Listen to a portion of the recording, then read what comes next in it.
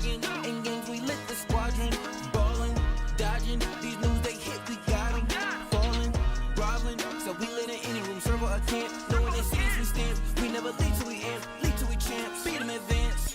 We do we think for them when we in it, we kill it and leaving no chance to hell reclaim. That's not how we move in the wheel of games. Ultimate gamers and still the change, shaking the industry. Plenty G's winning our team, we some killing bees, killing these news bodies too. We replenish, we load the artillery, hold the hostility, boosting these trophies. We win, we in it online on the grind, opposition and misery. Leaguing they dwell, call us the winners cause we never fail. This is the team that's making a wave on the streams, growing and hanging below. Ultimate end gamers league 1,000,000 degrees, and this is where gamers go pro.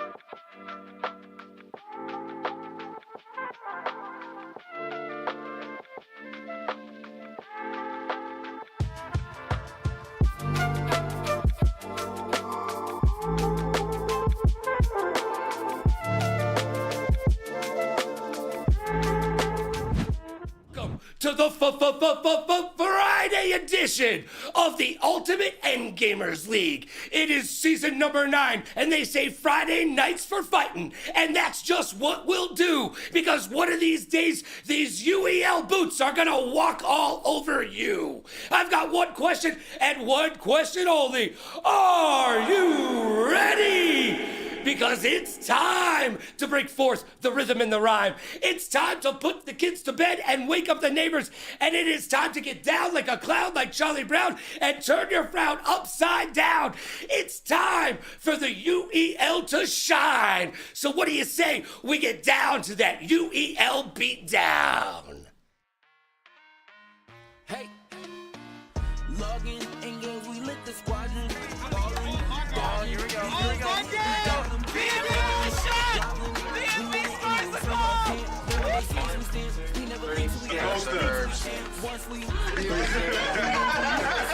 There's so many games out this period that a lot of people never really experience, so they get stuck in their kind of view. But another That's defined as a person that pushes past just beating the game and instead completes the game.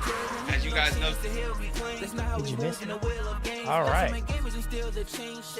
So they went ahead and did a timeout. I got lockdown on my team, man. What do you want me to do, bro? I need help. Mike needed Scotty. Carolina Reapers go back to back on the strength of Shekel. Traded, journeyman, disrespect. Ourselves as like pros.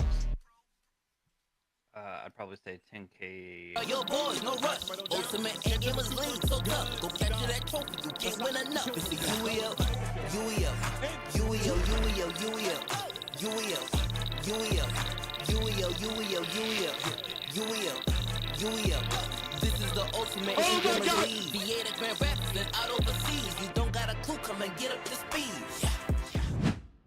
What is up, everybody? It is your boy AV the Pimp, and I am here with Mr. B. What's going on, brother? How you doing? I'm good, man. How are you? I am good, man. I'm excited. So you guys obviously are playing the Blaze today.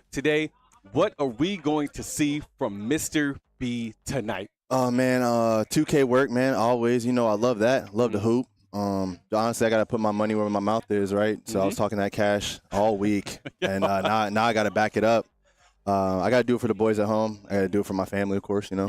The loved ones that are watching always. And, yeah, just expect some good games, some good trash talk always. And, you know, I'm going to carry that Shogun flag with pride. Hey, man, look, I'm going to tell you right now, Hollywood is the king of trolls here at the UEL. That he is. And you guys don't have Kenna or Ash. Like, how does that look for you guys? Like, how do you feel about that? Honestly, with all the practice that me and the boys put in, and even like the long nights and long hours, you know, even without them, you know, their energy, their essence is always with us, right? So I'm gonna do my best to go ahead and lead the boys the best way I know how, with Ash's teaching and GGO's work.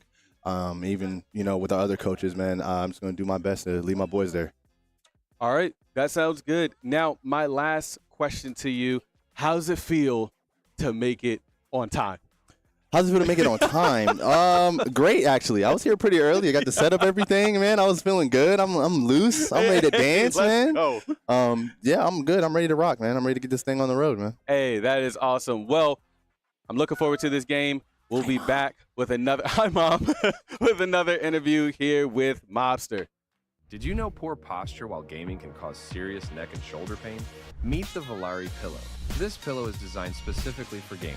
It gives your neck and shoulders the support they need, reduces strain, and helps you sit comfortably for hours. It's extra comfy and hey, you can even pick your style. It comes in rare, legendary, and epic levels. Match it with your setup by choosing from a variety of colors and designs. Don't wait for the next ache to hit. Level up your comfort with Volare. Use code UEL15 at checkout for 15% off your order. Grab yours today and feel the difference in your next gaming session.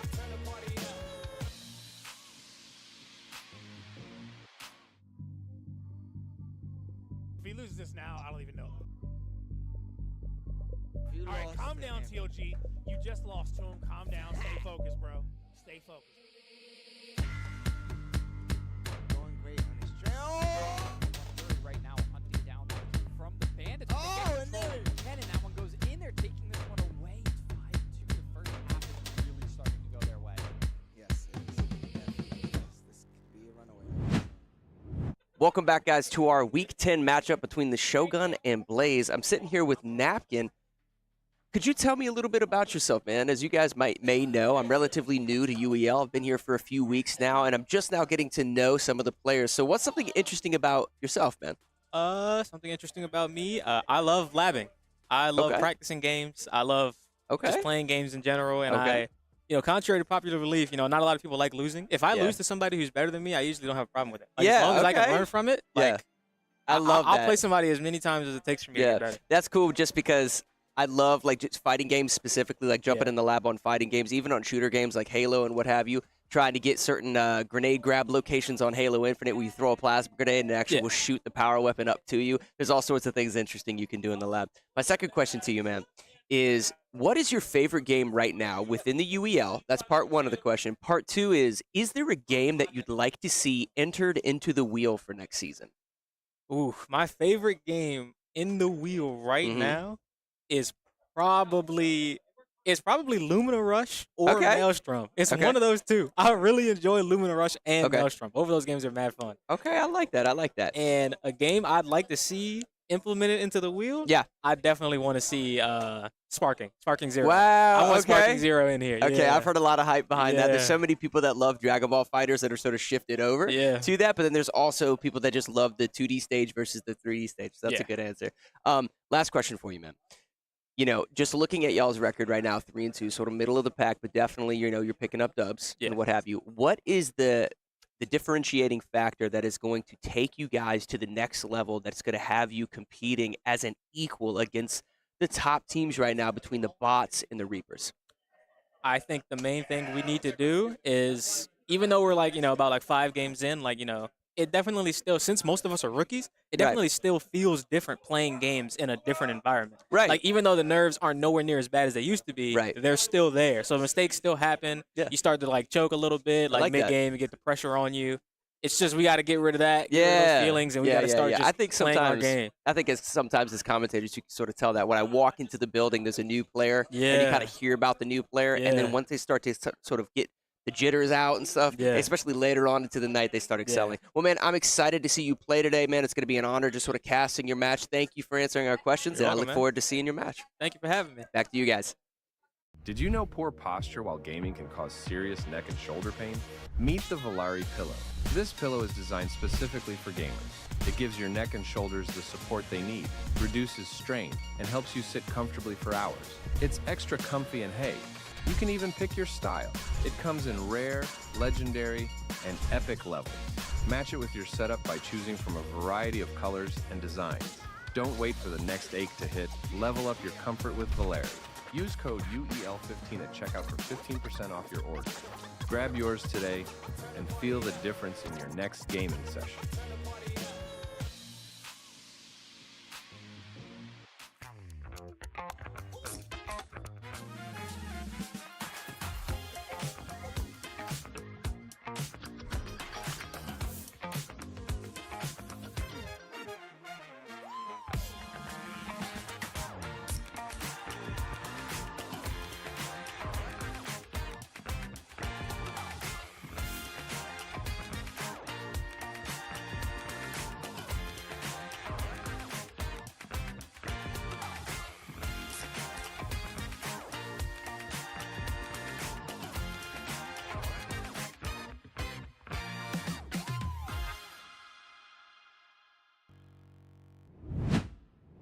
Hello, everyone. Welcome back to our Week 10 matchup between the Shoguns and Blaze. I'm sitting here with AV. I'm very excited specifically for this match. I've commentated over the Blaze a good bit. Don't necessarily know a lot of the players on Shogun, but I think I'm excited for that sort of ride that we're getting ready to go on throughout tonight. I think a lot of the people at home are really excited to know these players. Who is somebody on the Shogun that you think is going to, that may be necessarily popping off today? On the Shoguns, I truly want to see RK go off. Okay. With RK, he is one of the players who actually was either a professional or semi-professional in Fortnite. Oh, wow. Now, he did lose his game against Stars, right? Or Flying Kittens, when they played last week. Dude, Flying Kittens. But, that guy. I love him. That guy. But, you know, RK has... He's got a lot of fire to him, right? So he wants to prove himself as an end gamer. He's you know, I actually met him personally. In my first job. So like him being able to come down here, I'm really expecting to see a lot from him.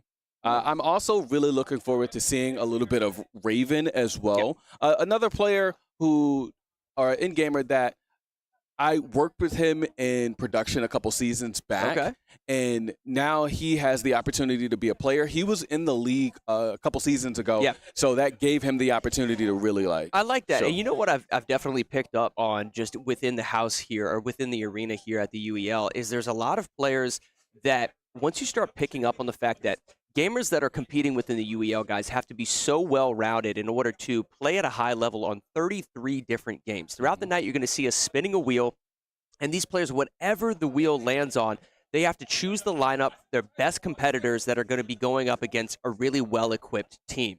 Right now, I think most of these players are sort of excelling in all different genres, but I do notice a few in tier 4 and 5 that could do a little bit more improvement. And we are going to be going into our RPS, our rock, paper, scissors. We got Garto against RK to see who's going to be setting this game up first. It's going Garto. I'm feeling it. I knew and it. Garto immediately wins. I knew it. Look at him. He just got the swag. I just knew before he even hit. I pictured his smirk. And I knew it was gonna happen. That is honestly funny. Garto, another person within the league that has that personality. We got Wreckfest coming up first. So we'll see if we'll be playing this Wreckfest, which is a 5v5, or the Blaze have the opportunity to respin. It sounds like we are getting ourselves a respin, but that means that it's going to be the Shogun setup for Rainbow Six. To start things off tonight, couldn't be better. Oh, that's exciting. Now, just a reminder for everybody at home, they decided not to play Wreckfest, but that doesn't mean that it's taken off the wheel. It is still on the wheel, able to be played later on in the night. Yes, that is exactly what that means. I'm really surprised to see that the Blaze didn't want to take on Wreckfest, but Rainbow Six, with it being a 5v5, we are going to see all of these players going in. Yes, 5v5 matchup. It's going to be interesting to see, like, during the setup, what map is chosen, what game mode is chosen. We do play things a little bit differently here at the UEL. But I'm expecting it to be bomb. I'm expecting it to be some sort of like meta map. But we have seen times in the past where teams specifically are choosing to practice on the less popular maps in order to throw off their opponent. That being said, this game is going to come down to composition. I like to describe Rainbow Six Siege as, a lot of people just call it a shooter. Some people call it a tactical shooter. I call it a strategy shooter. That's a good way Good to strategy call it. is going to beat out good gunplay every day of the week. If you have a solid composition, a good setup for every single objective of these maps, you're going to outplay somebody that's just really skilled and or accurate with these weapons. I agree with you there. And one thing about like what kind of puts Rainbow Six on a different level from a lot of other shooters, like Halo, like Overwatch, it's not about like how fast you can move. It's not based off of the movement, but it is based off of the angles. Kind of like Valorant, right? And that's a lot of what we're going to see going into this game. And I really think that for me, the players that I see shining in this would potentially be someone like I almost said Milk Zolo, but Hollywood, because Hollywood is he knows his strategy, he knows his games, but somebody that I see kind of struggling in that or potentially struggling in it would be like Dolo. And the reason I say that is because Dolo is a sniper, right? Like he plays that long game. Now he does play the waiting game, so that could potentially make him a really good fit, right?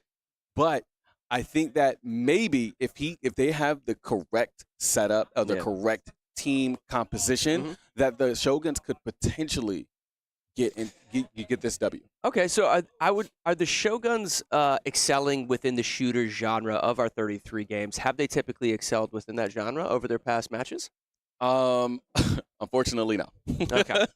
All right. That's so interesting. it's the thing about the Shoguns is that they are they can be a really well-rounded team, right? Like they don't have somebody who's specifically good at shooters because they don't have Chris G there today, right? And that's a major hit for them because I feel like Chris G is one of obviously the best Street Fighter players, right? I think he's pretty good at Tekken. He's won these tournaments and they rely on him so heavily to carry that genre. Correct. Yes, 100%. Yes, but now we have RKL. Well, but that would mean that Raven would then have to really pick up because Raven is known for as one of the fighters. Okay, that's interesting. Yeah. So I really think that within the Shoguns they have a good mix. I just don't think that mix really complements each other. Okay. Well, the reason I ask that is because I remember the last match that we casted for Blaze. There was even times where it wasn't necessarily the tier 1 or the tier 2 player that were excelling within these matchups. You had just mentioned Valorant. I actually watched a match where Milk Zolo was performing really well within Valorant, picking up double kills, picking up triple kills, and then you add a layer of on top of that where you feel like Hollywood, where you feel like Garto are actually really comfortable within that genre. If you have a third player, maybe even a fourth player that is also excelling, I don't know how you beat that. Shogun, though, I would probably say the best strategy for this. Sounds like we're having a tech timeout, so we're going to be here for a little bit more, guys. But what I would like to see from Shogun in this, if they haven't been excelling within the shooter genre, find ways to sort of trick your opponents, like I talked about, where you're perfecting maps and/or strategies that are less popular in order to throw off your opponent. Yeah. It's sort of undoable in a lot of the games, but I would say particularly on Halo, and then within the shooter genre, on Halo and then probably Rainbow Six Siege are two really effective ways to do that. Halo giving you the ability to sort of manipulate the power weapon spawns, things of that sort of spawn trap your opponent. And then obviously in Rainbow Six Siege, just having locked down strategies, whether you're on offense, on defense, how are you attacking the objective, what particular choke point are you holding down. Pick a map that is going to throw off your opponent. That may make the difference within this match. Oh, yeah, it definitely will, but it's all about execution as well. Like, yeah, that's how well do they work together? Now, we've seen, the Shoguns, we've seen a lineup like this before. So these guys have been playing together with the exception of, like, Raven and RK. But Zolo, Arbiter, Mr. B have been playing together for over a season. Okay. Right? They played last season as well. So this really, it's really going to be a testament to how well they've been practicing together, how well they're going to be able to execute all of those things that you spoke of as far as their teamwork. But go ahead. Yeah, I was going to say, in Rainbow Six Siege in particular, like having that synergy, having that team composition is going to be absolutely crucial. But then it also comes down to just general game knowledge, right? Rainbow Six Siege is you have such a time constraint. You have only a certain amount of allocated time to finish up a round, get the bomb plant, defuse the bomb, and what have you. If you're wasting time potentially shooting at equipment that you don't realize you can't even destroy with gunshots or something along those lines, just having that little bit of extra game knowledge can save seconds. Yes. Those seconds can be applied to defusing the bomb, getting that final kill before the time runs out, and so much more. Yeah, no, I definitely I agree with you there. Yeah. And I mean, I'm really excited to see this Rainbow Six, right? We got our tech timeout, and for those of you who are just joining us or don't know who we are the UEL, the Ultimate End Gamers League. We play 33 different games, 5 different genres. The wheel changes every single season. Yes, right? absolutely. Now, these guys are playing for $1 million. Yes. It's a lot of money. $1 million is the prize pool, and just to kind of put that into perspective of why these players are so competitive, not just against other teams, but also want to grow in their team that synergy that we just talked about. Something that you guys will notice is at the bottom of the screen, you're going to see players listed from left to right. And something just to take note of, the player on the very left side of your screen is going to be the tier 1 player of that team. The player on the very right is going to be tier 5. Depending on what tier they're in, actually determines the payout for when they're showing up and competing in each one of these matches. Clearly, you want to be performing well because you want to give your team the confidence to move you up in that tier listing. You also want to feel that too. You want to feel like a well-rounded gamer, and that's what's required in order to move up those tier listings and start taking a little bit of that pot that you just mentioned. Yes, absolutely, man. Absolutely. And we're in it. We're in there. And we're playing on Oregon. It does look like we have bomb. Interesting like map choice. I feel like this is a very common map here at the UEL, but the thing that sort of plays into that is everybody kind of knows it relatively well. So now I'm just going to interrupt you for just a second. We do have StarCraft 2 coming up. That means that it is the next game to be played. Like I said, we are. I'm sorry, I got caught up, but we play 33 different games on a wheel, and these guys are. Oh, looks like we're looking at these 33 different games on the wheel. We okay, yeah. And so these guys are going to be playing StarCraft Next. So we go from a shooter to a strategy. And it's completely different. There are players within this league that aren't necessarily the most effective shooter genre players, but then the second that you throw them into a strategy game, specifically StarCraft, you'll see opponents or their teams that are going against them just forfeit the match because they're not going to waste time even playing. Happens very often against the bots. Billy on the bots, probably the best StarCraft player that we have in the league. When StarCraft is rolled, the team that is playing against the bots typically just forfeit that match because they know they don't want to waste time doing it. So it's a really interesting concept, and one of the things that makes UEL so unique compared to the other gaming leagues out here. Regardless, we're seeing a little bit of a mirror strat coming out of Hollywood. Now, this particular strat that he's running, I'm assuming he's going to put one right here. This is considered a meta strat. He's going to hold down construction here while another opponent holds down freezer. The only thing he has to be careful of is perhaps like a twitch or something along those lines that is going to actually take out those mirror windows and then make the objective vulnerable to shoot into as opposed to him shooting out. Yep. Nonetheless, it just gives him a great visual in order to just give data and intel to his teammates as they push, or as they defend the objective, I should say. Yep, and as we can see here, RK is already sitting on the outside, playing it safe, not really pushing himself out. I love the fact that they are staying so close together versus anybody running out, because there are no second chances when it comes to Rainbow Six. Absolutely, and one of the things I'd like to see them start doing immediately is maintaining their drone economy. So they have a lot of drones, including right now we're watching RK. He has a drone available, and he's not necessarily using. This is a decent cam that he just shot here, but their entire team needs to be droning out the objective, droning out around the objective, and feeding that data, feeding that information as much as humanly possible. Now right here we have Dolo pushing down the tower stairs, kind of a little bit of a construction push, right? If he had some teammates in construction, they could probably aid him. This is a difficult objective to push from main laundry stairs. I mean, if you're not going to push laundry, if you're not going to push freezer at the same time in sort of a pincer movement, this becomes extremely difficult just because of how narrow the corridor to enter the objective is. Think of it, if you will, like Thermopylae with the 300 Spartans, the Persians that were funneling into that very tight corridor. It makes it so much easier to defend. That's almost kind of what they're doing right here. So not necessarily an advantageous push, but it can be done. Now, Thermite may be potentially going to be breaching the reinforced hatches, but he's got to be careful. He's got to be careful because Zolo is creeping up on this frost right now, and he's got an ACOG, so it can do damage at a distance. Yeah, and honestly, this is exactly what we were talking about earlier, right? It's knowing his angles. It's not about the movement, knowing exactly where you need to be standing because you're anticipating when somebody's going to run through that door. Yeah, absolutely, and he has a really cheeky angle right here. He's basically shutting down the tower push by just maintaining this angle. Don't force anything. Don't force anything. They have to push the objective. It doesn't matter. Hollywood playing the mirror perfectly, but he gets taken out at the same time. He did trade, though. So not a trade necessarily on the player, but he got 1 for 1. Here we go. All right. Looks like we got the Echo just trying to hold down laundry as much as possible. 15 seconds. This Echo needs to be on his drone looking for a plant, and then the time to run out. He needs to play with his team. He has tons of teammates. Doesn't look like they're going to have the time to get this plant off. Yep. Echo drone just went out. Perfect round on defense, just about.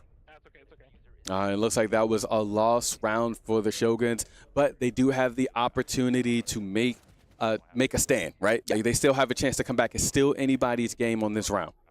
Did they lose that round or they win that round? Were Shogun on defense? Shogun might have been on. No, that's. Yep, Shogun were attackers. Correct. Yeah, there we go.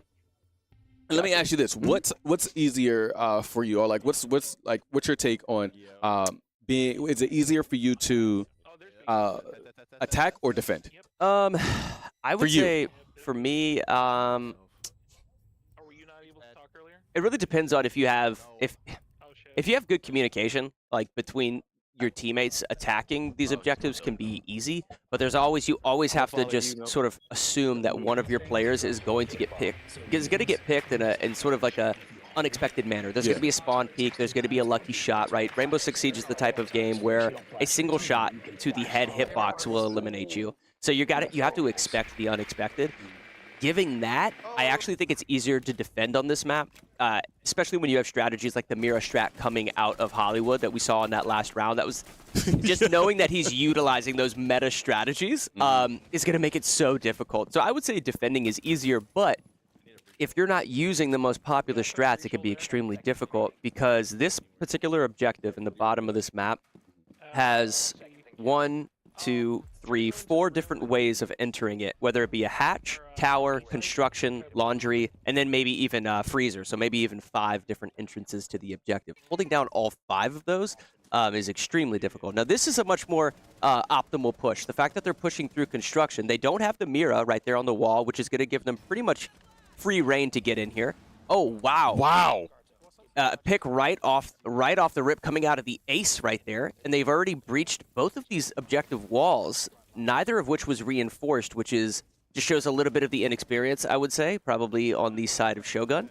Nonetheless, Hollywood coming through right now, getting a ton of damage. Might have got the down. I think he did. Gets one down. Oh, my Controls the recoil and picks up a second kill with an instant headshot. Hollywood popping off right now. Hollywood does get taken down after that, though. All right, Milk sees the shots coming from somewhere. He just can't see the person. Yep. Milk Zolo playing on the ace, effectively getting the objective open. Now Dolo trying to sort of defend the objective with not the most optimal character in the game. This is a roaming character, but he's forced to play back to the objective because their push was so fast. They do have a couple of frost bats, though, so if they push in too hastily, they might step into one of those frost mats. I don't think it was a good idea for him to do it there, but it does look like he is all finished. I do believe that for Dolo, this is one of the things that I was talking about. This is where I feel like he may struggle. Now, oh, wow. And that's going to be Milk Zolo picking up a headshot with the ace. Now, that's with the AK, the AK-47 in this game, which does have a little bit of a recoil. So the fact that he landed a headshot effective nonetheless. All right. And solid shots right there. Wow. All right. Now, it does look like we are going to be jumping into StarCraft 2 potentially. Solid first win by Blaze. That's sort of what we expected. The irony is I had just talked about Zolo being a pretty good shooter. Yeah. We had seen him in Valorant, picking up double and triple kills. And then we talked about the ability to complement your tier 1 player in Hollywood. Hollywood pushes the objective, picks up a double kill, and then Zolo comes in to pick up another 2. I mean, you can't ask for much more from your tier 3 and tier 1 players. Honestly, I talk about dynamic duos all the time, right? Like, like some of the dynamic duos that I'm familiar with within the league, obviously, Hollywood, Garto. One that is believed to be the best duo would be Kenna and Ash. But, like, I think this is the dynamic trio. I like that. Right? I like that. The Hollywood, Garto, Milk Zolo, I think they have a really, really strong synergy between them. Three Musketeers, The Three Musketeers, yeah. Don't say that too loud. Garto's going to take that and run with it. Don't say that too loud, man.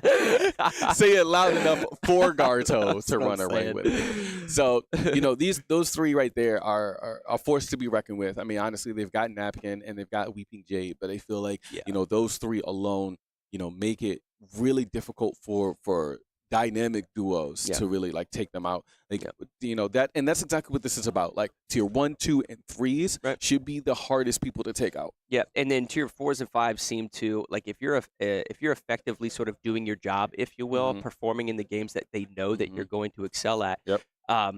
That's one of the things that sort of creates that foundation of performance that is going to have you competing with the likes of the bots and with the likes of the Reapers. And one of the things I was really impressed prior to the matchup starting today when I interviewed Napkin was he seemed to have a bit of confidence about him. We've done at least a few interviews now at this point, and you can kind of tell when players are nervous, not necessarily to be on camera, but we have interviewed some of the lower tier players, and some of them sort of worried, if you will, when I ask them about how they think they're going to perform. They talk about sort of worrying and needing to practice in certain areas. He was actually super confident. So I'm interested to see how he performs throughout this evening, because that may be a shift in sort of the tier listings that we see as we move forward with this season. Maybe Napkin starts to move up to a tier 3 and what have you. Well, yeah, no, I definitely I agree with you there. I do believe that for Napkin, though, he's a rookie. Right? Like he's new to the league, he's new to the scene, and so is Weeping Jade. So I think they're starting to really understand just how they need to work within the league, and I think they're growing not only as end gamers, but also as just as people, as human beings, right? Absolutely. And I think that with them having that confidence, this helps them to play a whole lot better. Yeah, absolutely. And you can feel that sort of within the environment here. That's one of the first things that I picked up on. But as soon as you enter the arena, there is a feeling of sort of family and camaraderie that exists between all of the teams, the production staff and crew, owners, you name it. And I think some of the players, as they get into it, they have these nerves about being, a professional gamer and competing for money and what have you. Can they perform with their teammates, create that synergy that we talked about? Then they come in here and you realize how just amazing the UEL is, how interesting it truly is with 33 different games on the wheel, understanding the fact that there may be a few games that you don't necessarily play well in, but that there are games that like the back of your hand, and the ability to sort of have that to sort of, not necessarily as a crutch, but as sort of a stem of confidence as you move throughout the night. You can start your night in a rough fashion, and then by the end of it, be the standout player. You had mentioned Kittens earlier. I knew that he was one of our youngest players, and my first match that we commentated with him, he didn't start the night off too hot. Yeah. And then the finals came along, and then Fortnite came along, and then he's starting to perform all these crazy tricks, and he's, jumping into fighting games and actually, taking a little bit of health off, just doing his job where he, typically might struggle. Some of the confidence of sort of wanting to learn these games they're not necessarily well equipped for, to just simply do your job. You feel that confidence once you are comfortable within the environment here at the UEL. Yeah, you're absolutely right. You're absolutely right. And I, talking about like a lot of these players, a lot of these end gamers, like one thing that I love about this league and the way that we operate is that most people come into the league only knowing one or two genres. Yeah. Right? And most of them are typically the shooters and the fighters. Yeah. Right. You could get some sports, but like I just feel like, this is just a testament to a lot of the rookies being able to play, come out of your comfort zone. Yeah. Being able to really like bring yourself, out of your shell and like get taught by people within the league. Yeah, and I think there's a lot of viewers at home, and including myself, that there's so many games within the UEL that you don't necessarily see in these massive massive stadiums being played for so much money, or something like Madden or Crash Team Racing, right? Things like that you love these games and you want to play them, but just because you think you have to play a certain type of game or a certain style of game, you don't necessarily get to show how skilled you are at those. Need for Speed being a great example. We have Need for Speed Hot Pursuit remastered on the wheel, and you're going to see that hopefully right after the StarCraft 2 performance. Yes, but you pick up on a really good point, that these players that want to excel in these other games actually get a chance to within the UEL. And hey, StarCraft is one of them. Now, Hollywood, from my understanding, is relatively experienced in StarCraft 2. I know that this is something that he's been trying to learn. And we do typically play StarCraft a little bit differently here at the UEL. Now, what you're going to notice is these players have unlimited resources, which means they immediately get to craft whatever they want. Now, their teammates can aid them and help them in a certain fashion, because I believe this is 4v4, correct? Correct. Right, so this is 4v4. So you're going to have specific teammates of Blaze and of Shogun that are just trying to do their job, and typically speaking, there'll be one player that is sort of the leader, if you will, that is going on the offense or sort of making the play calls. The players need to complement their best player when it comes to StarCraft 2. That's something I've picked up on very quickly. You were right. And, with them having unlimited resources, this also means that we have a time limit of 15 minutes. They have to stop building after 15 minutes and just have an all-out war. Yeah, oh, absolutely. It's literally what it is. They all meet in the middle, and whoever ends up on top is the winner. Now, bro, you mentioned like Billy. People like Billy tend to, in situations like this, he's going to move some of his resources or some of his units over into the other team's territory while they're already trying to build, their fortress and things of that nature. So, and some of the best players, I think, typically speaking, the best players from both teams are typically the ones that are building their offensive units, and they're trying to do it as quickly as possible. With certain things, like you can see sort of a little bit of the click management right here by Hollywood, sort of struggling, if you will, to get these placements down. But players that are really well experienced at StarCraft know right as the matchup is starting where they're going to start building and stacking their offensive units. And then if the rest of the team sort of complements that player, it becomes just a matter of time before that star player moves across the map, starts taking out fortresses, units of their opponent, and it just becomes a sort of steamrolling fashion, if you will, before the inevitable ends up happening. Yeah. I agree with you there. Now, as we can see, Hollywood is still putting up the units that he needs. He's going to continue to build around himself, not really anybody else. This is where his focus is for right now. And, you know, something interesting too to talk about is the PCs that we use here at the UEL that are capable of handling all of these units on screen at the exact same time. And you'll see some of the unit count in the top right-hand corner.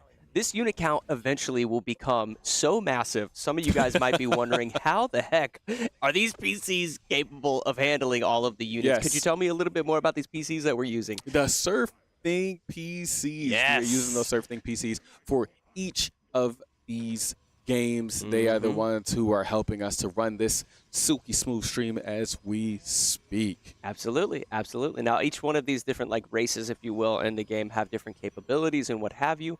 But all of them, if utilized correctly, can, you know, overwhelm your opponent. It's just a matter of timing. It's a matter of strategy, when to push, you know, what, you know, defensive barriers and or structures to build, what offensive units to stack, because each one of these things take a certain amount of time to build. Do you have the knowledge of what offensive pieces, if you will, think of it a game like chess, what offensive pieces are most valuable? When do you want to move those pieces across the board? And do you want to risk having those pieces taken out? And then on the defensive side of things, if you can tell that your opponent, say, is pushing with their queen, do you want to bring all of your defenses to that specific area of the board in order to take out a very important piece? Because if so, that's going to leave the other side of your base, if you will, vulnerable. So think of it a little bit like that as we start to see a little bit of action unfold across the board from either one of these teams. Another thing that you want to take into account as well is, you know, you have flying units. You have the ground units that can't hit the flying units. So it's really about like outsmarting your team, because or not your team, your opponent. But there are also a bunch of different factions as well. Yeah. And I believe it's kind of like a rock paper scissors situation. Like, oh, this faction can beat this one, but this one can't beat that one. So you know, with those units, with those factions, all of those are taken into account when we're playing StarCraft, but a lot of that is kind of thrown out of the window when you have unlimited resources. There's no way that you're going to have unlimited resources and only do ground units. Right. That makes no sense. Yeah, very much so. I just think that the unlimited resources creates a dynamic within this game that you're basically allowing the players to use everything at their disposal. So let's see who's better at utilizing everything that the game has to offer. That's probably what you're going to see here as things sort of continue. Hollywood looking laser focused right now, sort of locked in, if you will. He doesn't seem too pressured. He seems relatively composed right now, but these flying units are sort of taking it. Yeah, but too. As you can see, those ground units are trying their best to take them out, but it doesn't look like it's going to be enough. You know, Hollywood is doing his best to overwhelm the other side as much as possible. He doesn't need the full 15 minutes.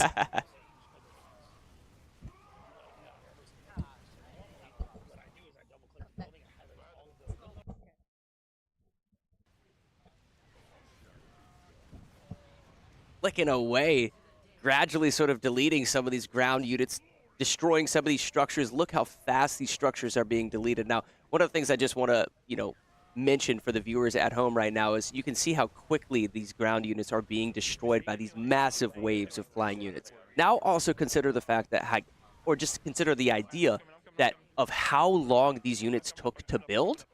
How much time did you spend necessarily focusing on those is sort of a steamrolling effect. And now Hollywood at the bottom of your screen, sort of that grayed out box, doesn't necessarily look as comfortable. Raven and Shogun perhaps kind of pulling up. I don't know if I necessarily call it an upset, but nonetheless, they sort of seem to be steamrolling here, no? Yeah, they definitely are. What a lot of people don't realize is that they do have like unlimited resources while they are playing this game. Yeah. So they are able to build and have crazy amount of different creatures. Yeah, just different attack units. Yes. Right. And the number of attack units can become so excessive. You guys can see those number of units, I believe, in the top right-hand corner of your screen, breaching into the 400s. And it keeps going all the way up until that 15-minute mark that we talked about earlier, where the players are forced to stop building units. Otherwise, they'll get in some pretty big trouble. But nonetheless, Raven just seems to be Control-Alt-Deleting right now, almost effectively closing out of the game for Blaze. Simply just sort of steamrolling with these flying units, taking out each one of these structures in a matter of seconds, just feeling composed. Look at my aerials, y'all. Look at my aerials. Get my aerials. Yeah, keep going, keep going. We have 2 minutes, 2 minutes, 2 minutes. Just keep on looking around. Just keep on looking around. These structures create units, or to build, a defense that can stand the firepower of what Raven is doing right now. What is Raven doing right now? Just deleting the Blaze click by click. All I hear is my air units. My air units.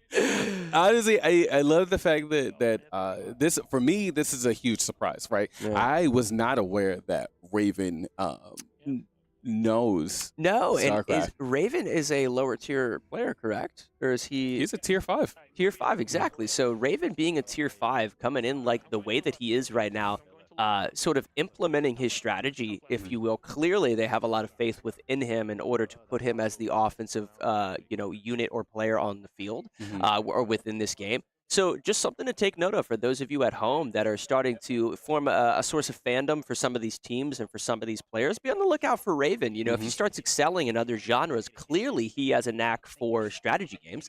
And here we have Arbiter that is doing just about the same. So again, I don't think that the Blaze are necessarily feeling too confident at this moment. I don't know if they even have the capabilities to sort of pivot this in the other direction. Yeah, no, and as you can see, Hollywood's I think he's already out. I don't think that they have any forces remaining. I think look at that. Wow. Look at that army, bro. Are capable of maintaining all of these units on the field. Still with seamless. Oh my gosh! Yeah. And you can hear Mr. B already going off on the floor. Get all of that. These are all the forces. There's nothing you're going to be able to do. Just overwhelming the Blaze. And honestly, they're not at the. Wow, there it is. They're not able to make it. Now we're tied up. Now we're going to be tied up 1-1.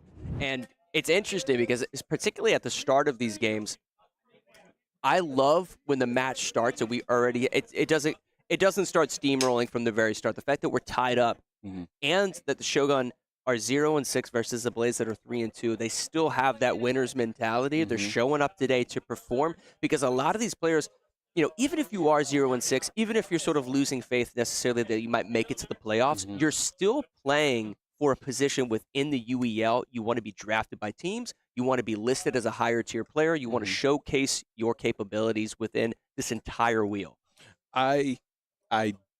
Again, I agree with you there. Now, what I will say is that the whole point of these teams and these people is to make sure that they are making the end gamers are literally making sure that they keep up their tiers. Yes, 100%. Right? Because at the end of the season, everybody becomes a free agent all over again. I know. And now you can say, hey, bro, like I went off in this game, this game, this game, this game. Now, most of the teams that are here are all on a rotating tier list. Or rotating tiers. But some are solidified. Now people are like, we just saw, I don't know if you saw this, but Hollywood and Garto. Garto went for Hollywood's tier 1 spot. And Garto was not able to beat Hollywood. I love it. I love it. That's the confidence that I had mentioned earlier, so that doesn't surprise me one bit. Yeah, no, not at all. But that StarCraft, really good showing from the Shoguns. Really surprising, in my opinion. I was not expecting, that outcome. I didn't think it was going to be like a blowout, but I did not know the Shoguns were already planning on that. And I think, including myself, I love like sort of an underdog story, and it's not necessarily that Shogun were an underdog in that matchup. Clearly, they would be an underdog with regards to just the records, but Raven specifically as a player sitting in that tier 5 spot, the fact that he was able to make a showing like that, you know, I come into these matches as a caster, completely sort of objective of over like which team I'm going to enjoy watching more, because there's certain players that are a little bit more of a showboater. We had just mentioned Garto. He's very much a showcase in and of himself, right? But you don't know who you're going to get into, especially, you know, being relatively new here in the arena.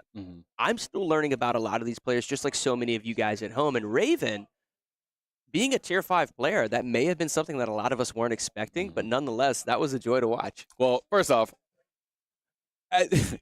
going back, I think you already have a favorite player. I mean, I think I already know who your favorite player is. I don't know, you know? La Bamba? Oh, yeah, La Bamba's a dog. La Bamba's a dog. That's so funny.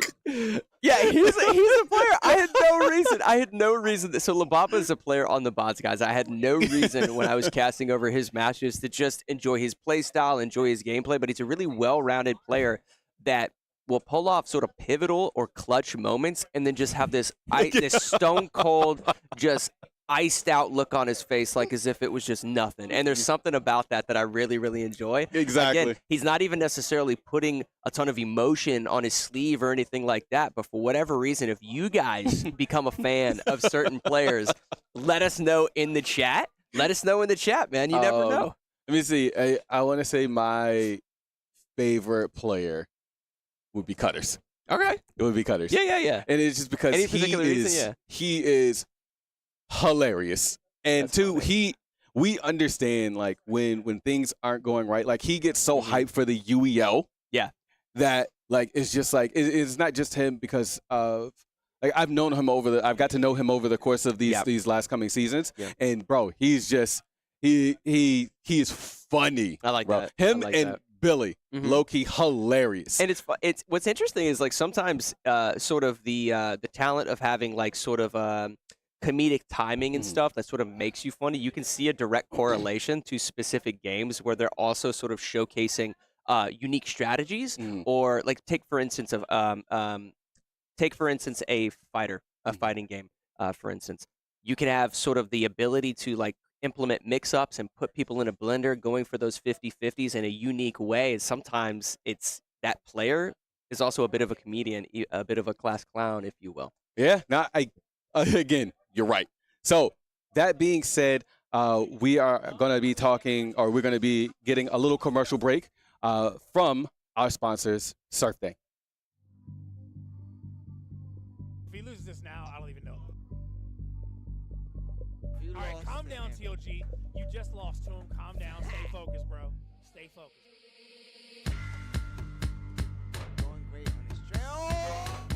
Right now, hunting down from the bandits. Oh, and there 10, and that one goes in there, taking this one away. It's 5-2. The first half is really starting to go their way.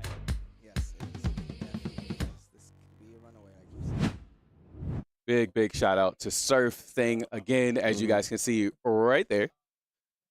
These guys are doing the thing with these PCs, and we really appreciate it. Looks like we've got ourselves a tech timeout for the Need for Speed. Looks like we're going to be getting a bunch of tech timeouts today, but that is all right. What are you looking forward to seeing in this Need for Speed? What are your expectations? What are your predictions? Well, Need for Speed is interesting just because depending on, do we play, correct me if I'm wrong, we play game type where there's one particular player that you have to take out. Name of the game type.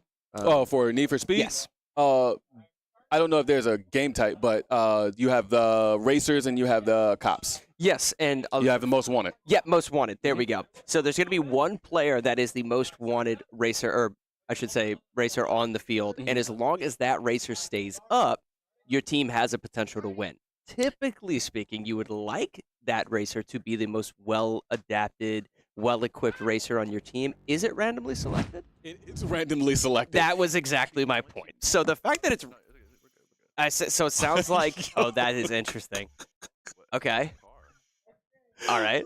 Garto is most wanted. As he should be. 12. Oh my god. Well, I believe he's actually like really experienced at this game. I think I've watched him play this before, so this should be interesting. So for those of you at home, if you haven't seen this before, Need for Speed Hot Pursuit Remastered is a bit of an arcade racer. This is not a simulation racer, the likes of which you can see on Forza or Formula One. as two separate games that are a little bit more realistic. This is sort of it's definitely an arcade racer. I wouldn't even call it a simcade. Is sort of a branching genre term, a bit of like terminology that some people use. There's special abilities. The racers and the cops have different abilities I believe, each of them that they utilize on their D-pad, which includes EMPs. It includes drop strips, like spiked strips that they can drop behind them and take out the wheels of anybody behind them. They can call in helicopter support, as well as jam, so they could potentially jam their opponents and prevent them from going for an EMP, which does damage your vehicle. You want to keep your vehicle on the track as long as possible, and that's what you're watching right here with Garto. I believe is who we're watching. He is going to be the most wanted. He wants to get out front as much as humanly possible. Right, and with that being said, I believe they can get either their abilities back or they can move a little bit faster the closer they are to incoming traffic. Yes. Oh, that is interesting. Okay, I like that. I like that. Yeah, and then they can also, if they get MPs, they can jam them. It looks like Garto is just literally just flying right through this. He is sitting comfortable right now. Yeah, he is sitting relatively comfortable. He's going to keep an eye on his rear view, which is underneath the scoreboard on the top of your screen, so just take note of that. He's going to see, whether it's his teammates or he's going to see whether it's cops. He was able to get through that barricade relatively easily, but it doesn't seem like the cops were. I believe they actually ended up hitting some of their fellow units. That's going to drop them even further behind. Now, something that I think Garto is really enjoying right now is he does have a teammate behind him that's sort of acting as a wall of defense for these cops. Now, in the bottom left-hand corner of your screen, you'll notice abilities on charge. He has the jam ability, which is going to be on the right there. And then you also have spike strips. Now we're swapping over to RK, which is on the cops, trying to catch Garto, trying to catch Garto's teammate. I don't necessarily know who his teammate is, but he's zooming past him right here, coming up on Garto, which is the most wanted. What he wants to do right now is potentially just ram him off of the track. He could have gone for an EMP. I believe he goes for the strip, and does he get it? He might have gotten some damage on Garto. Nope, this is Garto right here on his tail trying to stay in the lead. And it looks like Hollywood is trying his best to keep up with Garto to help. So it is Hollywood. Yes, okay. PC7 is Hollywood. Wow, so you're talking Tier 1 and Tier 2 sort of carrying the pack forward here. This is going to be very, very difficult for the Shogun to show out right now. One of the things that Garto has going for him right now is he has the jam ability. So of that D-pad you see in the bottom left, the right side of it is called the jam. If the police go for an EMP, which would basically shut him offline, it would damage his car and what have you, he can go for a jam and prevent that EMP from even happening. But he also has the spikes. He has a spike strip that he can lay behind him if for a win the cops catch up. But as you can see in his rearview mirror, they are nowhere in sight right now. So he's about playing to come out of, he's going to cool down. If they cannot catch up to Garto, then it is going to be over for the Shoguns. They got 22 seconds to put him back in the sight of the cops. And they need to use their turbo ability. So Garto's turbo ability just came online. Not necessarily a bad thing, because if he does happen to use it and he gets a little out of control, but there's 7 seconds left on this clock. Hollywood's behind him. Nope. Looks like they were in cooldown. Oh my gosh, they just got within range. So think of this like Grand Theft Auto. If any of you have played Grand Theft Auto and you have the most wanted stars, you have to get outside of the radius of the police of which are chasing you. That's what Garto is attempting to do. But Jade now has actually caught up with Garto and acting as that next level of defense. Garto's sitting in a really, really good position. The fact that he has turbo, he has his jammer, he has his spike strip, he's sitting pretty. Yeah, no, I think RK is also out. You don't see him playing. You don't see his arms down. So he is out. It looks like we are getting back into the escape. So it looks like as soon as Garto almost gets away, look at that boost. Oh my gosh, Vin Diesel on the track. He's losing. Oh no, that's it. Oh, and he was on a straightaway. Oh, someone get him a ticket. He's going too fast. Oh, he turns that corner. Tripped in that corner like a dog. Look at his face, bro. Look at that stone cold face, bro. He's not worried about a thing. Nope. All right, he's 15 seconds away. They just barely are getting within range from time to time, but he did utilize that turbo ability. Here comes a police barricade. He zooms right through it, no problem. Looking pretty. He's got another 5 seconds. 3, 2-1, looks away, and that is interesting. Oh, PC2 got busted. Oh, wow. Oh, PC2 busted someone. I'm sorry. Oh, got you. What the heck? The game is not ending. He's back in cooldown again? Escaping in. 300. There he goes in. Yeah, he's feeling confident. Even if they were to catch up right now, the fact that he has his jammer, that he has that spike strip, I don't think he's worried too much. Ooh. Is he slowing He's down? slowing down a little bit of a troll right there. Little bit of a troll. The equivalent of tactical squatting. Just a little bit. Just a little bit. Man, oh man. I gotta love it, man. And for those of you watching, the fact that we have Need for Speed on our wheel just goes to show like how diverse the gaming library is here at UEL. There's so many titles that not just are on our wheel, but that we enjoy playing as gamers, that the fact that you get to see those play at a high level in an esport like the Gamers League is fascinating to me, but is something that I'm sure a lot of you guys enjoy, and you definitely feel that from the players on the arena floor. Yep. And one thing that I got to say that, you know, like you said, when, you know, dealing with these games, they're games that like most people don't even really know about or play. Yeah. You know, namely one of my favorite games on the wheel, Midnight Ghost Hunt. Oh, I love Midnight Ghost Hunt. I love Midnight Ghost Hunt, but you don't see a lot of people playing. A lot of people don't know about it, not necessarily playing it. You know, being one of those games that prop hunt with ghost and hunters. Yes. Oh, yes, please. 100%. If you guys have ever played a game of prop hunt within Call of Duty where you jump into specific objects and you're trying to hide as objects, Midnight Ghost Hunt is that on steroids, essentially. It is the most extreme game of prop hunt that you've ever played. The game looks amazing, and it's very, very tactical. It's very strategic, but it's also just a ton of fun. It's basically a party game that you can play at a competitive esport level. It's fascinating. Yes. Yep. Now, we've got Maelstrom coming up. Now, Maelstrom is another game that I had personally never heard of until, you know, until it was revealed on the wheel. That is true. I actually looked up a little bit about Maelstrom prior to, you know, showing up to the arena for the first time. I was really interested in this game because I believe that it was actually like a Kickstarter game. And they got the funding for it, and I think people weren't expecting like the mobility and the actual mechanics and physics of the game to be so user friendly. So it is a naval sort of like ship battling game, if you will, but there's so much strategy that is involved, not just within the PvE combat or PvP combat, but also with PvE combat. So there are NPCs that you can take out throughout the game, acquire buffs that make your weapons do more damage, that give you more health, that make you travel faster, as well as the fact that it's a little bit of a battle royale, right? There is Blackwater, is what it's called, that gradually closes in onto a specific location. And just like any other battle royale, you're trying to be the last team, the last player standing. Yep, you get eaten by the Maelstrom. Yes. Yeah. Well, and the other, like, there's actually like just like water monsters and just ocean dwelling, just creatures that jump up out of the black water, try to take you out, if you will, sharks and giant squids or whatever. You know, it's funny. As soon as you see players enter the black water, that panic that sort of sets in, like a lot of us are used to seeing when the storm closes in on us on another battle royale. It's very much the equivalent of that. Something to note, though, prior to getting into this match, that you guys will find interesting is the fact that this is within a public lobby, correct? That is so correct. there are going to be times where there are players on the screen that aren't necessarily the players that are on Shogun or Blaze. Either way, both of these teams are trying to rack up as many points as possible, getting to that final circle, taking out not just the people within the lobby, but obviously the opponent team. That being said, if you're looking to get in the Maelstrom and take out an endgamer, now's your chance. That is very true. That is so if you're watching the stream and you got Maelstrom up, get ready to hit that play button.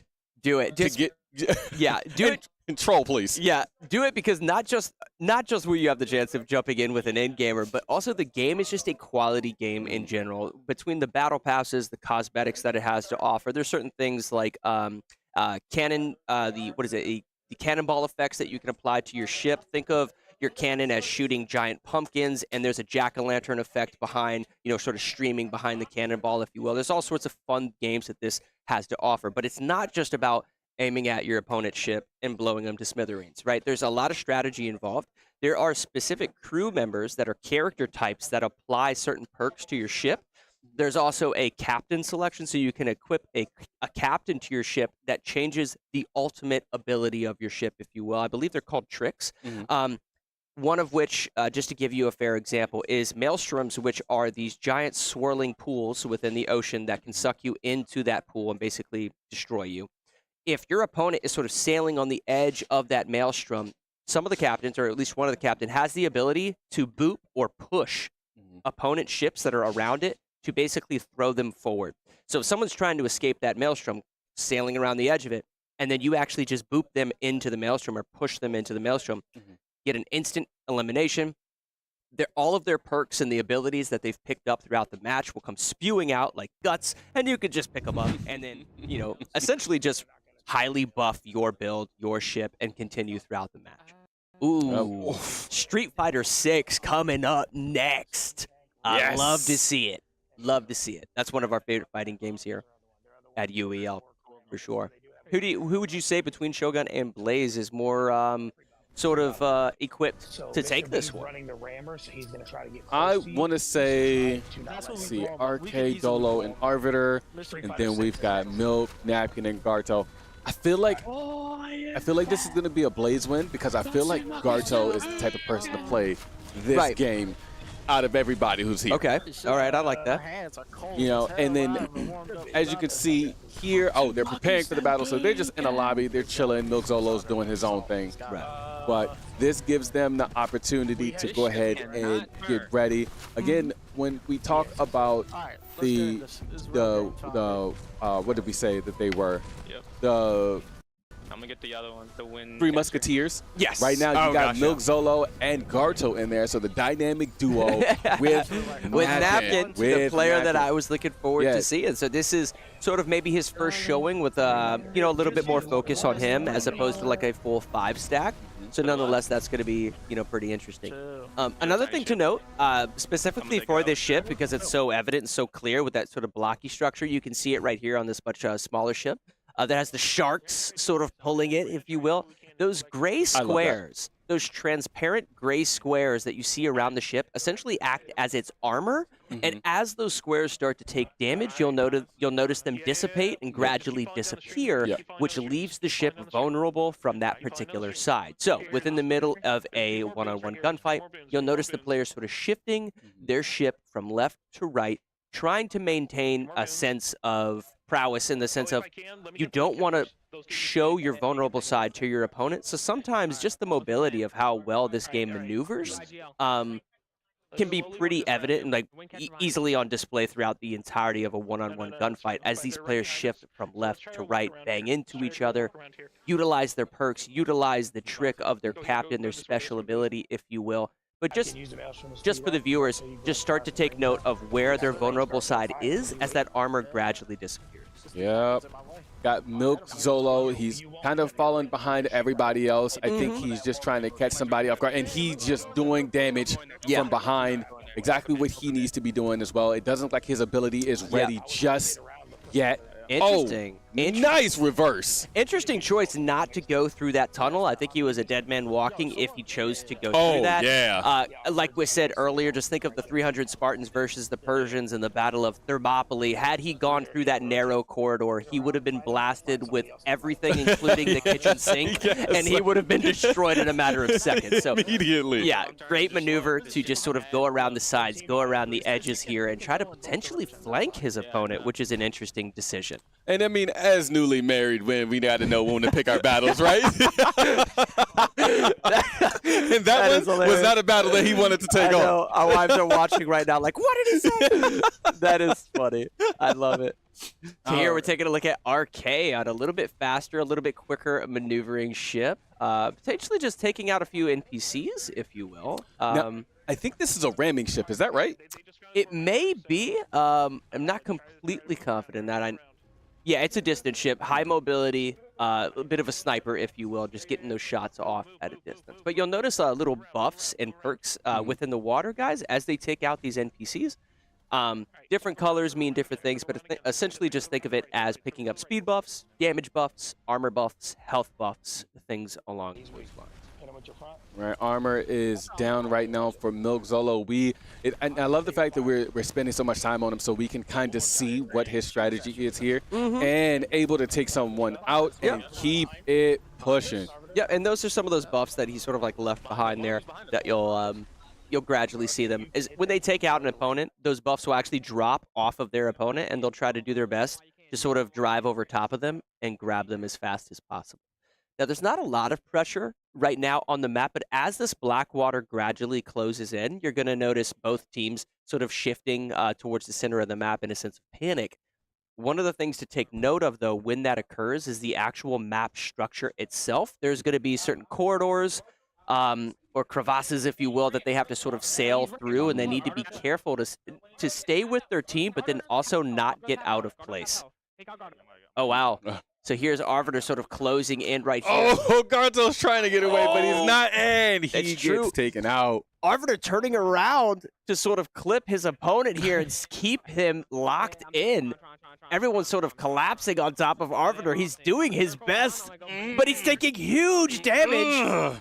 But he can take it. Yeah, and honestly, we've seen a lot of Arbiter trying to take out Milk, trying to take out Napkin. Yep. So Arbiter is literally becoming like a force to be reckoned with. Yeah, absolutely. I feel like he maybe put himself into, oh no, keeping him on the outside. How long can you keep him out there before you get eaten yourself? Let's go ahead and try to move out of the way. Yeah. Let's try to get over to the Maelstrom. Don't fall in the middle, but let's go around it, catch up that speed. There we go. And slamming right into Milk. Nails right into him. And you'll notice these slipstreams. You can notice the water almost acting like rapids. There's certain sort of rapid water that looks like you can sort of make your boat travel faster than the typical open water. Oh my goodness, Arbiter closing in right here in the middle of this gated section. Milk Zolo is doing the same tactic. Go ahead, don't put yourself in that position. Yeah. Not going through there. Milk Zolo did exactly what the Shogun were going to do to him. Yep. But it's interesting. He ended up going through because I guess he sort of had the data, sort of had the communication, the call out to push this next fight. All right. Okay. So he's going to do it anyway. Yeah. Now they're closing in on just another fight. He still has a good amount of armor, it looks like, potentially. All right. So there we go. Napkin's able to get some buffs. Are we going to have another battle royale here? Napkin's low, Napkin's low, Napkin's low. And we're hearing call-outs right now that Napkin is low. He may be getting picked here soon. Oh, they are jumping on Napkin. He's by himself. Milk's trying to give him some help. Oh, and he has no armor. Be enough. His armor is almost completely depleted. Interesting, though, that Arbiter didn't want to finish that fight. He understands that his teammates can take care of that, and he's shifting on to the next player, reducing the armor on the backside of his ship. Just keeps him rammed. He's trying to get into that slipstream that I had just mentioned. He's trying to get over into that so he can sort of travel out, but Arbiter has him completely trapped. Oh my goodness! The whole gang is here. Oh, man. Wow. What is Milk going to do in this situation? How do you get out of here? You can't. There's nothing you're going to be. Did he take somebody out? Trying to. He might actually get out. No. That was the equivalent of someone getting stuffed in the locker and then saying, you know what? No. You're not bullying me today. I need to get out. I need to get out. Oh, he might actually get out. I'm trying. Wow. So it looks like RK is low on health as well. Milk and Arbiter have literally been going at it for so long. That is true, but Milk Zolo's armor is almost completely depleted, so he is in huge trouble right now. He's doing his best to knock the armor off of his opponent, but he's not even trying to put his more armored side towards him. He's just trying to maneuver around, escape as fast as he can. I don't know if it's going to be enough, though. But he's doing good. Yeah. And nonetheless, he's doing exceptional right now, just sort of taking the attention away from his teammates. And he's going to go through and pick up a lot of these buffs. Is he the only one left? He might be. All right, he's going to go ahead and take out this. I believe this is an NPC, but he's going to get a bunch of buffs. Maybe it was, oh no. Oh, but he's in the black water. No, he's in the black water. Get out of the black water. I don't know if he can. Oh, he was able to get out. He did pick up some of those buffs were actually armor, put onto his ship, so he could potentially. And remember, he left that behind earlier. Yep, that's true. That's very true. Oh boy. It's not gonna be enough. It's not gonna be enough. Zolo gets taken out. And we're hearing word on the floor right now. A little bit of trash talking going on, saying bye to Zolo. Dude. That was interesting. I love Maelstrom. Yep. So don't forget, everybody at home, these are public lobbies, right? Why are some of these players attacking NPCs and things along those lines? They're actually gaining points by doing that. So we're gonna have a point tally on the floor just to confirm that Shogun, took that game. But nonetheless, Blaze might have been doing some early game work to pick up a lot of points. So before we get that confirmation, we don't want to jump to conclusions. But interesting showcase right there from Shogun. Yeah. No, that was a lot of fun. That was a lot of fun to see. It's such a fun game. There's so many different abilities. We didn't even touch on the fact that there's different factions within the game that have different abilities for their ships. We have dwarves, we have humans, we have orcs, all sorts of things sort of associated with their specific faction. Nonetheless, I think Shogun did really, really good right here. Now you have a situation where it may potentially be 2-2. You're looking at a team that's 0-6 versus a team that's 3-2. Shogun are showing up right now. Well, Shogun have been, if you haven't been in the UEL Discord, the Shoguns have been going off. Now, it's namely been Kenna and Ash. Yeah. But they still have a lot of confidence in their team. They do. And their team rally behind them. Yeah, I think they're just genuinely happy to be a part of the UEL, but like also just sort of develop as gamers, develop as professional competitors. And there's no other better way to do that than the UEL, to sort of showcase your talent as a gamer when you're being stretched across 33 different games, 5 different categories.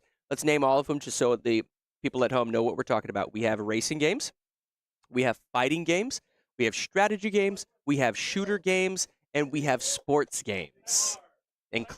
That include, Shoguns. We just got the confirmation. Shoguns won the last game. It's tied up 2-2. I really wish that both Kenna and Ash were here so they could see their team. I know that they're probably watching. Yeah. They are going to be making sure that everybody knows just how strong their team is. Yeah. Now, we got Street Fighter 6 coming up, and there's no Chris G. I know there's no Chris G, so that's going to spell trouble for them. But, if they've been practicing, man, it's, depending on the talent of the player, you can download a game, relatively quickly, especially if you're only focusing on one particular fighter. Yeah. If you jump into a game like Mortal Kombat, for instance, there's, a relatively big roster. So learning how to defend against a lot of character types can be difficult. But if you apply a general sort of defensive strategy across all of the character types, whether it be just being able to read and block 50-50s, go for cheeky things like resetting your combo strings, neutral jumps, things along those lines. We're already... Okay, we can do a little bit of a button check. Oh, Dead by Daylight coming up next. That's going to be We should have played that yesterday. I know. For Halloween. That'd have been good, right? I digress. So it looks like Weeping Jade and Dolo are going to be the ones that are going in for this game. Yeah. I believe that they may be getting themselves a button check in really quick. But I was just saying, you may not have your best fighting game player, but if you're able to really download one specific character and start just practicing that character day in and day out, you can apply a general sort of over-encompassing defensive strategy to the rest of the roster, and you may be able to pull this off. Nonetheless, let's see what happens. It looks like Blaze is going to be player 2, and Shogun are player 1. Yep. And Dolo already taking some hits, using this character at a really close range. I don't know very much, but nice grab. Oh. Puts him on the ground. Yeah. All right. A lot of back and forth. You can definitely tell the difference between like these players as far as like neither one of them really playing this game, but goes in. Yep. Well, we see almost a full cross-stage combo coming out right here. Just going for a few combo strings, cheeky chip sort of in the bottom, trying to grab that frame advantage, if you will. A bit of a dash in. Playing footsie, sort of gauging the distance, but he does land the dash, and this is where he wants to put him in the blender, and he does. Takes Dolo out. We don't see this character very much. I don't even know her name. Lily. Lily is her name. Again, not a player we see a lot, but looks like we're going to be seeing ourselves a Zangief coming in here, and I believe that it's going to be Arcade that's standing there. who may be going in for this. So what I need Jade to do is to not get close. Yeah. Don't stand too close to the Zangief. Yep. He is a grappler. He does a lot of damage with little input. I think Lily, though, is pretty, well, I think Lily is pretty equipped for this, though, if he knows how to play her, relatively well, just because of the sizes of those hitboxes. So she does have little dash-ins, but the size of the actual hitbox with those, I don't know what to call those sticks or those weapons that she's using right there. But, boomerangs. Yeah, boomerangs, if you will, right. So she's going to probably start poking relatively often. If he keeps going into the air like that, RK is going to take advantage of that. But RK doesn't know how to do anything else. He doesn't know how to grab. Yeah. What is going on here? Somebody teach this man how to. There we go. But you got to be closer. Oh, no, we don't. He was take anti-air, but advantage of she that. wasn't in the air. The problem right now with Jade and Lily is he's going for the low pokes when the actual footsies game is more advantageous towards just the general mid poke. He's sort of going in. But it doesn't matter. I think that was probably just a matter of Arcade not necessarily knowing the character as well, because Jade has a really straightforward strategy. He's trying to go for low chips in order to grab frame advantage. If you can break your opponent's defense, that allows you to initiate with certain combo strings and what have you. He's doing that with a low strike. The problem is the low strike has a shorter distance than his mid that he's poking with, which is those boomerangs. He's doing a very just basic attack, just trying to poke at his opponent. And Raven is in next. That was close, but with Raven being in next, Raven knows this game. Okay. Again, he's supposed to be the fighter. Okay. And he's playing Kin, so he has zoning tools, he has mix-ups, he has a lot of... Oh, no way! Into the double three? What? That's I wasn't expecting crazy. that right after you had just complimented Raven as well, but it Nice doesn't matter. drive Raven back. coming back. There we at go. her. Okay. He burns himself out, though. Oh, Jade answers right back. Counter. All right, they're sort of resetting. Oh, but solid move to sort of get that forward And momentum. get him with the low. There we go. Oh, yeah, definitely. He was burnt out in the moment. I feel like Raven made a lot of major mistakes there, but he can still pick it up. Yeah, and now he's gained a little bit of health back, too. So he's sitting about 50% health, which isn't too bad, going up against Milk Zolo. Now, was Milk Zolo an experienced fighting game player, would you say? No. No, not at all? Well, then it sounds like Raven's in position. I don't see it. Yep, he clearly knows his combo tools. But I lied. There we go. Okay. Little bit. Oh, there we go. Oh, but he whiffs that. It blocks it. I like this. He's going for a simple jump in. Something he could potentially mix up on these jump ins is not going for a combo string upon the jump in and simply just landing and then resetting his combo string, which he sort of does right there with a grab. Oh, I would have liked to have seen him keep that corner. Go ahead, Raven! He Raven! lands the counter. And now he's Right going to into the air, full to the combo. EX. Grabs him out of that. In Throws him broad on the ground. daylight, just grabs him. Wow. Solid man. showcase by Raven. You can see he has like a sort of a higher sort of echelon or tier of knowledge for fighters. Oh, yeah. The way that he's jumping in, canceling combo strings and going for basic grabs, he's sort of putting them in, within this blender where they're trying to guess his next move and they just can't do it. Now we got Garto. Okay, and he's playing Akuma as well. It's interesting. So maybe we see a little bit more zoning as he tries to sort of gauge the distance, if you will. Because Raven hasn't necessarily used a lot of zoning. He's simply jumping in and then trying to... He's playing more defensively, almost like a karate technique, where he wants to take advantage of his opponent making the wrong read. Nope. Blocks that. Okay. Garto staying back, going for the parry. Good parry there. A lot of pokes, a lot of footsies. And still blocking that. Raven is trying to get him in that corner, but it's not going to be enough. Oh. Garto is going to take advantage of that. Neutral the jump. grab. Neutral jump to grab. It's as simple as it gets. Nonetheless, Garto playing very patiently. But he wasted. Now he's burnt out. That's not good. Uh-oh. Still able to take advantage of it. Gets him with the uppercut. He should back up here and just chip him. Yeah, nonetheless, that was pretty simple. Garto finishing it with just about full health, especially as we move into this next round. Sitting pretty. Seems to be sort of be feeling out his opponents a little bit right here, which is quality. This is why Garto is sitting in that tier 2 position. He doesn't want to jump to conclusions, immediately initiate sort of an offensive pressure or aggressive play style. He wants to see how his opponents are acting before he starts to implement his own strategy. Oh, now we've got Arvider going in with Ryu. Father versus son. Akuma versus Ryu. Oh, wow. Simple little button check. Oh, here. no. Commandless. He cheating. That's funny. So Ryu kind of being more of the powerhouse. He doesn't have too many crazy combos, but just your basic poster boy. Yeah. A poster boy. Well-rounded character. Yep. Yep. Oh, you know, something interesting here is Arbiter's using the modern controller scheme as opposed to classic, so maybe a little bit more simplistic in terms of his combo output, but it's going to allow him to potentially start reading his opponent more, not necessarily worrying about specific inputs, directionals, and so forth. Now, there's no way. Oh, no, Garto. He whiffs, but nonetheless, he's able to maintain corner Arbiter pressure. going to get him with that grab. Look how much damage that does. It doesn't matter. Neutral jump off Wake Up. Don't know where he got that read from, but I'd love to know what library that is. Oh, but he's still able to sort of keep him out. Got his back. Are we going to? No. Oh, it goes for the grab. Gets him right That's what I mean. That's out the of there. mind game that we're seeing constantly throughout this match. Opponents are predicting just a simple combo string, and these guys are just mixing it up constantly with walk-up grabs, neutral jumps into highs, and then mixing into a low, things along those lines. Here we go, Chun-Li versus Akuma. Mr. B got the spirit of Chris G. Right now, using the Chun-Li. So, all right, here we go. He's got to go Mr. through B, three players, right? He's got to go through 3 players. He still has Hollywood and Napkin, and Napkin is their one of their other stronger okay, fighters. like a strong anchor, if you will. Okay, Yeah. Okay, I like that.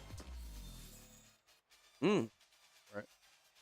Just to Looks like they're going to go ahead and get ready here in just a little bit. I think that was just some miscommunication. Mr. B goes in. Oh, wow. Gets hit by 2 of the fireballs. Come on, B, do what Mr. Chris G showed you, bro. Come on, let's see what you got. Yep. Playing smart. I would assume he's going to play a little bit of footsies and then go for some lows to chip out, but at that frame disadvantage of that combo string, he's getting absolutely deleted. Goes for the neutral Hits jump. him. Oh, but not able to capitalize. No, not at all. He's already sort of failed in his mission to just simply take a little bit of health away. Not that he had a lot to begin Garto, with. stop playing with your food. He's got to worry about chip at this point. Garto could simply just back up and go for a little bit of chip. Oh, no! Excuse me? Garto popping off, and he's talking smack into the camera right now. Oh, my goodness. Wow. You see him in the camera? Like we're on a Zoom call. Like this is a conference meeting Zoom call. He's just feeling himself. Goodness. Wow. Man. Wow. Yeah. Now we've got Dead by Daylight. Now, typically with Dead by Daylight, it usually gets forfeited. Maybe we'll see it today. You know, the director doesn't. I'd like to see Dead by Daylight because I've specifically seen Hollywood go in and actually not perform well. So if there is a chance that Shogun has started practicing this game, I think Blaze would be a team that they could potentially feel comfortable with as long as they were to choose Killer. If they have one player on their team, that was Killer. Now, Blaze obviously have set up during this, so obviously, you know, they get to sort of choose, if you will. But whether you're playing Killer or Survivor, Shogun needs to practice that moving forward, because if there's games that are typically being forfeited, excelling in those games could make a huge difference when you're talking about seasonal records. Yeah. The bots being super strong at StarCraft 2, right, with Billy is a great example of that. So they may be able to pull that off. But nonetheless, Blaze has the setup right here. Now, correct me if I'm wrong. Blaze can choose whether they play Killer or a Survivor, and then Shogun get to choose the map. That is exactly how that works. There we go. And this right here can truly determine, like this could mess up your entire lineup for the rest of the game. Yes, 100%. You know what I mean? Oh, yeah, absolutely. Like, you know, it's a 1v4. Yep. You have 4 survivors and you've got 1 killer. Now, typically, for those of you who are just joining us or don't know what we do here at the UEL, we typically have about a roster of 7. Here recently, a lot of the players or a lot of the teams have been only doing 5. Yes. So typically, with the way that we play in a baseball rotation, kind of what Mobster said earlier, from left to right, or your left, so from left to right. Yep. We have the tier 1s through the tier 7s, and so you know you have 5 people most of our games are 5v5s or 4v4s, but this is a 1v4, so then that would mess up your rotation to have one person go in, and then you have 4 other people, and then you have 2 extra people who are just sitting, or 3 extra people who are sitting on the side. Yeah. And so go ahead. I was just gonna say, like, a perfect example of why that could be so important. Say that Blaze want to run that they want to run killer, and they put Hollywood in as killer. Well, that's your tier 1 player who just got taken out, right? Then if the next game was Roller Champions, which is a 3v3, you now have 4 people left that you can choose from, right? But Hollywood would have been taken to play as killer during this match, so you can't put your tier 1 player into the next game because he just got played for Dead by Daylight. So that's what he's referring to when he talks about those baseball lineups. You have to think about what players on your team are the most well-equipped to perform in the given game that was selected by the UEL wheel. And Dead by Daylight sort of throws off the rosters because it's not an equal 3v3, it's not a 2v2 or a 5v5, it's a 1v4. So sometimes you're seeing players mesh against each other that maybe you wouldn't have had Dead by Daylight not even been chosen. Man, and I will let you guys know this right now. The wheel does not care what games you're good at. I wish we could secretly stop the wheel at certain times just so I could see a little bit of Halo Infinite. But we have no control over it. Not once. I've been able to watch and commentate over 1 Halo game. Every other time has either been forfeited or was just simply not spun on the wheel.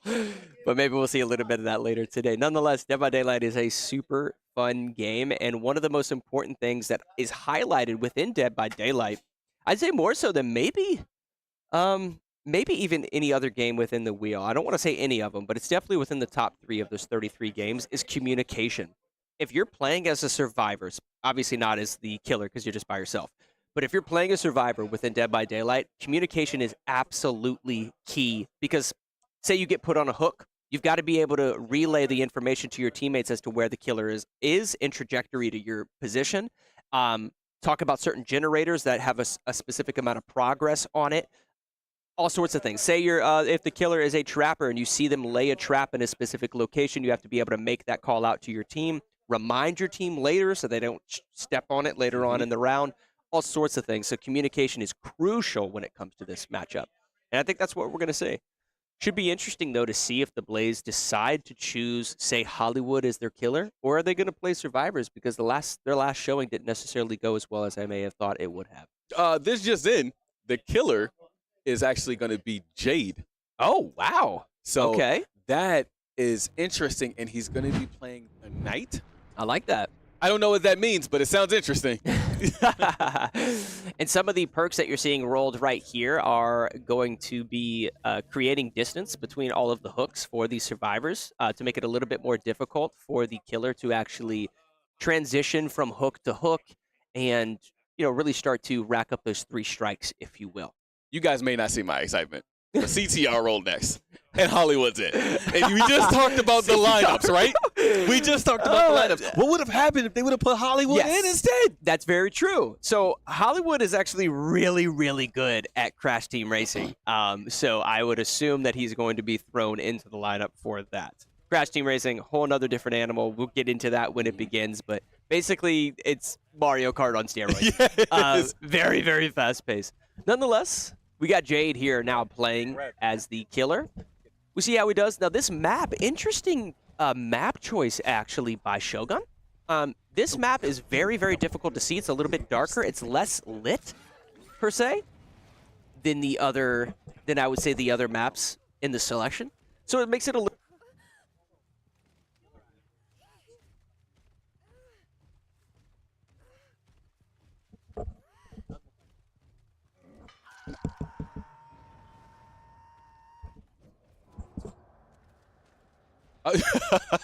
We'll get more intel as to who he just put on the hook here in a little bit. Yeah, and then you guys will see, it says Hollywood down there where Jade is. We'll get that fixed here in just a little bit.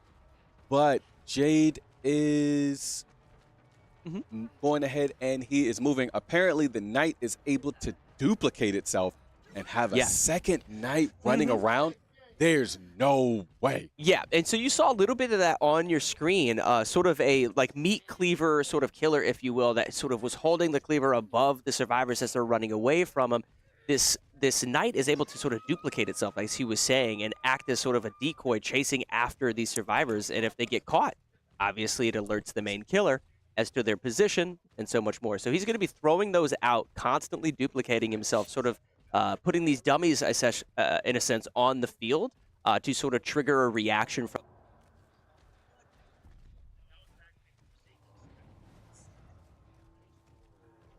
Now, right, and it does look like we a guest commentator here to replace me on this Dead by Daylight because she literally is about to jump out of her seat because this is her game and she knows these people. So everybody, welcome Rebellion. Here we go. So I'm going to be joined here by Rebellion. Dead by Daylight, obviously a very impassioned community. It's to this day, after years and years of development, has so many people that are incredibly passionate about it. Rebellion, tell us a little bit about this matchup. Well, this matchup, if people do not know how the Knight works, it's definitely going to end up being a Blaze win. Now, the Knight is probably one of the hardest killers that you can go against. Okay. That he just zoomed across. Now that just saved him time, so he's able to go find another survivor. See how we just seen the silhouette of the second Knight? That alarmed him, so now he was able to know where they were going. Yeah. It seems like it's great for data management and just gaining the intel as to where the survivors are on the maps at all times, because as soon as they see that duplicate, they have to run from it. Yeah. They have to run from it, or the killer is going to be alerted. And the fact that it is a duplicate, it can be very difficult to differentiate as to who is who. Nonetheless, we've seen multiple players get thrown on the hooks throughout this match, and it's looking really good for Jade. Jade seems incredibly comfortable, not just as to where his duplicate placement is, but his just environmental awareness and game sense as to where the survivors may potentially be. Yep, and plus that second Knight is also faster than the normal killer. Wow. So they can try and run from him, but he speeds up as he's in the chase. Oh, wow. That is, not going to lie, seems a little bit OP. Yeah. Nonetheless. And then, you see the green line, you're able to follow where your second Knight has gone. Interesting. So this map now this match, I should say, has basically gone on for a few minutes now. What I'm worried about for Shogun is the fact that none of the generators have been completed yet, and he's probably going to get another hook right here if I had to guess. Yeah, that's the bright side about the Knight is, you can have that second Knight constantly out, so it makes it harder for the survivors to find gens and work on gens because now they're worrying about the second Knight coming to find them. Yep, and we saw a little bit of that right there. Jade having the game sense to not necessarily follow his decoy, follow that duplicate, but knowing that this player may be sort of camping around the same area that he was taken off of the hook. Just great game knowledge and awareness by Jade right there to capitalize, put him right back on the hook, and now Shogun are in big, big trouble with no generators having been completed, and I'm pretty sure all of them having been on the hook at one point or another. Yeah. They're probably all close to death. If not, then there's probably maybe one or two that are not. Yeah. But since nobody is healing each other on the left-hand side, usually you would see a little medkit icon above their usernames when they're healing each other or if they're healing themselves. Right. And we haven't seen any of it. So they're all injured, meaning that they are all able to be hit once and they will be put down into the crawling state. Yes.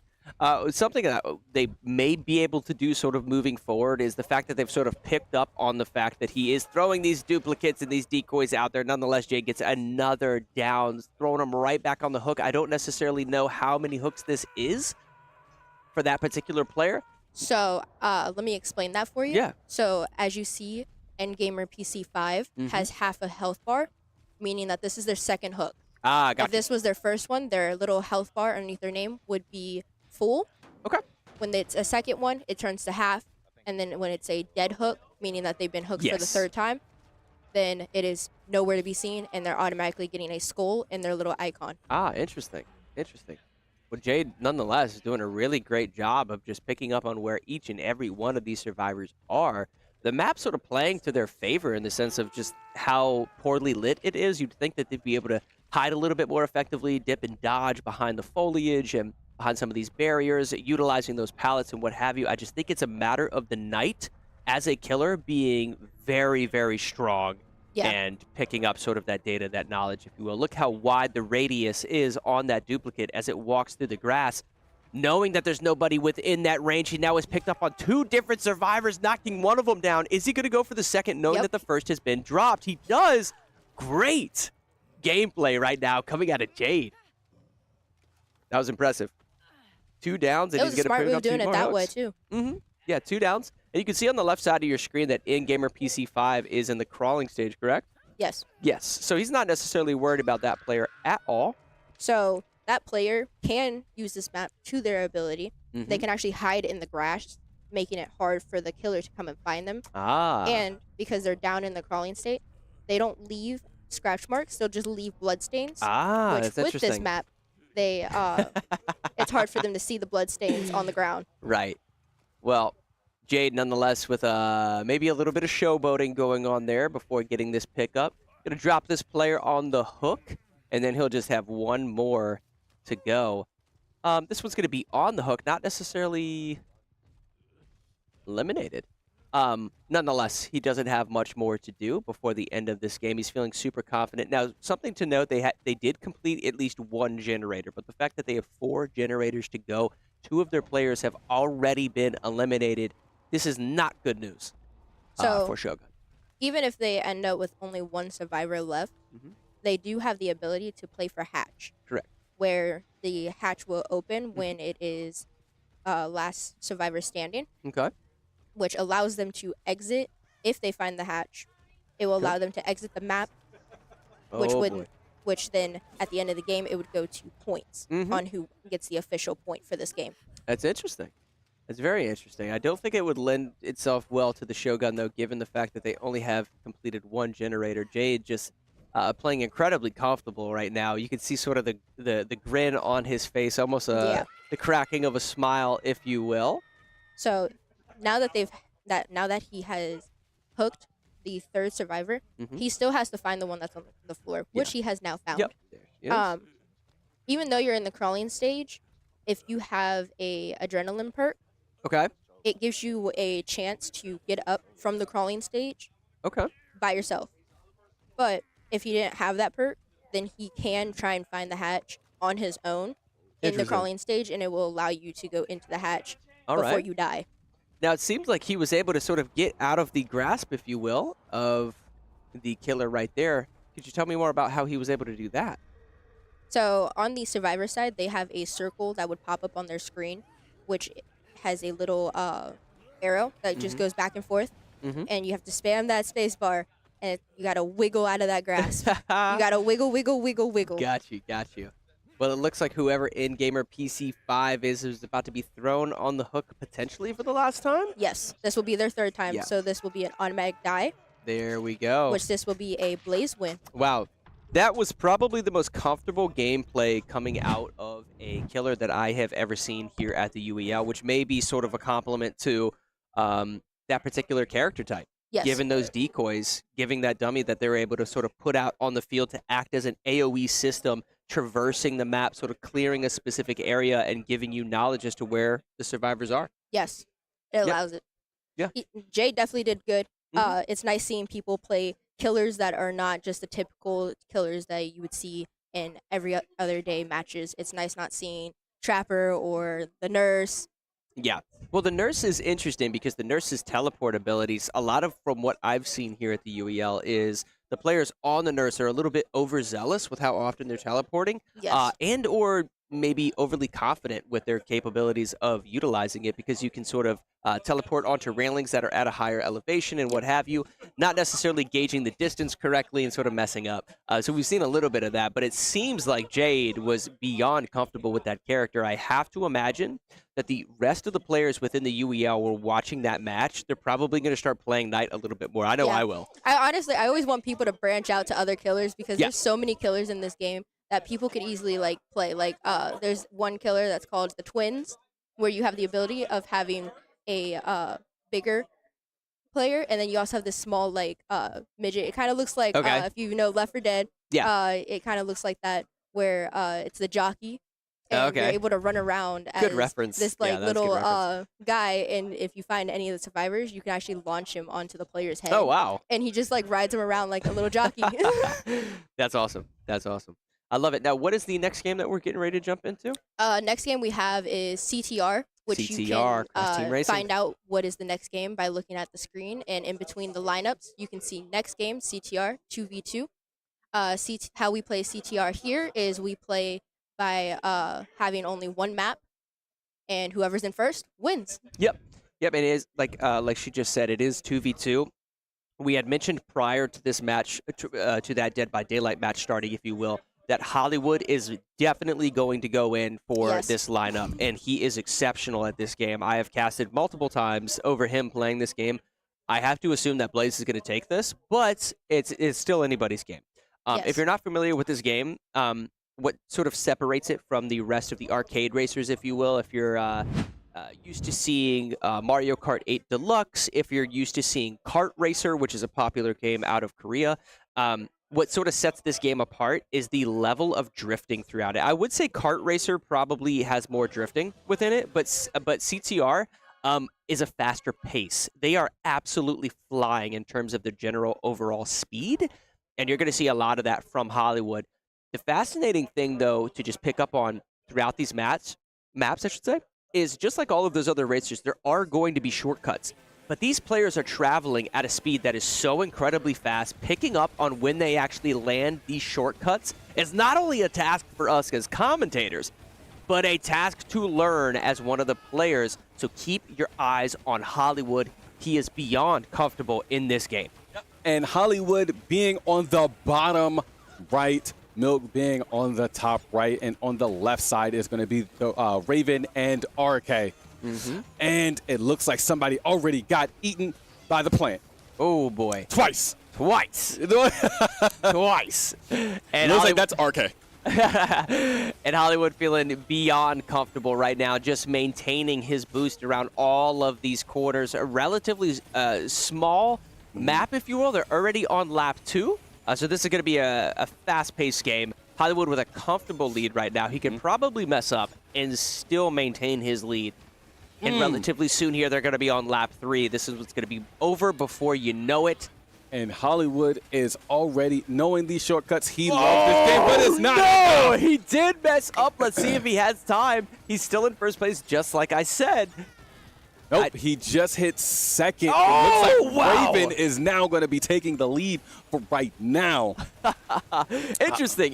We sort of jinxed them a little bit, if you will. Yeah, you did. And you know what that means? It knocks him right on It doesn't even matter. Said, it doesn't matter. Oh, my gosh. You would have thought we were on the 360 playing Fight Night Round 3 the way he's boxing the lanes right now. Hollywood coming here to play with these haymakers.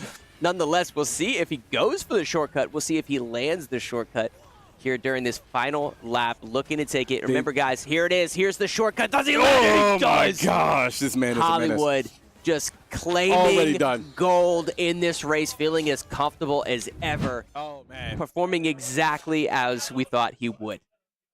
What can you say, bro? It's Hollywood. It's Hollywood and CTR. Yeah. I expect nothing less when it comes to Hollywood playing CTR. He loves this game. He talks about how much he loves it all the time.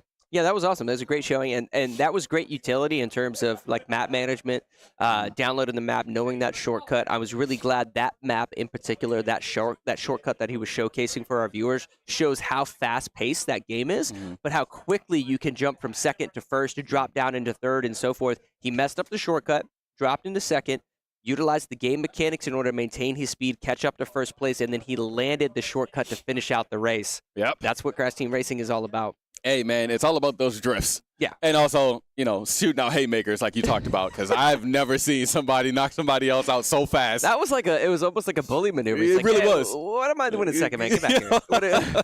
Chill. What's that all about? So the Blaze are now starting to take off just a little bit. They've won 3 games, back to back. So now we've got the finals.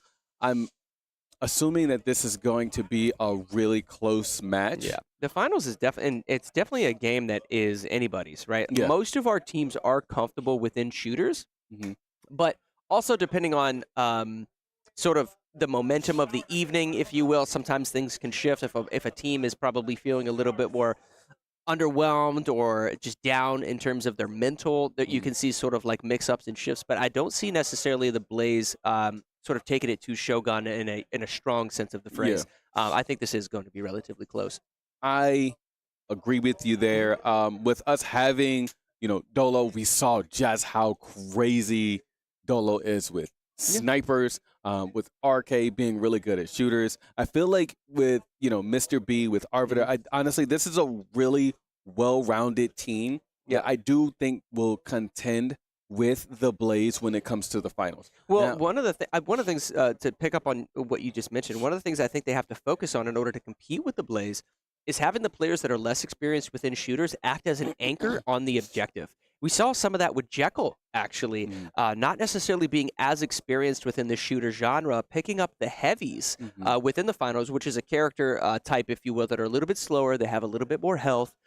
And he was the player that started anchoring the point while the other players complimented him around the point while he's picking up objectives. And we did just get a timeout from Shoguns. They may be trying to either, number one, I don't know if they have setup, but they may be, one, trying to set up the game. But two, they might be trying to formulate a strategy to go against the Blaze. But as I was saying about Jekyll, he wasn't as experienced within shooters. And as a result, he was just anchoring the point, picking up kills here and there, but mostly just picking up objective time while his much more skilled shooter teammates were sort of managing the areas around him, getting stagger picks, if you will, and sort of just taking out enemies while he sat on point. So we could see some of that. Yeah. If Shogun needs it. Well, to be honest with you, when it comes to the finals, unlike Rainbow, there's a lot of movement going on here within the finals, but it's all about positioning. Yes. Right. We've seen more of that game mode where it's kind of like Siege, where you're not getting like necessarily your health back. You got a team that's defending, you got a team that's attacking. Yeah. But another one is I don't know what the game mode is called, but it's just like moving. Moving that little platform across. Off the top of my head, I don't know what the just that brain fart. Don't know what the objective is called. But same here. Nonetheless, it is a moving platform that is basically like, just picture King of the Hill, and the actual hill itself is moving. So you have sort of power shift is the name of the actual game type. So we may be seeing power shift. We may be seeing search and destroy. I've typically have seen more power shift than anything else. I think it allows for a little bit more diversity in gameplay, and the higher level, the higher tier players will probably be showcased a little bit more, given the fact that the actual match just continues to evolve and it's not round based. So players particularly that are dominating continue to dominate, and it becomes more evident for the viewer. Yes. Now, I'm really hoping that they're able to get into this game. I really want to see the finals. Finals has become one of the games that is one of the favorites here in the UEL. A lot of people love playing it. There's a lot of mayhem. There's a lot of chaos. Exactly what you would expect coming into a game of the UEL. Yeah. So that being said, though, what are some of the games you are actually looking forward to seeing for the rest of this match? Like, what games do you think? Matter of fact, here's a question. What games do you think the Shoguns can win to catch up to Blaze? Well, I think they want to avoid sports. I feel like Blaze actually, Hollywood in particular, started practicing a lot of sports games. So weirdly enough, you asked me which one I would like to see. I like seeing the sports game, the sports genre, because it tends to be a category that within the realm of esports in general, I think esports popularity for the sports genre hasn't necessarily become sort of the front or the showcased sort of game type, if you will, for esports across the world. Like internationally, you're seeing huge Dota and League of Legends tournaments, first-person shooter tournaments, fighting games, and the FGC has continued to be popular throughout all of history, going all the way back from arcade systems, Smash Melee, moving up in today with the newest Mortal Kombat. I mean, it's been so popular that franchises like Mortal Kombat are just constantly rebooting themselves because the storylines just keep continuing, right? Yeah. Sports in general, you saw a little bit of an esports shift towards popularity within Madden. Madden in particular, which we actually recently had on the wheel, but now we have NCAA. Sports is interesting because you don't necessarily see it as often, right? So seeing players on there is fascinating. And with regards to that's just something I would like to see, but I don't think that Shogun are going to play well and necessarily against the Blaze, particularly because of Hollywood. Now, Hollywood might not be available for that, right? Because it is a 2v2, so they have to watch their lineups that could potentially come up. Yep. We have Forza coming up next, which is a racing game. Right. Not exactly sports, but we're going to get one out of here eventually. But until then, let's get into these finals. Oh, wow. Interesting. So a timeout was burned on Blaze because they didn't send in their lineup. Is that correct? All right. And we have that platform that we were talking about, deadlift. Yeah. What in the world is this? I've never actually seen that before. That is interesting. So this is Hollywood gameplay right now, utilizing the high ground, if you will, the verticality of this map, just constantly peeking through the lobby of this building, and he's just draining health right now, picking up a quick elim. His team, though, on the other hand, picks up another 2 kills. Again, it's all about positioning. He was in the perfect position to do everything he just did. Yep. And I would note for any of the players watching at home, you can see the team composition in the bottom left-hand corner of your screen in terms of all of the character types that they're actually using. And right now it looks like Hollywood is playing on a light character, which takes advantage of an SMG, and he has a grapple hook as well. So this is going to be really interesting as he continues throughout this matchup. Yo, this whole thing is so strange. Can they not see him? I don't know, but he completely flanked his opponent right there, and he's able to get to that high ground because... I need the Shoguns to start paying attention. There's no way that he's letting him cook y'all all the way from back there. Right, well, this just showcases the mobility of the lightweight character. Now, if you're new to the finals, and this is Mr. B right here, potentially... Nope, Dolo. Dolo, sorry. So this is Dolo right now, potentially picking up some kills on the objective. It's not necessarily as important that he's getting these actual kills as much as it is that he's draining their health pool. He needs to secure this one, though. Nonetheless, they're sitting with a very low health. They're not necessarily able to protect the objective, and his team is going to start getting on it. He does get the assist, though. No way! No way! Playing patty cake with his face up close with a sniper rifle. Unreal coming out of Dolo right now. Now he's just sitting on top of the objective, draining health in order to lower the TTK on the kill, and his team is looking pretty as ever. Solid gameplay. Solid gameplay coming out of Dolo right now. Yeah, Dolo is great just map management. He jumped onto the objective to help the objective shift at a faster pace. Knowing that the enemy team is starting to respawn, he then shifts off of it, utilizes that verticality. He's going to gain a little bit of distance, but he gets picked. Don't forget, those lightweight characters have very, very little health, but they can also put out damage. Like this is Hollywood on another lightweight character.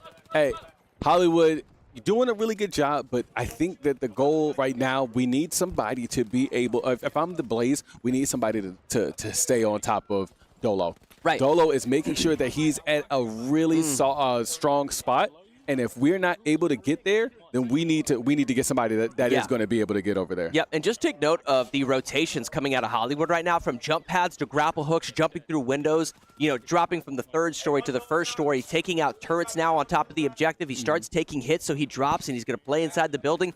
His map management right now is at another level. He is making such a huge difference when it comes to this game.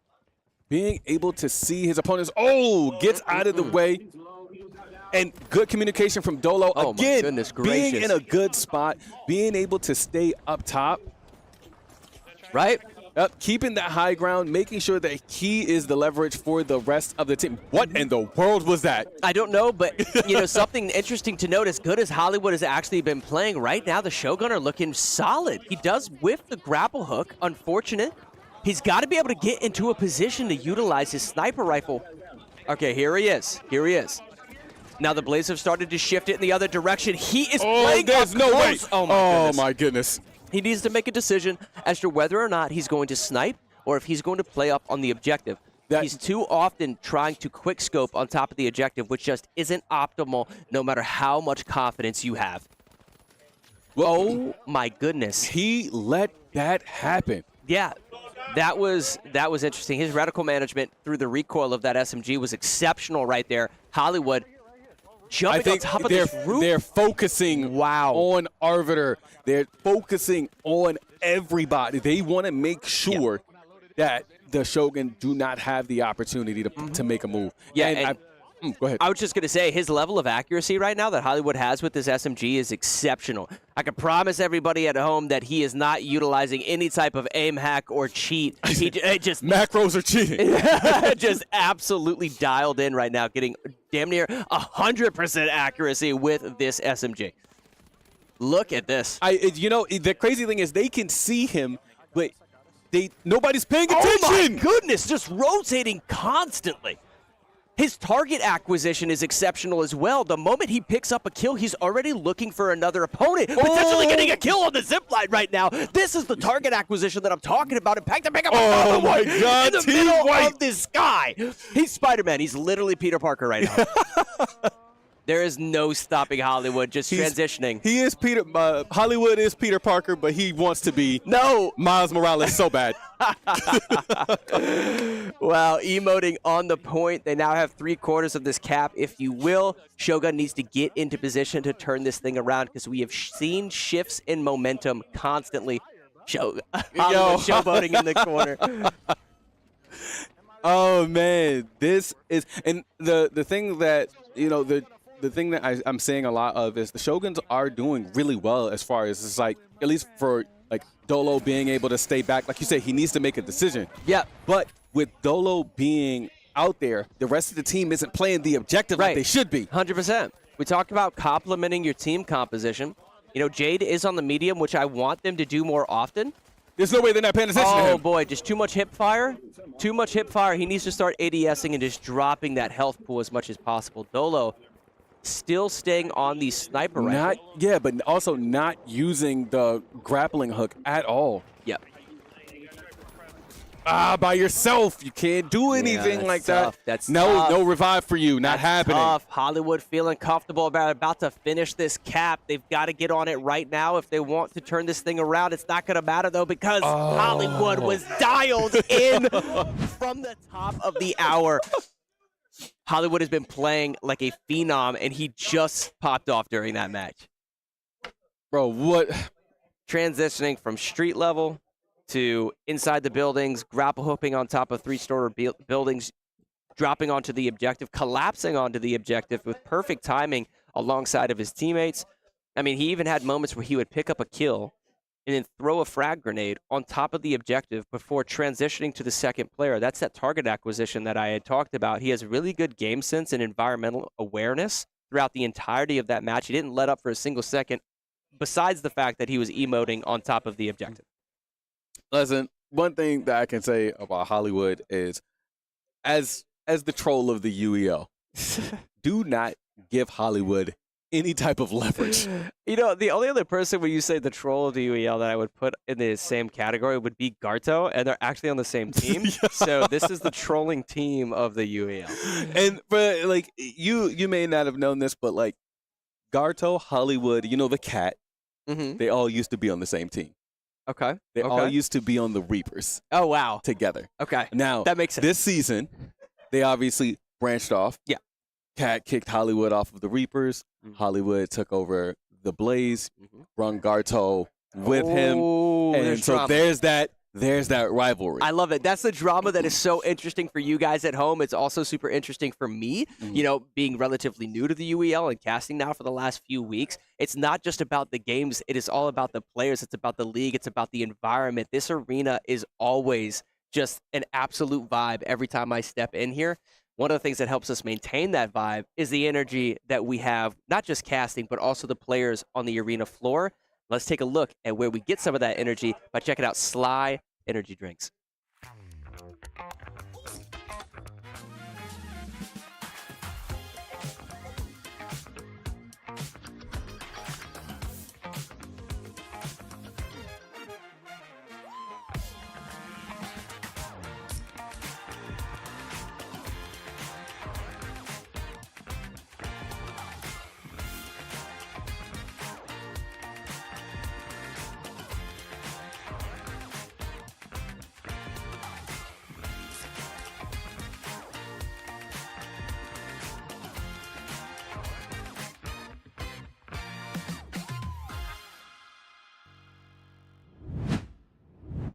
I didn't move.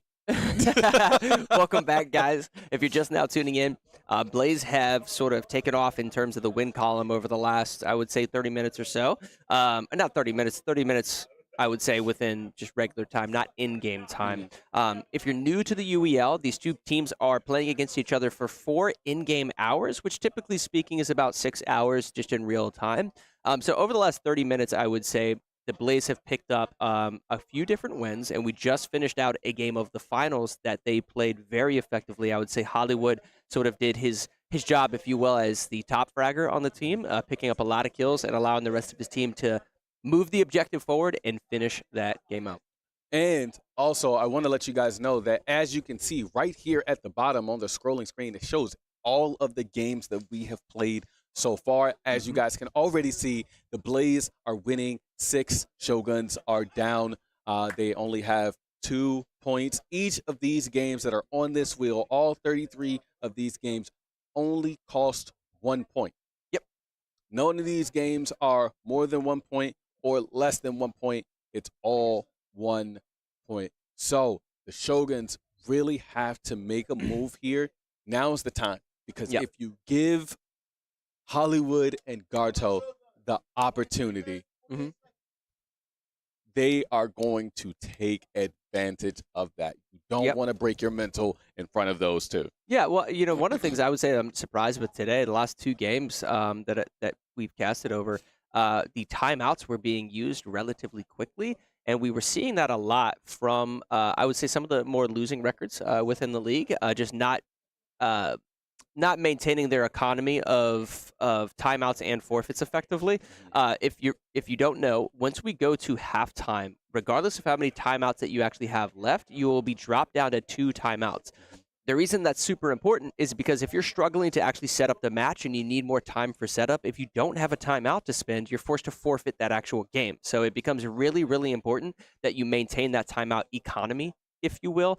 Not that one of these teams are burning too many timeouts. There hasn't been a lot of mistakes. We almost saw a button check mistake during Street Fighter.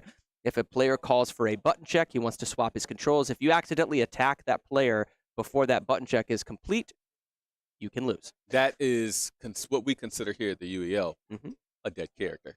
Yeah. And the last thing you want to do is jeopardize that huge opportunity for a comeback by not following the rules. Yeah, absolutely. You got to know the rules. We see some of those mistakes from some of our younger players. I think we saw, I don't necessarily know if it was Biscuit or Flying Kittens, but we saw them being relatively new to the UEL, failed to perform a button check and then attacked their opponent and were forced to be DQ'd. It could have been both of them. It could have been both of them. So for those of you watching at home, typically speaking, you do see that from the younger players within the league, but it even happens to some of the veterans if they have an off day, if they're not feeling themselves, a little under the weather, or maybe they're just haven't really caught a vibe when they walked into the arena.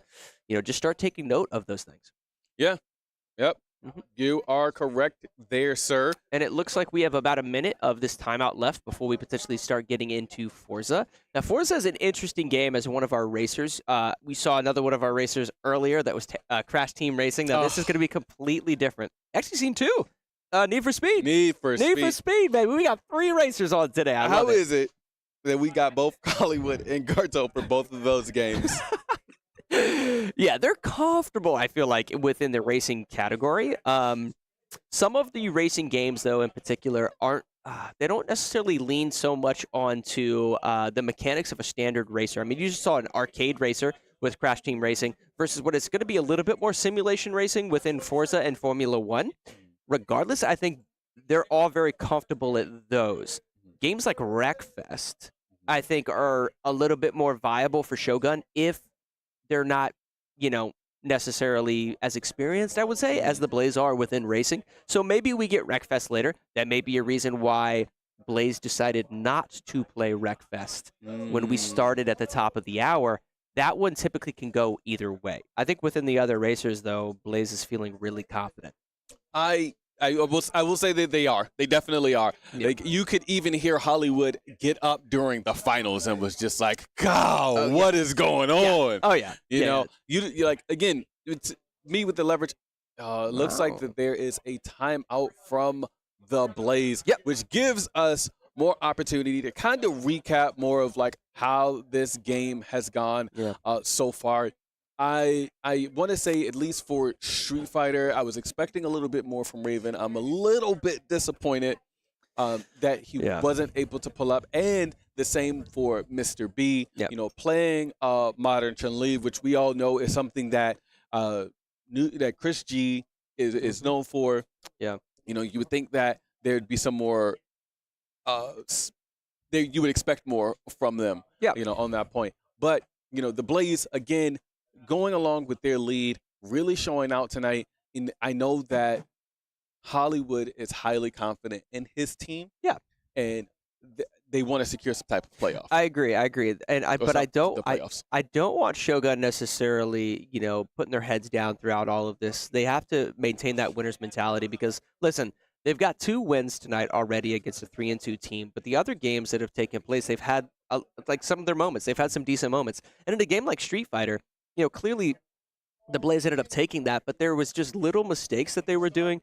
For instance, throughout that match, they were being defeated, or I guess getting health taken away by simple walk-up grabs, right? Neutral jump to grab, simple combo strings, just getting chipped and then starting to mash buttons, you know, after getting chipped. That level of sort of game knowledge when it comes to any of the selection within the FGC titles that we have within the wheel, you've got to be able to understand those basic fundamentals. And if you're able to lock those in, it may be just enough, just the determining factor, if you will, to take some of these fighting games. If they can sort of polish off some of that, or maybe start thinking about that throughout the rest of the night, we may have a situation where they pick up 2 or 3 wins, and things are starting to get a little bit closer. Well, I mean, this is still only the first half. Yeah, absolutely. Right? And so I can't necessarily say that one team is a one-half team or, you know, whatever that looks like. But, you know, there's the Shoguns honestly could still be in it. But it's going to take a lot for the Blaze to really start to mess up in order for the Shoguns to really start to show what they can do, especially without, you know, their tier 1, without Chris G. But they got the new tier 1 today. It is Dolo coming in trying to show off here as well. So here we go, jumping into this game. It looks like we have an NCAA right after this. We just talked about some sports game. I do think that sort of lends itself to the Blaze. Nonetheless, you're taking a look at Hollywood here on Forza, choosing a Formula 1 style car. The advantage this car is going to have over the rest of his competition is the fact that it plays really well on the track. Now, the moment this thing gets bumped off the track, it's a little bit more difficult with those wheels, those Formula 1 wheels, if you will, to get traction, to get back on top of the pavement, if you will. But as long as you're racing clean, which is the name of the game when it comes to Forza, then I think he's going to be fine. He's choosing that car model, if you will, that car type, because of the level of confidence he has to stay on the track. And we are right back where we started when we talk about ZTR. Raven is right behind Hollywood. Yeah. And if you guys didn't already see what happened, Hollywood bullied himself into the second place spot. Again, to Raven. Yep. That is so funny. That is so funny. Well, it's confidence is what it is, man. You know? It is. Hollywood was sort of bullying, if you will, in the last match that we saw on the finals, and now here he is doing it again, but within Forza. He's feeling good. I believe he is in the lead right now.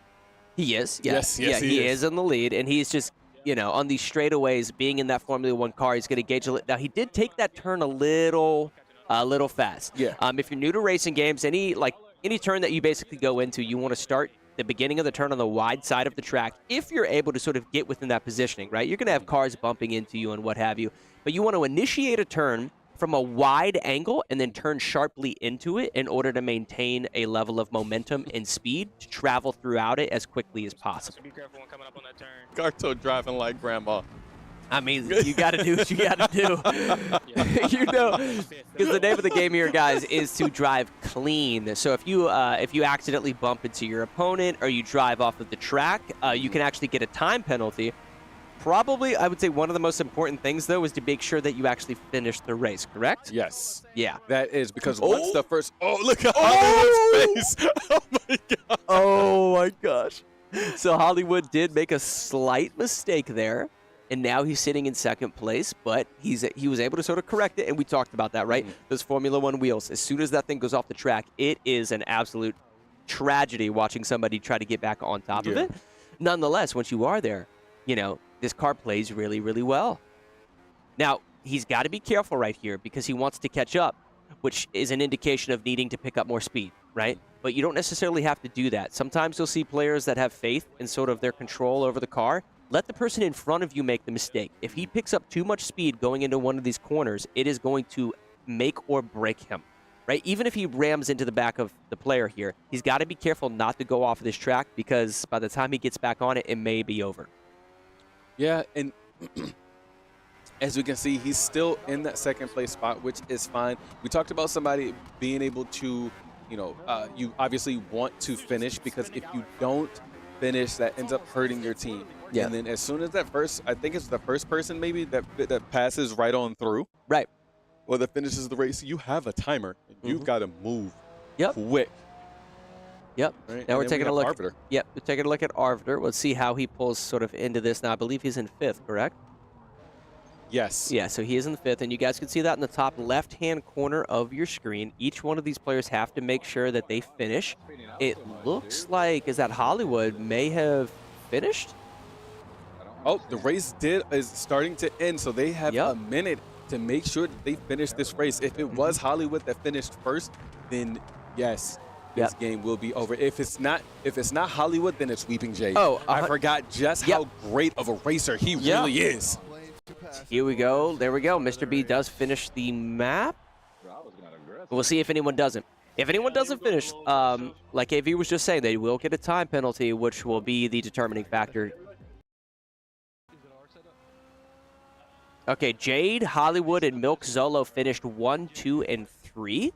So Hollywood, didn't get first like we assumed he would, but nonetheless, he performed really, really well. Yeah, no, Jade is really showing off on these racers. And so if everyone can finish here, we'll get an average of these times, and we'll be able to tell you guys which one of these teams ended up taking it. I do believe that it is actually going to be a win for the Blaze because they all, like, first, second, and third. Yeah, that's tough. Like, once you get to that point, like, it's hard it's hard to really beat something like that. But there are penalties. We will find out that information in just a little bit, guys. Yep. But in the meantime, what a game. Yeah, that was, honestly, it's interesting jumping from such a different sort of subgenre within racing when you're talking about Crash Team Racing versus Need for Speed, and then you jump into Forza. We also have Formula One. Formula One differentiating itself from the rest of those games because there are actual NPCs on the track that will brake check you, and it's actually a 1v1, which is fascinating to me. You just saw both teams sort of going at it there, but when we play Formula One, it is a 1v1. Nonetheless, our next game is going to be NCAA. So we are jumping into the sports category. There you go. This is what you've been wanting to see. Now, and that is a Blaze win. Like I said, having that first, second, and third place, it kind of makes it extremely hard for the other team to really do anything to come back. But there also could be penalties that could also, help in that situation and help you, to actually get that dub. But it doesn't look like that's the case right now. We're going into NCAA, and it looks like we may already have our two Dolo and Mr. B against Milk, Zolo, and Napkin. I want to say that this is really going to be a game between both Milk, Zolo, and Mr. B. Mr. B is a sports player as well, and I believe Milk Zolo is as well. I'm assuming that those two are going to be the QBs. Yeah, I would assume so. I would say the quarterback positioning is obviously very important. That's typically going to be your best player. Nonetheless, that second player can make or break the entirety of the game, given the fact that some of them will play linebacker, some of them will play a safety. But then also just being on alignment. If you're able to utilize the in-game features and mechanics to get a swim move off, a spin move on the line, get that sack, put pressure on the quarterback to not necessarily sit in the pocket. We see a lot of QB scrambles within NCAA. You can imagine that second player playing on the safety.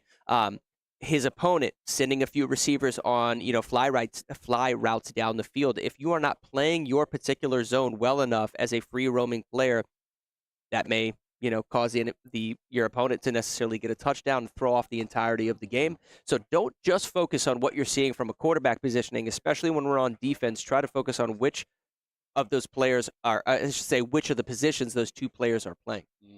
Yeah. I love that. Yep. And I think that, it takes a lot of really good knowledge, when it comes to our sports knowledge to really understand and to be able to just be able to execute that, right? Yeah. Again, a lot of the stuff and I love the fact that you know this information, because it all can be done. It's really just more about the execution part. Like you can say it, but can you do it? Yeah, and you've got to be able to read your opponent. When you talk about you can say it, but you've got to be able to do it. There's going to be times where both of these, it looks like we're getting Alabama versus Alabama, which we see a lot here at the UEL. So we'll let you know which jerseys are who by the time this thing starts up. But what I was going to say is you got to be able to read your opponent. I think what has been so you can imagine if a player is blitzing their linebackers often. Maybe I send a slant route to a receiver that is in the position of where that linebacker is blitzing because that zone is going to be open. If they can't make those reads in real time, you're going to lose. It's that simple. Yeah, and I was actually correct. Milk Zolo is going to be QB, and so is Mr. B. Yeah, that was great assumption. Ooh, honestly, God, I do think that this may be a game the Shoguns can win. It does look like the Shogun are white jerseys and the Blaze are the red jerseys. So it looks like Blaze has the ball first. Oh, nice pass. Big hit. That's interesting because that was a path to the flats, which we had just talked about. And unless he's in man coverage or if he's playing a cover 2, flats should have been wide open. So it's maybe he's doing a few audibles within his defense after the play call. Now, that was open because that was a cover 3. So they're going to keep sort of peppering that, if you will. And what I would do if I was the Blaze is to do what's called conditioning your opponent. Do multiple plays to a specific area of the field, and then when you think they're going to counter that, counter their counter. It's basically just basically implementing your game plan at your will throughout the entirety of the game. Yeah. A reverse psychology. Yeah. That's the phrase I was looking for. I love it. I love it. Yep. So we'll see either he might be swapping the play and or just going for a different formation altogether. He's loading up the left side of the field, which is an indication that there's going to be a post route to the center, but if they're in cover 3, he's in trouble. Nonetheless, we just talked about QB sneaks at risk, though. Not going for a slide. I promise you, if that level of confidence continues throughout this match, it's going to get them in trouble because that quarterback will fumble that ball. Oh, yeah. You're going to see a hit stick at the speed of an 18-wheeler flying down the highway that is going to rock his cranium and send him into next week if he doesn't start sliding. We'll see if who needs to slide if you're gonna get hit by a truck. Yeah, but this isn't Michael Vick on Madden. You can't just scramble like that all the time. We'll see if they continue it. That was Zolo playing quarterback, running out the way he did right there. So he has some confidence going for him. Alabama versus Alabama. So if they start screaming defense for Alabama, how's that work? Listen, your guess is as good as mine. Do both teams get the buff? Right. That's interesting. It seems like he's going for the same sort of game plan where he's doing a 3 wide receiver set on that side of the field. Wow! Oh, no! Reading the blocks perfectly, picking up about 9 yards right there. That was great. Nonetheless, he's constantly doing a 3 wide receiver set. I think what he's doing is that 3 wide receiver set is making it to where he can either pass to the flats, and if he does, he has 2 receivers that are in the flats acting as blockers. Okay. And then if he feels as if the defense is reading that formation, he then scrambles to the opposing side because the majority of the defenders are guarding those 3 wide receivers. So let's see if he scrambles out to the left if this is play action. It's not. What just happened? Simple run play. I thought he was going to go for a play action and fake the run. And now he goes for the screen. Exactly what we... Oh! Check his the lost ankles and found. are broken. Check the lost and found for his ankles. You may have to put them together because they were just shattered. Oh, my gosh. Goodness gracious. This wasn't even a juke move. I think he just pivoted his joystick to the right side. Great. Oh my gosh. Great look at that. manipulation. Nope, Oh gotcha. my goodness gracious. Thought I was over there. Yeah. I was not. All right, now they're in the red zone.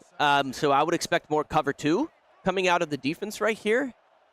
Unless he plays man coverage. Oh, but it just leaves it wide open in the center of the field, so they need to start stacking the box. I would go for man coverage with a simple blitz and then play press defense because you're right up on the goal line. You got to be able to sort of jab those receivers in the face and keep them pressured and then send a blitz with your linebacker sort of like he did, but it didn't matter. Oh, got the touchdown. They carried him into the end zone. Wow. Great showing right there out of Blaze, understanding and reading the formations. We just talked about that, though, right at the start of that drive. He's doing a good job just countering like we talked about. Now, let's see if Shogun can do it. Listen, Blaze has a ton of momentum right now, but it's a one-score game. Now, let's see what Shogun can do. I'm looking forward to this. All right. Pushes right on up. Ooh. You know, all right. Typically what we see. Interestingly enough, though, if he would have broke that tackle, he might have taken that to the house. You think so? They were stacked on the right side and middle of the field right there. That was interesting. Regardless, let's see what happens. What formation are they going to come out? I'm going to guess shotgun. I almost have never seen under center formation here at the UEL, so yeah, it's going to be a shotgun. Halfback split to the right. If this isn't a draw play, he's going on a delayed route. That's what that is. So, yep, that's a delayed route by the running back. So he's faking as if he's blocking. Oh, which will cause a shift in the linebackers. So the linebackers aren't covering him because they think that he's blocking, and then he's going out for the pass coverage. Understood. So what are some of the counterplays that the Blaze can do to potentially stop the Shogun from moving forward? Well, okay, so this is interesting. So they're in an I formation, a shotgun I, which you don't see very often, and it left the center of the field wide open. I think that was more or less just they were in pass coverage, and then seeing how stacked in the center box that formation was, they showed it. They probably should have shifted. Are they in a? No, they're in a four lineman set. It's like a 3 lineman set, but they've got two defenders sort of playing off the edge. No, that's not a good idea. I knew it! Blaze with the interception. It happens every time here at the UEL. Stop throwing those huge passes, bro. Well, it wasn't just the fact that I just didn't like the formations coming out of them. They were a little wonky, but you know, something I was seeing from the Blaze right there was I want to say they were in a 3 lineman set, which typically is a pass formation, so they should have started running the ball way more. So if it's there, hey, just run up the gridiron. That's all you've got to do. No. Scramble out to the right. He is faster than the defender, though. He's going to pick up a few yards. Oh, my gosh. He wants his ankles back. That's what he was going for there. Those are mine. Those are mine. All right, let's see what they get into. Let's see what they get into. I'm going to assume this is a scramble, a QB scramble off to the left side of your screen because the defenders are stacked on the right. Step up into the pocket. There it is. Yep, and he's going to pick up the first down. So he's basically Smart move. Yeah, he's loading up the right side of the field and then leaving them vulnerable. So a way that you could actually defend that is you can grab a lineman and you can tag the lineman with an in-game mechanic that basically turns them into a QB spy, which leaves them floating around sort of the line of scrimmage, and then they scramble off to grab the quarterback. When they oh my goodness! You just saw it here live. Just run. Number 50 taking it to the house. Oh my goodness! Tries to throw off his back foot, gets hit as the ball is coming out, and the defender intercepts the ball right in front of the quarterback and takes it in. Don't know if we've ever seen that here at the UEL, but that was incredible. It is now a tie game, Shogun versus Blaze. It's going back to the Blaze. I don't know what to say. I mean, it might have been a result of a blitz. I didn't necessarily know, but it also could be what we talked about earlier, where one of the users, could have been controlling that defensive lineman and gone for a swim mechanic, a spin move, or just overpowered the offensive lineman in order to get to the quarterback. So that might have been a user forced sort of pressure on the quarterback there.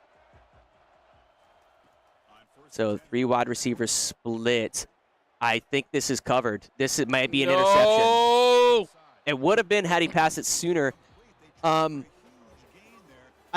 that almost looked like it was cover 4. I couldn't tell. But they're starting to read the fact that they are passing. They're strictly passing. Yeah. The only time they're running is with the quarterback. So if you do commit to a cover 3 or a cover 4, as long as the two of you are user controlling the linebackers and a lineman, you can basically shift and cover the edge of your zone closest to the quarterback and probably get to him in time if he does scramble. Right. So we'll see what happens. Some solid highlights, though. This has been one of the most action, even though it's 7-7, this has been one of the most action-packed games of NCAA that we've had. This has been an awesome. Okay, here we go. So it was halftime. We do run 2-minute quarters. This is the third quarter, guys. And now Shogun have a chance to take the lead and shift the momentum of this game into their favor. Oh, just gets to the 25, though. That's all right. All right, so let's see what happens here. They were running, last time they were on offense, they were running some weird formations. This is more like your standard college set, that halfback split in the shotgun. They're going to sort of that power O. Off the line, and he shifts upfield and gets the first down. That was one of the best user-implemented jukes that I've seen in a while. The size of the gap right there was so small. For him to shift his body and juke through that gap was exceptional. Bro, this man, that was wild. Oh, look at that. The Blaze actually shifted their defenders to the edge of the line right before the snap. And that was a great read from Shogun because he pivoted after he got the ball to run up the center gap. Let's see if Blaze do it again. So the 3 linemen that are in a 3-point stance, they're shifting them to the outside to cover the edges because he's in shotgun. And those flats are absolutely covered. Yep. So I would say the way to probably counter this is to go for a draw, a halfback draw up the middle, and or to step into the pocket as the quarterback to put pressure for a QB sneak up the center of the field. All right, okay, so one of them is user controlling the nose guard. The other one is controlling the linebacker. Oh, this is going to be wide open. He might take this really. Oh, that's unfortunate. There is a flag, though. Looks like holding on the number 75 there. Yep. On the offense? Yes. Yeah. Probably because when he shifted to the outside, the lineman was trying to stop them from being able to break the edge. Yeah. Okay, that's the end of the third quarter, guys. We're going into the fourth quarter tied up. Shogun with the ball. Blaze, though, reading them very effectively, playing that 3 lineman set and then shifting the line to play the edge. And the reason they're not worried about that is because one of them is user manually user controlling the center linebacker, the Mike linebacker, in the center of the field. Oh my gosh, he waited too long for the play to develop. And now it's 4th and 28. He absolutely has to punt this ball. You cannot go for it on 4th and 28. Wow, so now this is Blaze's game to win. We'll see if they can do it. What? What was that? I've never seen that before. All right. Interesting. So typically when you go into max power, it makes it so that the kick is inaccurate. All right, let's see what they do here. Again, 3 wide receiver set. But, yeah. Nice pass. That to was the flats. smooth. Yeah. Oh, no. He did a Monster Hunter dodge. Yeah. And fell on his face. It's clear, though, like, the formations that they're running one of 3 formations. You see how the halfback is split to the right side? If the halfback was split to the left, I would assume it was going to be a QB sneak to the right. If the halfback is split to the opposite side of the receivers, you have 2 threats. You've got the flats on the wide receiver side, and then you have the power O, which is the halfback basically coming across field for the handoff. So right now they have to worry about the halfback, like I just said, and or a pass to the flats. He's getting in a field goal range now, which is the biggest threat. There's only 30 seconds left. You're going to see a lot of timeouts coming out here. The way you stop this is simple cover 2. Do a Tampa 2. You just do a simple cover 2, which covers the flats, but it also stacks the center box with 3 linebackers and 4 linemen. I would shift the line to the left side of the screen because that's where the power O is occurring. Nonetheless, I don't know how that was open. Oh, I could have sworn. What? I thought he was in cover 2. That should have been completely covered. The other thing you can do is if your team is just getting outperformed is going to man coverage. Stack up, do man coverage, do press coverage as well, so that the wide receivers are sort of getting jabbed within that first 5 yards, but then you also are stacking the center box. Well, I mean, we're going to go in, if they don't do anything here, we're obviously going to go into overtime. Well, he's going to call a timeout, I'm assuming, and then he's going to go for a field goal. Right as the clock rolls over. But that's essentially what they're doing. The biggest thing that could throw off their ability to run right now would be shifting the defensive line into the direction that's split from the halfback. So if your halfback is on the so if the halfback is on the left side of your screen, you should shift your D-line to the right because that's where he's going to be taking the handoff. But they've already called the timeout. They're going to go for the field goal to end this game. And Shogun are going to go for this field goal block to see if a miracle can happen. It's all on the Blaze right now. It's make it or break it. Let's see if Twinkle Toes can get it through the uprights. And it looks, there's a flag on the field, roughing the kicker potentially. Yep, that's going to be roughing the kicker. Maybe a show of frustration. Nonetheless, Blaze take it. They're going to go up 8-2. I was so confused. I didn't know. Yeah. Who should I be happy for? Yeah. Yep. We won a sports game. So we just heard word on the floor the Blaze were celebrating because they quote-unquote won a sports game. That was really, really just good showing by them. And showcased an understanding of the game. For the 3 formations that they were running, I would say that the Shogun need to work on reading those formations and then countering it because it was pretty obvious what they were doing at about the halfway point. Yeah. Because these are 2-minute quarters, you can't necessarily read your opponent within that first quarter because it's really just one drive, right? Then by the time you have the ball, you probably are getting to halftime already. But if you see them come out in that same formation in the third quarter, and especially in the fourth quarter, you better be countering. Because if not, Blazer getting a field goal with 3 seconds left on the clock. Yep. So, that being said, we ourselves are now in halftime. You guys stay right there. We got some videos coming for you. We'll be back in 15 minutes for the second half. Right now, the Blaze is in the lead against the Shoguns 8-2. Fortnite's the next game that we're going to get when we come back from the half. We will see you guys then. With the game that they're playing, what exactly is happening, but there's a complaint that players from the other team are pausing and they assume that somehow messing up their flow of the game. So we're gonna investigate after this match. If there's gonna be an issue where the other team is not allowing ours to perform as best as we can, the admin has to have a sanction against the other team, or we'll have to replay the game. But I doubt that that's going to be the case, so I assume there's going to be a sanction in case we actually suffer from this. There were complaints and we complained twice, so we'll see what the overrule is going to be by the end, and that's it. We'll see. Because I seen him. And he's like, it's not in the rules. I seen him go invisible, like a pause, but it's not pause. It's when you turn to the side or go backwards. So like when he spun out, then it pauses. Because I said, look, it's all fucked up. It's not on expert rules. I know. Just go to it. If it's on expert rules, I'm wrong. Bro. Yeah, it should be 9-1. I said if it's on expert rules, hey bro, then I'm wrong. But he's sitting there.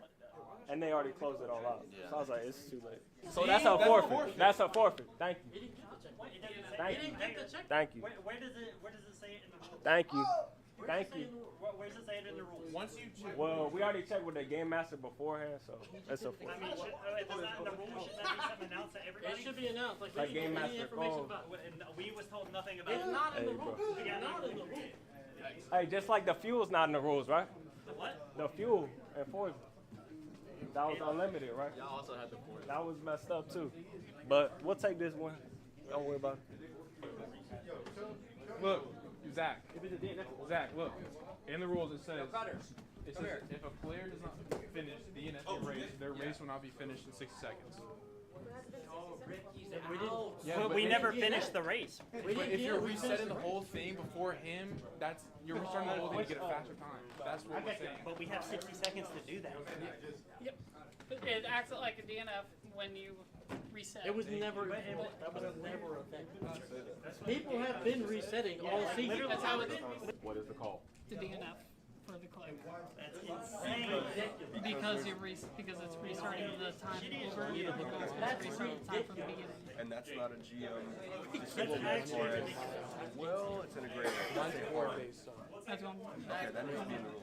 That needs to be That's fucking. Wait, if it's not in the rules, how are we supposed to know? It's not I- the rules. People have been doing it all season. Yeah, literally all season. I don't agree with you guys, but he's the GM on site. But he don't need to be. Hey, that's hey, get him out of here. That's messed up. That's how you know they salty, bro. They salty. Hey, go ahead. What? Sorry, Reapers win! Not really. Handicap. It's okay. So far, we're doing pretty good. In the beginning, it wasn't in our favor, but we bounced back and we're winning almost every single game. So it's looking good in our favor, but we're definitely got to tighten up a little bit more. Everyone's nervous. I'm nervous. The other team is nervous.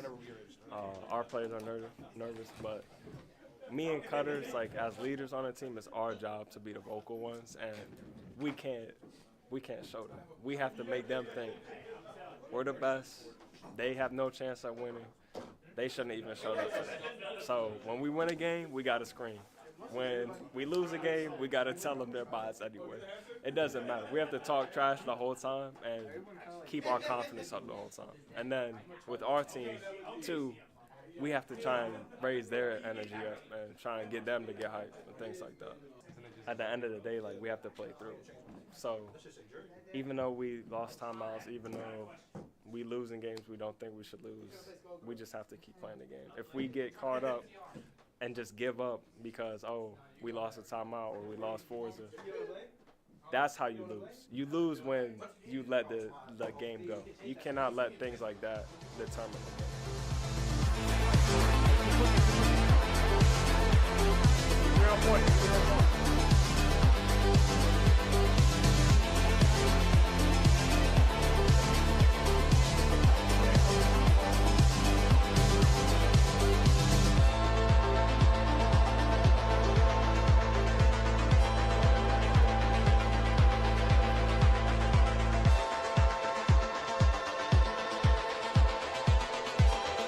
Right now it's going to be the final fight, and it's going to be very, very intense.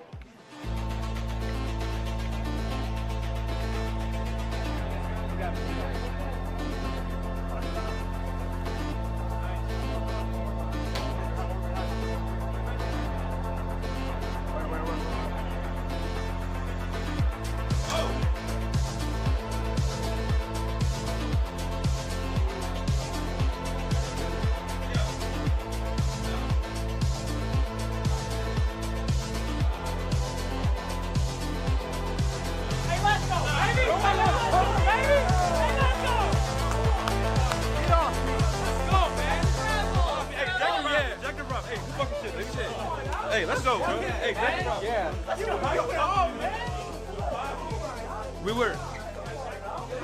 Okay. So, Align, right? We were this close to losing, this close. We came back all the way. These guys, they're cooking. But then the next question is, it was 16-6. Now, once you guys being the 3-time Reapers going into this game, which we thought was going to be a close game, it wasn't. Why did you let the Click win 6 games? What's going on? Because at this point in time, the team you have is already a championship caliber team. Why are you dropping 6 games? I'll answer your question. Why are we winning all these fighting games with no fighting games left on our team? That's all I hear about. That's all I hear about. You only hear about it because you only paid attention to everybody but me. Hey, that's all I hear about. Because I already explained it on why the Reapers are so good on this. But how's it been with you not having an actual dedicated fighter player, you having individual people at each of these fighting games being good? Because not having a traditional fighter is seen as a decline in some of the other teams' eyes. But you guys have done, you figured it out. You have Ricky, you have Cutters, you have yourself, you have Midnight, you have people across the board, and Rez, excuse me, who touch each one of these fighting games. So how does it feel like knowing you don't have to pay a dedicated fighter who's weaker across the board, while having a team who's stronger across the entire wheel with one fighting game and specialty? It feels like 4 times. That's how it feels. It feels like 4 times. 4 times. 4 times. Exactly. It feels like 4 times. my God, bro. That tier 1 matchup between Hollywood and Bo Seef, we already know who's winning that, bro. Bo Seef all day! Hey, yo, and the last thing I'm gonna ask y'all, is what y'all got to say to third with his coaching tomorrow? Look, he's going against one of the GOATs. One of the greatest of all time in the UEL. But he's got one of the GOATs. He's got Bo Seef. Come on, bro. Blaze winning tomorrow, getting their first win. Can't wait to see it. Can't wait to see y'all tomorrow at 3 p.m. Shout out to SurfThing for these amazing PCs, baby. Hey, thank you, gentlemen. We are going to go back over to our post game and we will get the commentators to get us out of here. You guys have a wonderful night. We'll be right back. Viewers, don't go anywhere. Oh, God, I love you, motherfucker. Come on, Cordy. Come on, Corker. They said that they were going to beat us today. And we just fucked them up, bro. Come on, bro. I can't get hyped. Bro, get hype. Yeah, Come on, get hype, bro. Let's go. Come on, Cordy. Let's go. I can't get hyped. Cordy! Oh, my God. Aiden. Oh, my God. Hey, Ricky. Let's get hype, Ricky. Yeah! We got into the middle. Yeah. Welcome to Gracie University, and thank you for checking out our certified Gracie Jiu-Jitsu Training Center in Fredericksburg, Virginia. Whether you're training here at headquarters or at any other certified training center around the world, there are 3 things you can expect when learning Jiu-Jitsu the Gracie way. Number 1, structure. Gracie Jiu-Jitsu is for everyone, but only if taught correctly. Way too many schools have this one-size-fits-all approach. The problem with this is you have people with all different needs being taught Jiu-Jitsu the same way. So what we've done is spent a ridiculous amount of time creating specific programs for each and every demographic. And the benefit of this is that each person is going to get from Jiu-Jitsu what they need from Jiu-Jitsu. Gracie Bully Proof, nonviolent self-defense, confidence, and character development for kids ages 5 to 12. Women empowered.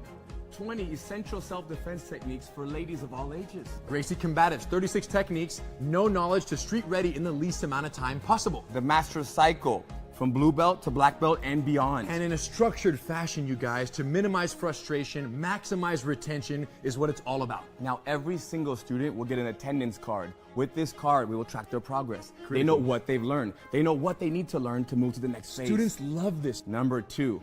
Safety. Number 1 priority. Even though it's number 2, it's the number 1 priority. Why? If you come to class and you get injured and you can't go to work tomorrow, we're not doing our job. Often what happens is somebody who has very little experience is in a class with people who have a lot of experience. You end up becoming somewhat of a grappling dummy. So what have we done? Taken the opposite approach. So the way it works is in our beginner programs, the basics. You're gonna learn fundamentals. You're gonna know how to protect your body, protect your partner, and protect your face, and defend yourself. Ultimately, beginner programs, entry level, are for the basic techniques, no competitive sparring, because you're not ready to do that without injuring yourself or someone else. And we will get you ready. And once you're ready, then you will transition to the Master Cycle, and the cooperative, work together, help each other environment will also follow you for the rest of your journey. So even in the Master Cycle, when it's sparring amongst, training partners who are trying to defeat one another, the collaboration energy is very strong. You're working with each other, not against each other. Of course. Number 3, street readiness.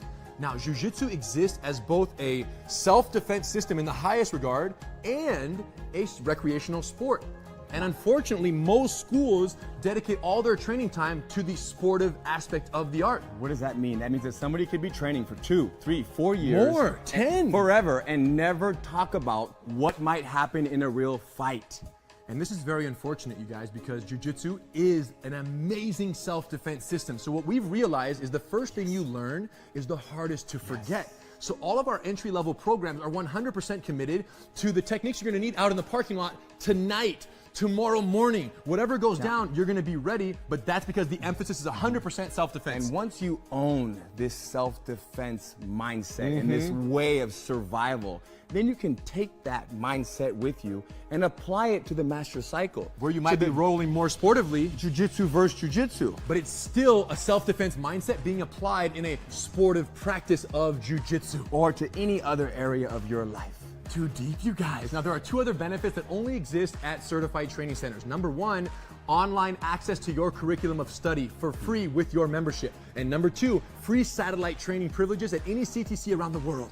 Why would you want online training? So you can watch a lesson. When you go home, you forgot a detail, you can't fall asleep at night, you can go on, you can watch the lesson and then sleep easy.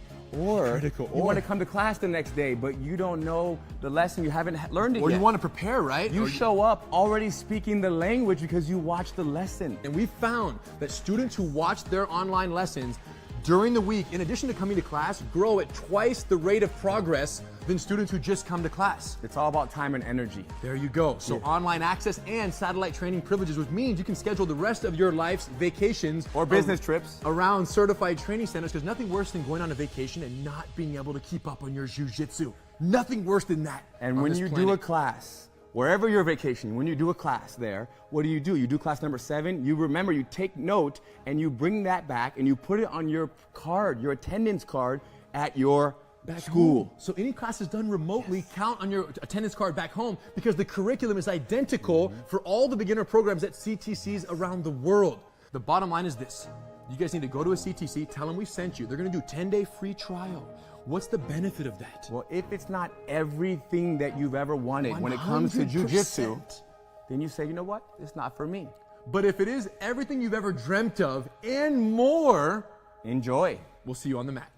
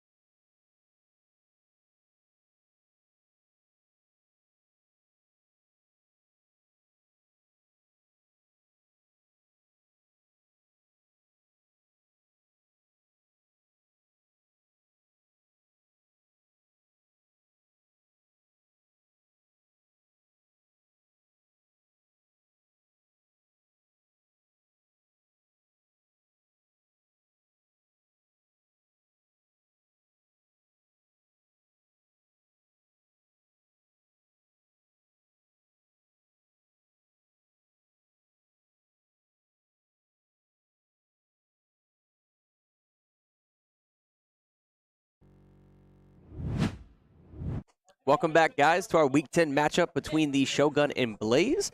Right before we went to halftime, Blaze basically took a NCAA matchup, putting them up 8-2. Do you see things changing up at any point, kind of moving forward throughout the night? Do you think Blaze have too much momentum?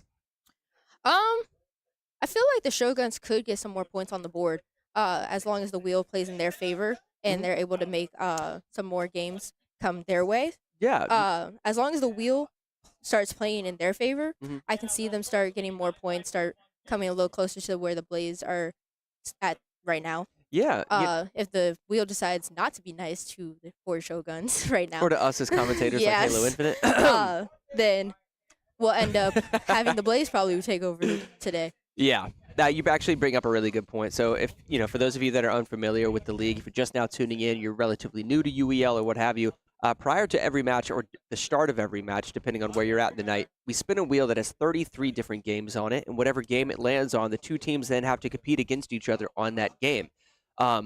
Rebellion just mentioned a really good point that there are some teams that maybe aren't performing as they would like to, sort of by the time halftime has come around, but then afterwards that wheel starts landing on games that they excel at, and as a result they start catching up throughout the night. We've even seen overtime matches and all sorts of things from teams that were trailing at the half by a substantial margin. So it really kind of depends on the destiny of the wheel, if you will. Yes. That's a really good point. Now, sports games, one of the things we heard after that NCAA matchup was the fact that the Blaze were on the arena floor and they said, "We won a sports game." So, that being said, it should be interesting if we get a few sports games throughout the night. Maybe that's something that Shogun could use to, potentially catch up to Blaze, but they're feeling themselves right now. I would say, though, that NCAA within the sports game selection that we have, I would say it's probably the game. Similar to Madden, we also had Madden on the wheel last season, whereas NCAA has sort of taken the place of that. I would say that NCAA is the sports game that most of the teams are comfortable with. As soon as you start branching into roller champions, NHL, FIFA, things like that, people start sort of going off track a little. So, yeah, I mean, that's a potential category for Shogun to excel in. Another one you would assume would be fighting games. They don't necessarily have Chris G, but I know that Raven, Mr. B, and others, have been practicing fighting games. So maybe you get some sports, maybe you get some fighters. Next thing you know, it's 4-8, 5-8, 6-8, and what have you. Maybe we see that. What would probably be worst case scenario, I think, would be shooters. For 2 different reasons. I think both of these teams are pretty good at shooters. Yes. I think they can sort of hold their own.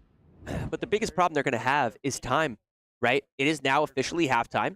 And at the top of your screen, both of these teams are limited now to 2 timeouts. Regardless of however many timeouts they had moving into the second half, both teams only have 2 timeouts. So if we do get a shooter, they might be pretty good at the game, but you're also draining a lot of time off the clock, which plays against you as we get later on in the night, and you're falling behind by quite a substantial margin. So we're on Fortnite right now, and we're going to see both these teams sort of equip a loadout that they feel the most comfortable with. Now, if I had to go out on a limb here, I would actually assume that Shogun are going to take this. I've seen Blaze play Fortnite quite a few times. They don't feel as comfortable, I would say, but they also have found a mojo tonight. They're starting to communicate really well. And Fortnite is just a game that everybody at one point or another has played and or is getting into. And you'll see a little bit of that.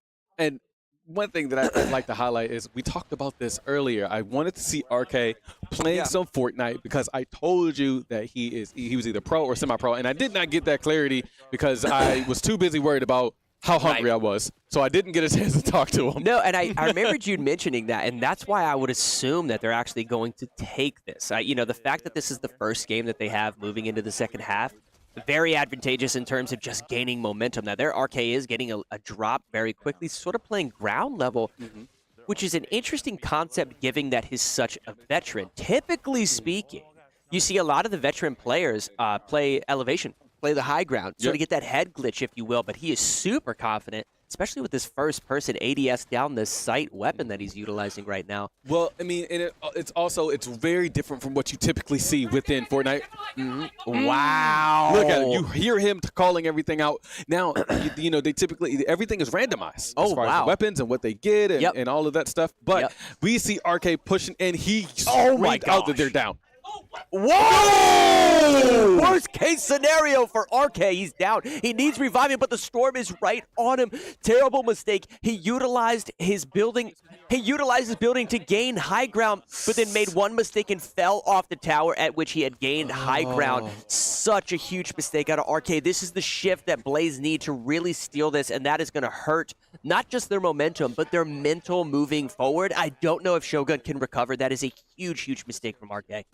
I'm going to say Arbiter. Hollywood is pulling back. I think Hollywood is really, really close to the storm, but pushes up forward to see what he's able to do here. And that's right, Arbiter is actually really, really good at this game, at Fortnite as well. So this gives him the opportunity to also get this dub, or potentially get this dub.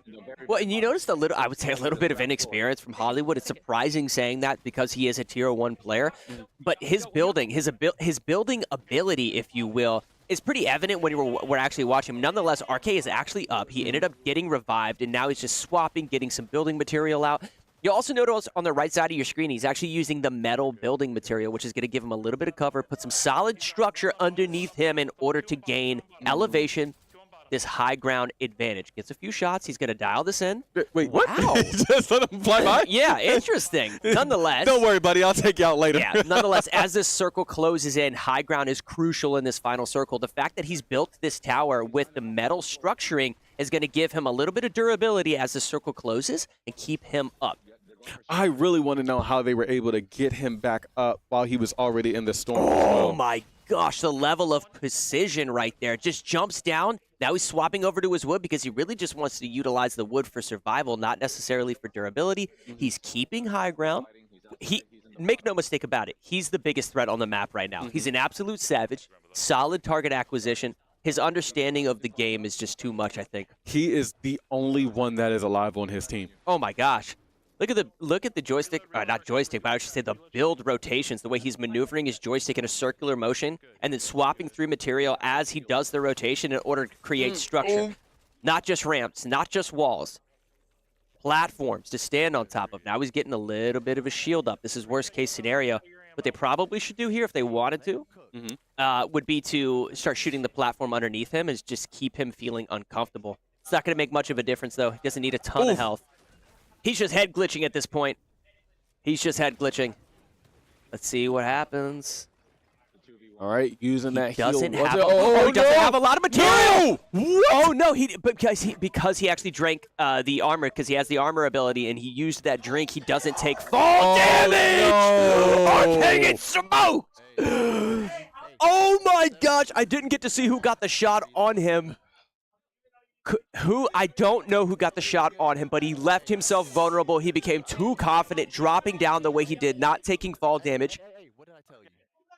RK? Wait, what?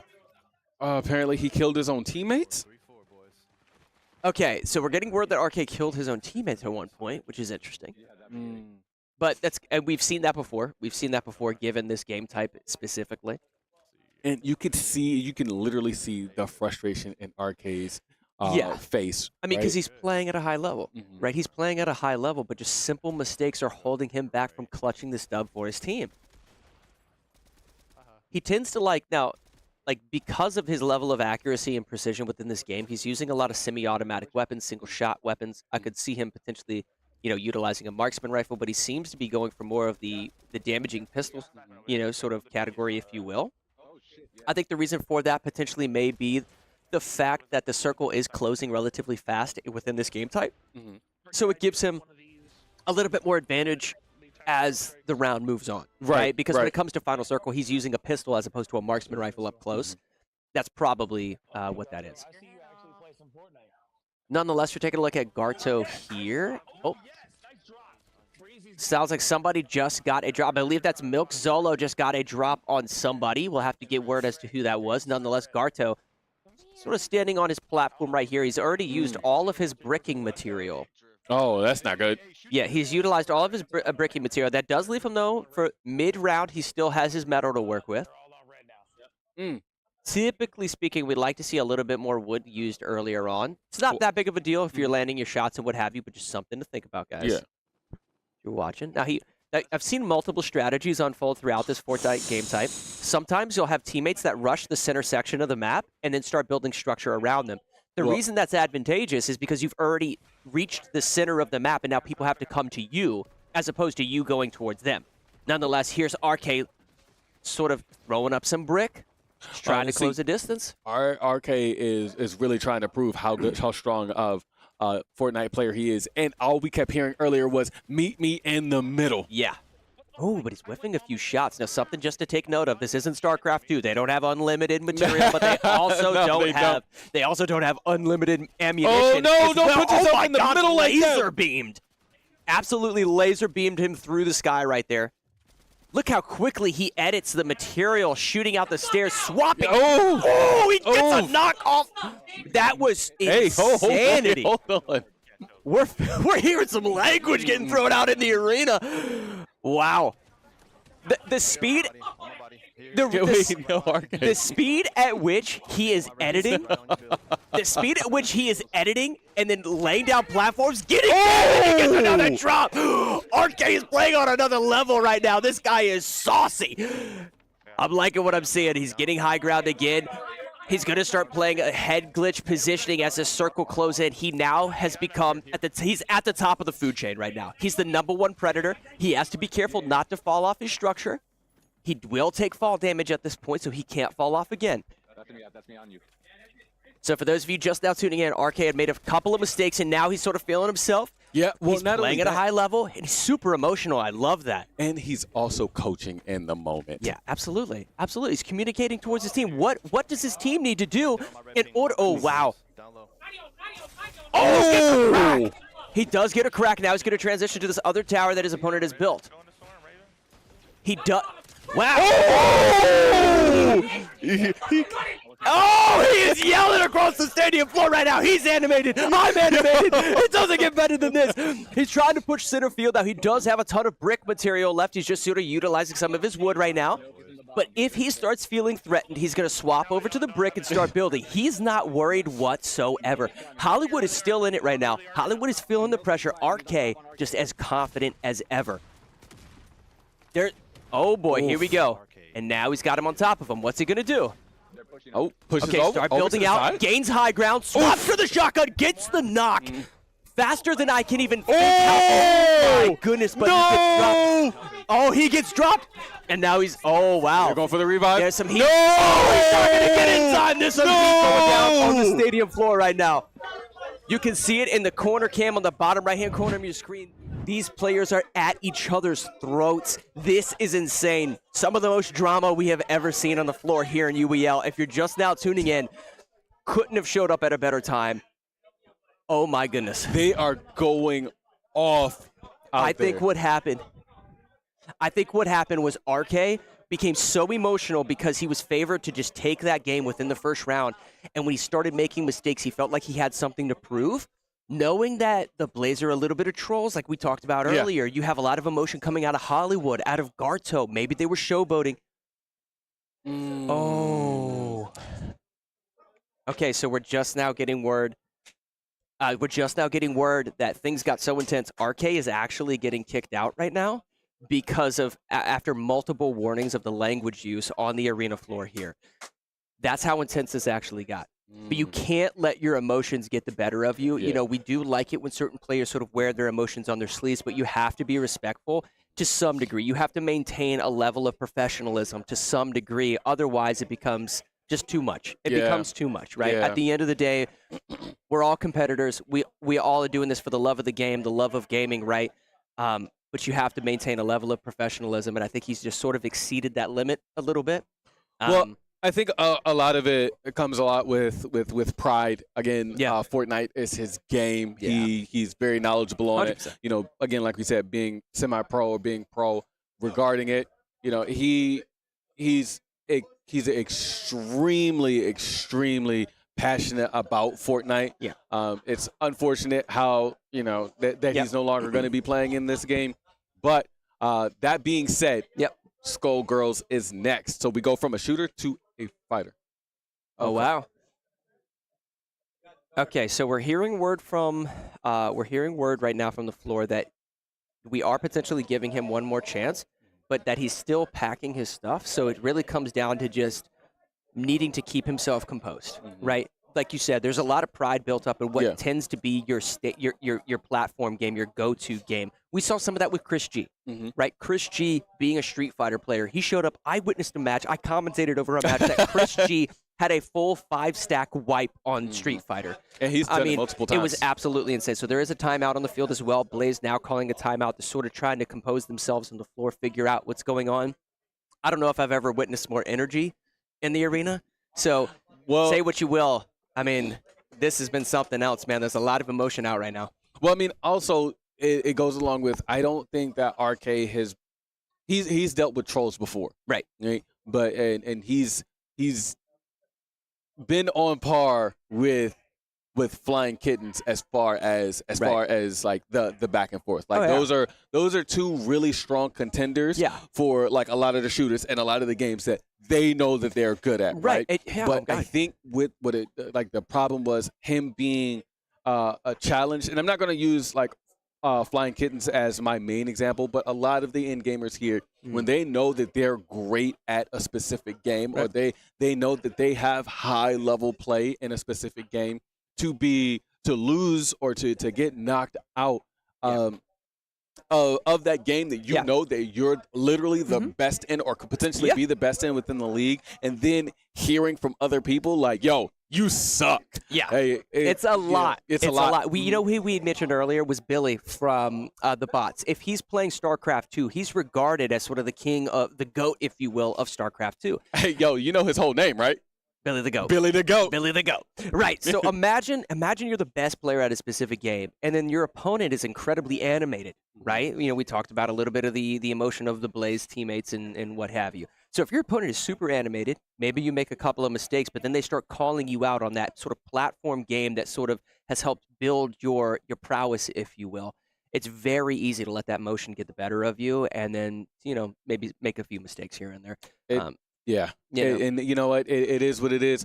Moving forward, hopefully he has the opportunity to continue to say, we did get word, like you said, that RK may be still continuing to play in this game. Right now, it is needed that he is a needed piece of the Shogun today. 100%. He's a needed piece. And let's be real. I mean, all of us have been gaming at a competitive level at some point or another. We've had teammates that have irritated us. We've had opponents that have irritated us. That's a natural part of gaming. It's that level of emotion is what makes this so special for all of us. So everybody here within the UEL is understanding to some degree. That's why we're giving him another chance. Because part of that is that part of the reason why he's acting that way is because of his overall love for gaming just in general. So it's understandable, but at the same time, you got to be able to rear yourself in. Now, Skullgirls as a game, a very popular anime fighter, if you will. This game is interesting, not just for like the art style and the way that it's played, but I would say this one in particular, this and Blue Blaze, I would say are very noticeable in terms of the sizes of the hitbox and how fast-paced they can truly be at any given time. Skullgirls especially. And we've already wasted 2 timeouts from each team. The Blaze, I believe they ended up calling a timeout. Then the Shoguns ended up getting delay of game, which Wreckfest. We ended up getting Wreckfest. Wreckfest is coming right on back. But here we go. Going into it, it looks like Blaze are player 1 and Shogun are player 2. So Shogun getting some smoke right now as they're sort of trapped in the corner. Our Napkin going in this is right what now. We wanted to see. He's the fighter right now on the Blaze, and giving Arbiter so much pressure, bro. I interviewed Napkin prior to this game starting up today, and I wanted to see him jump in and sort of showcase his ability, showcase his talents. This is our first opportunity to do that, and he's doing it exceptionally. Not only loses the corner advantage, but is able to jump over his opponent and re-engage with a sort of mix-up, initiating with a low strike. Now he's just playing footsies, does a simple jump in, going for those low strikes. Full combo string right here, gets to 11. gets a reset, and then a grab actually reset the combo and reinitiated. That is high-level fighting gameplay right there. And he's probably going to close this out. Oh, my God. With a 27-hit combo. And the crazy thing is, I thought that Arbiter, I think what ended up happening is Arbiter thought that when he got knocked out, it was game, like that he lost. But that is not the case. It does look like he's still... I need a drink after that. That's why I'm going for my Sly energy right now. Napkin looking exceptional on the field. This is what we wanted to see. 27-hit combo to end it. That was great. Yeah, that was now great. We got Raven going in next. And this is a 2v2. Yeah, so this is a 2v2, Skullgirls. Just something to note. This isn't a 5v5 like you've seen in some of our other games, guys. So, again, you know, you heard AV talk about the baseball lineups, knowing that these are two players. And I think Wreckfest is 5v5, correct? Yep. Yeah, Wreckfest is going to be 5v5, so the lineups are going to get reset anyway, so nothing too much to worry about there. All right, we're going to get ourselves a button check. Is that happening? Uh-oh. That Sly was delicious. Oh, for you guys who don't know, he drunk the tropical one, which is the best one. Yeah, that's very good. I typically I'm not into the tropical flavors, but that was pretty good. Yeah. Good. All right, so here we go. And they're sort of feeling each other out. You know, not as big of hitboxes as you may assume, but some of those aerial hitboxes are huge for that initial sort of jump in light attack. Wasn't able to punish there, but Napkin is going to take advantage of that himself. Whoa. Maintaining pressure, does a simple jump in, then reinitiates with a staggered combo. What that means is he's jumping in, going for 1 or 2 hits, canceling the combo, and then reinitiating. Now he's racking up 27, 28 hits, just a few chips away from taking the first round, and he does! Oh my goodness. Yo, Napkin really showing off here. He didn't have the opportunity to do it very much tonight, so they told him, hey, Napkin, go in. It's your turn. Yeah. Something that I would, potentially we could see out of Raven at the midpoint of the second round is anti-air. Any type of anti-air or footsies play might throw off his positioning, but it's not going to matter because it's like a 46-hit combo. Someone get him a straitjacket. He is popping off right now. Haven't seen that high of a combo on Skullgirls in quite a while. Gotta love it. Pushes him right on back. Now we're going back to the footsies, but Raven able to get in there, starts up a combo, but not able to capitalize off of it. So we got Napkin and Raven just kind of filling each other out right now. 48 seconds left. Somebody's got to make a move. Oh, wow. Raven made a move, but Napkin able to capitalize. Hits him with the combo into another super. I think this might be it. That might be it. Oh, nope, okay, he's got a little bit left. 42 hits. 42-hit combo. Now he needs to do what I was talking about. No, he didn't. Did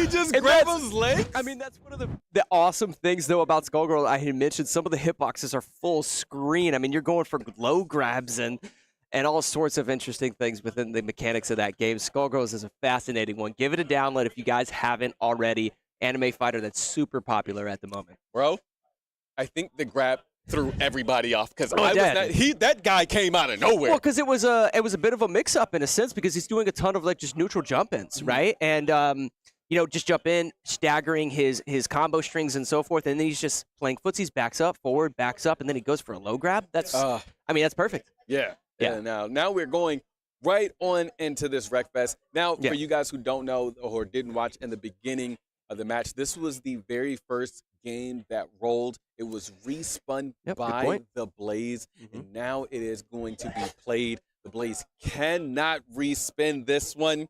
Yeah. So I don't think they're necessarily confident in it. Now, they are confident in racing games, but as I had mentioned earlier, Wreckfest is a whole different animal, right? You can be racing, but at the same time, your car has a level of health that your opponent is trying to deplete at all times. So there's all sorts of like interesting strategies. For instance, you might have a teammate that is far into the lead, right? And then you might be intentionally trying to wreck your opponent. So maybe you slow down to potentially wreck the opponent that's behind you. All sorts of interesting stuff that unfolds throughout these matches. Nonetheless, I do think Blaze are uncomfortable, but they're so far in the lead, I don't think they forfeit something like this because they want to just drain time off of the clock. We have an hour and 38 minutes left in our matchup today, and I think Blaze are just trying to capitalize off of that. Yeah, you're right there, man. And honestly, it has been a really, even though right now with the score being 10-2, it's been a really, really good game. I believe that for Wreckfest with the Sly, with Wreckfest, I believe that the thing about Wreckfest, there's no more buses. You didn't get to see it last that's season. true. That's used true. to have that it was just a bus strat. You just saw a bunch of buses ramming into each other, and potentially every now and then you'll see like one racer, but now everybody's racing, and it's realistic health. So like you get hit hard, you lose a lot of health. So okay, so we're getting a timeout from Shogun. Now remember, is that their last? That's their last timeout. That's their last timeout, and I have seen this time and time again. I think this happened to the Wolves, which is another team that necessarily doesn't have a lot of wins in the win column of their record. I remember watching the Wolves, and there are teams that for one reason or another aren't getting these games set up, aren't having the strategy implemented in the time required, so they're forced to call a timeout. The reason that's so crucial is as we get later on into the night, if there's a game that comes about that, you may want to just, a strategy that you want to implement, the precise way that you want to set up for it, and you need that timeout. If you can't, you're going to be forced to forfeit the match if you haven't set up the game correctly. Right. It becomes I see this snowballing effect that occurs where teams are only down by maybe 4 or 5 wins. Guys, we have an hour and 30 minutes left of in-game time. You can get 4 or 5 wins in an hour easily. But what happens is a snowball effect happens where they're not getting the game set up. Forfeit, and it just becomes too much of a hill to overcome. And then on top of that, even if you do use all of your forfeits, at that point you're really putting your team in the hands of your opponent. Because your opponent can decide, do I really want to accept this forfeit, or do I want to make them play this game? Right? Yeah. Oh yeah, absolutely. And I think Blaze are feeling really good right now, but it's still one of those things that, when you go into the locker room at halftime, you may be up 35-0. I mean, we've seen the Patriots versus Falcons Super Bowl, right? You may feel completely confident going into halftime, but you can't let up. You can't let up. You can't look behind you. When you break through the line and you're running for the touchdown, you're running for the end zone, and you're running at full speed, you cannot slow down. And my dad used to always tell me, don't look behind you, just keep the pedals burning. Hey, you know what I mean? I love so that. you can't stop. And that's exactly what they have to do in order to maintain that momentum and finish the night strong. Now, guys, we have 33 games on our wheel. The magic number is going to be 17. If you can reach 17 wins by default, you're able to take home more wins than your opponent because the max they can get is 16. That's the magic number that they're working for right now, and Shogun cannot give them any free wins. That has to be their goal.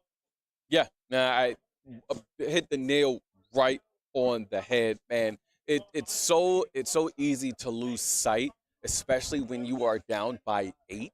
Yeah.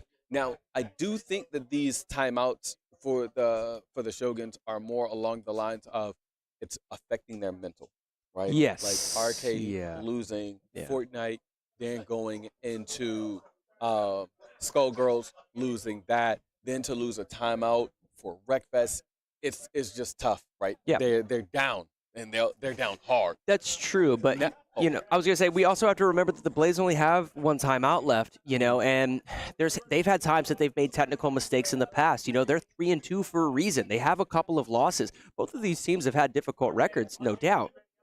But the Blaze are capable of making mistakes. So let's imagine a situation where Shogun just gets their pieces together, right? They start solving that puzzle, if you will. Say they get a win right here in Wreckfest. Undoubtedly, they're probably going to get another win later on the night, so they have 4. If the Blaze start to make technical issues throughout the night, realistically, they could get 2 additional wins for free, essentially, because Blaze making mistakes. That has to be the mental that they're able to maintain in order to catch up here. Oh, my goodness.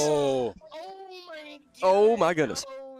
So RK sort of getting turned around there right at the start.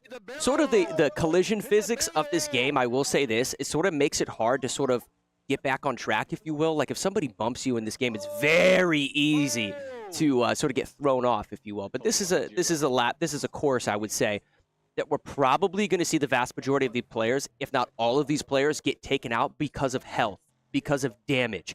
It's sort of a serpentine sort of routage throughout this course. There's that big wheel in the middle. Now, as they're going around that big wheel, there's a high likelihood that they collide into each other, as well as these giant turns, these giant corners. You're going to see chunks of health getting shaved off like Parmesan at an Italian restaurant. It's just going to constantly be happening throughout the game. You can see it right here with Garto getting cheeky with a grin on his face in the bottom right-hand corner of your screen. Let's see if any damage comes out here.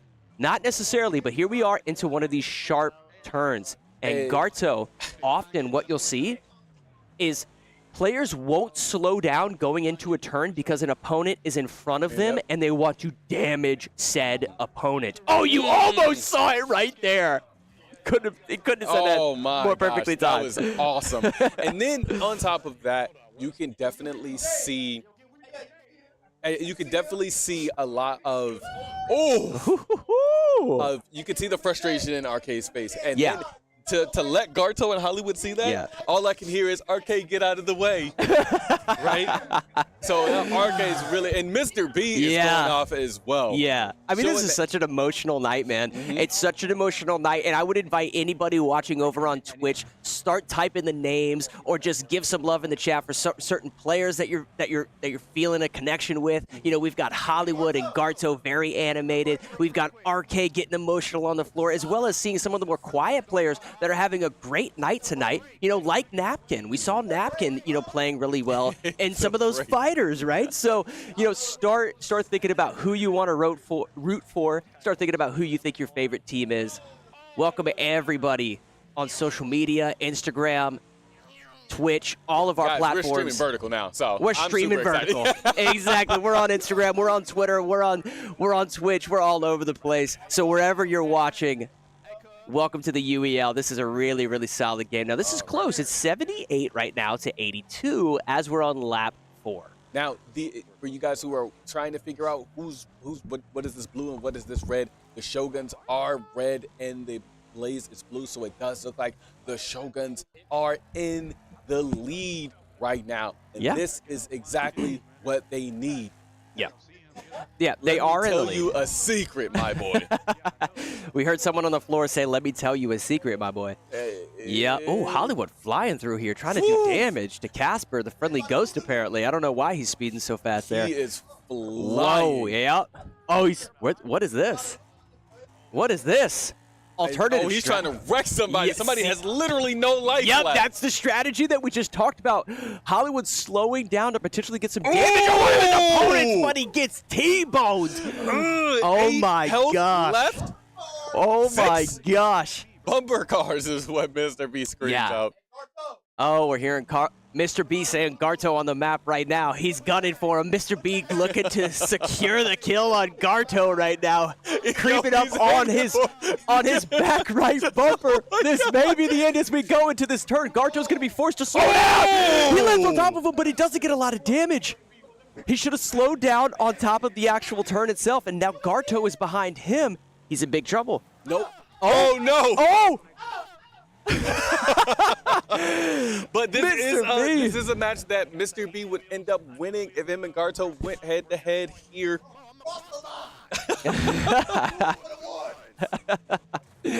This is as entertaining as it gets. He takes this corner fast, so nobody can necessarily hit him from behind. He has plenty of health. Garto is struggling to sort of secure any sort of presence on the lane. He's checking his 6 o'clock as often as possible to gauge. Oh, there's Garto! And now he's going to get in front of him. Should be interesting to see what happens here if he slows down, speeds up. Yeah. So what he did right there is he just maintained his momentum because he knew that Garto would try to get him, and it doesn't matter because he has finished. Wow, Mr. B, even Mr. B just got animated, and you can see RK right there. Just bro. Just feeling it. Yeah, just feeling it. It's all good. It's all good. He's got teammates that are performing well, and he also has to think about the team. You know, so much, if not everything, with the UEL is about team composition and finding that synergy, because you can't just excel as a player just by yourself. You've got to be able to work together well as a team. And hey, if you're not necessarily having a great time or having a great night, something along those lines, what can you do to start complimenting your team? Because at the end of the day, that's what they want. All of these team owners, all these GMs, all of the players, they want to have people that they can feel confident in to sort of, you know, pick up some of the slack if you're not necessarily performing well. So that's what they need to start focusing right now, because they have had a good showing here in Wreckfest. And Milk Zolo with 6 health and critical damage. Yeah. There it is. That was great. So I think right there, Shogun. I think Shogun. There's so much emotion right now on the floor. We can hear people talking. We can hear people screaming. Oh, yep. So and it sounds like Shoguns took that win, so they're going to go up to 3-10, and now they got a little bit of that mojo, which is good. I think they really needed that, especially after Fortnite. And then we're going to be going into NBA 2K. 2K, yep. 2K is the next game. No, so we're going into 2K. Who do you think is going to step in for both of these teams to potentially get the win here? So for the Blaze, the people who are going to have to go in are Garto and Weeping Jade. Now, for Shogun, Mr. B. I was going to say. I want to say Mr. B and actually, Dolo. There's a few of the teammates that I don't necessarily know if they excel on Shogun within the sports genre, but I have heard that Mr. B is very, very good at NBA 2K. So I would assume that he's going in, and I think you're right. But you said him and Dolo? Yep. Yeah, I could see Dolo going in. So with for Mr. B, he did mention in his pregame interview that he wants to play 2K. That's one of the games that he wants to play. And then with Dolo, I feel like they complement each other really well. You know, so we saw that. We saw that with NCAA. You know, and I feel like they complement each other really well when it comes to these sports games. So, and it's super important, right? Because so much of the sports games comes down to positioning. You know, we saw a little bit of NCAA earlier, which is a lot about counter management, right? Like you're trying to read your opponent and then sort of counter those things. When it comes to NHL, when it comes to NBA, when it comes to FIFA, you know, all three of those games that are on the UEL wheel, a lot of it is positioning. And when you have good synergy and or what's the word I'm looking for here? Just the way you gel with your teammate, a lot of the times you can sort of predict where your teammate is going to be before you even see them on the screen, right? A lot of us have had gaming friends that we've been really close friends with 10, 15 years, some of us. I know some of my earliest Xbox Live friends go back 18, 19 years now from the original days of Xbox Live, right? Those were some dark times. I mean, they were. Listen, a lot of these younger audience couldn't stand a day in those lobbies, my friend. They would be eviscerated in a matter of seconds. But nonetheless, a lot of the times, you'll actually, with people that you've been playing with for a long time, just sort of having that synergy between you two, you know exactly what they're doing prior to them even doing it because you've played so much together. And so when we talk about the synergy between two players, think about those things specifically within the sports genre because of how important positioning is. So what do I mean by that, right? Taking a game like NBA that we're playing right here, you already know when you get the ball if your teammate is going to be setting up a pick or if you need to sort of outmaneuver the opponent in front of you to go for a fadeaway jumper or something like that, right? So we're going to see some of that here. Typically speaking, in terms of a composition, each team is going to have one big body and one shooter. Think of it like Shaquille O'Neal and Kobe Bryant, right? So you're going to see that from both of these teams. And it really comes down to shot management, positioning, getting those picks off, and please have some assisted shots. Please have some assisted shots on the rim. If I don't see that, I'm going to be disappointed. We've seen some selfish gameplay in the past. I don't necessarily think either one of these teams are going to play that way because I think all four of these players between Garto, Jade, Dolo, and Mr. B, I think all of them are really, really solid team players.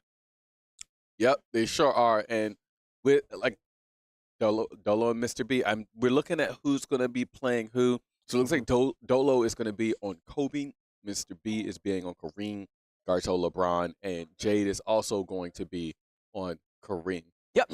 All right. And something we typically see. We see the big man. We see the person who can stay back, but it doesn't look like we're going to get that there. And puts it right on up. Now do we know who is white and who is the black shirts? We don't, not yet, but we will find that information in just a little bit. I'm assuming that the people that just scored was potentially the Blaze because Mr. B is already going off. Yep. Alrighty. Nonetheless, both of the higher tier players, interestingly enough, are playing the shooters, which is no surprise between Dolo and Garto on LeBron and Kobe. Here we go. Yep, and it looks like the ones in the black are going to be the Blaze. The Blaze. Yes, yeah, there we go. So black shirts are the Blaze, and white shirts are going to be Shogun. So here we go. All right, puts it right on back up. Mm-hmm. Oh, no, didn't get that wide open, but gets it in anyway. Yeah. No worries. Weird seeing Kareem on Kareem, but whatever. Yeah. Let's go here. Let's see if he gets an assist here. He's going to pass it over to Garto here on LeBron James. Sort of getting boxed out a little bit. This is where I'd like to see a pick or some type. There we go. Simple pass. Now, he probably could go for a 2-point shot or just a single-point shot there if he wanted to. Don't necessarily have to be directly under the rim. Oh, nonetheless, he gets it anyway. Simple shot by Garto, pretty much in the face of the defense there. Okay, here we go. This is going to be passed out to Dolo. Sort of playing that three-point line with an interesting rotation under the rim. That was a really interesting rotation to the right side of the court. Something we didn't talk about is the game type we're playing here on the blacktop. This is a basic game to 21. You probably have played it yourself or seen people playing it in your neighborhoods or your local hoop. Pretty much any time you step on the paint, you're going to see a game of 21 being played, and that's what's going on here. Bryant from the three-point line stacks it up. Easy shot. That's a great assisted point on the rim. I'm talking buckets right now. Here we go. This is the Mr. B that I've been waiting to see all day. He started out humble. Now he coming out as a demon. Yeah, absolutely. Garto feeling comfortable with Jade right now. Solid point. Now, remember, here on the blacktop, a 2-point shot is technically 1 point, and a 3-point shot is technically 2 in a game of 21. So, for just, oh, wow, simple layup to the rim right there. Dolo coming in hot for Shogun. So, just to keep it simple and user-friendly, we'll basically be saying a 1-point or 2-point shot, given that it's a 2-point line or the 3-point line. I'm a horse. Gotta take it back. Take it back. Yep. And you'll see that they have to take it back with that red rim. Nice assisted dunk on the basket. Yeah, anytime you see that red rim up around the 3-point line, that's when they have to go. Oh, wow! The ball straight and somebody accidentally paused the game. Oh, no. Oh, my goodness. Oh, they just lost a person. I don't know who it was. It was Jade. Jade has to put his controller down, unfortunately. So here we go. Unfortunately. Wow. That's wild. Garto taking baskets even when his teammate's not even there. So it is a 1v2. They're just going for 3-point shots. This should be an easy win for Shogun. Now, we talked about that a second ago, you know? You have to be... Oh, no! Oh, boy. Oh, boy. Passing it to teammates who aren't even there. Interesting strategy coming out of Garto. He did that on impulse. He did it. I can guarantee you that was impulse, bro. Oh. Wow. Well, we did just talk about that. You know, it is possible for Blaze to make some of those tech mistakes, and if they keep doing that throughout the night, it's not just the fact that Shogun's going to get a few wins, but Shogun might actually pick up a few tech issues that, you know, causes this to be a little bit of a snowball effect, if you will. Now, there is an in-game time, well, not in-game, UEL timer. Right. So they may not have enough time to catch up, but they've got to make this happen. Yeah, he needs to make it happen. I mean, in a 1v2, there's no excuse. There's no excuse. Manage what you got. Why is he? Okay. So he sort of, you can see Garto sort of playing in between the two of them because if the pass does go off, they need to pressure him and force him to box them out. Oh, no! And when that doesn't Garto! occur, You're there we go. No Good way. assisted point on the rim there. Good assisted point on the rim. Have to have it. Okay, so here we go. They need to. Oh, he can't do anything. Right, so he's got to go for a steal, no? Go for a steal something. Well, he still only has 30 seconds. Before. Yeah, it's true. Yeah, it's true. Yeah, when Garto's standing in front of his teammate. Yeah. And that's what happens when a tech issue occurs. You know, you've got to be careful of those sort of things.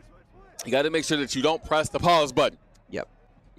You know, damaging your opponent in a fighting game, you know, during a button check, accidentally pausing the game here on NBA. There's all sorts of tech issues that can occur. So he's going to pass it back to him anyway? That's actually genius. You keep fouling him. fouling him and then keep giving the ball back to him. Yep. You can solidify your lead like that. Yeah. Interesting strategy nonetheless. I would. Yeah. Easy peasy. Oh, man. Yeah, That is it's a too shame, funny. but, it's something that the Shogun definitely needed. They needed this sort of momentum to shift back in their favor just because I think they're a little emotional tonight, more so than usual. And something like this can just sort of be comedic in a sense to kind of lighten the mood a little bit on the arena floor and I guess sort of remind all of us that we're out here really having fun, although these players are obviously playing for money and what have you. They're playing for those bragging rights, positioning within the UEL tier system and so much more. At the end of the day, man, we're gaming with family and friends, and we're having a good time. Yeah. All right. So here we go. It's so hard for Garto to have to. Woo! He's going to. Oh, breaking ankles. No! He's breaking ankles. Does he get it? Oh! Gotta love it. And you can see the score at the bottom left-hand corner of your screen, guys. Shogun are up 13-6 in this blacktop game here of NBA 2K. No, they gave it back to They gave it back to Jade, who really is doing a whole lot of nothing because he paused the game earlier. All right, fouled him. Here we go. And they're going to give it right back to him. And this game will be over before you know it. But nonetheless, I think they're feeling good. Now, they did just use in our next 10 game. seconds. 10 seconds. What's going to be our next game? Lumina Rush. Oh, my gosh. Lumina Rush getting ready to come up after this. Now, Lumina Rush, 5v5? 3v3. Lumina Rush is going to be 3v3. So it has been, Lumina Rush has become one of those games that I believe it was another startup. Oh, yeah. Great developer behind it, too. Really cool guy. Yeah, and so we put it on our wheel. We're playing that next. I think that Lumina Rush easily became one of the favorite games on the wheel, like especially coming from like Click with Chick Attack and him. Yeah. Really being like, and then, Jekyll with Ejected Rifles, like all of these games you really get to see because you don't think about seeing it in a competitive format. Right. And then Lumina Rush being like a racing type game where they're racing each other when it comes to the a platform speedrunner, if you will. Yes. Yeah. Yes, that's how it I is. That describe is it. exactly what it is. Yeah. It's such a really, really good game. I think when people started really when we got it revealed, people were like, what is this? How are we supposed to do this? Like, well, so many because games. it's a box and a triangle. Yeah. And you're like, yeah, well, there's so many it's games. simple. There's so many games I feel like that sort of have this stigma towards them that aren't able to necessarily breach into the esports realm, if you will, because of this weird stigma within the industry that you can't necessarily take more playful games competitively, if you will. And we're doing that here at the UEL. And it creates this atmosphere with not just within the arena, what I'm sure you guys are exhibiting over on social media and on Twitch and what have you, where our players, the production crew, casters, everybody is actually having fun playing all of these games because we competitively are playing fun games. Yeah. And Lumina Rush is a perfect example of that, a speedrunning platformer where basically you're going to have to traverse throughout a course. Think of if you were playing Super Mario Brothers, and you have to get throughout that course as fast as humanly possible while manipulating all of the in-game mechanics. So you're going to see firewalls that if you touch the wall, you reset. You're going to see slingshot mechanics, double jumps, speed platformers, and also... Oh, unfortunately, though, we did just hear that Shogun are going to forfeit that game. I don't necessarily mind that. Oh, because they didn't have time. They didn't set up in time.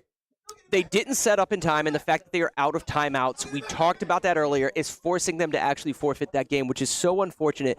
Lumina Rush is a game that everybody at home, you can download it. I can download it in a matter of seconds. It's a very simplistic game. You could play this on your GameCube if you wanted to. Yo, let's go. You can play this on your Razer flip phones. I love the simplistic, like how simplistic it is. It is. And it goes to show that a game like Lumina Rush, you don't need a bunch of fancy stuff. No. Bro, all you need is some shapes. Yeah, you got exactly. some circles, you got some squares, you got a rectangle, you got yourself a triangle.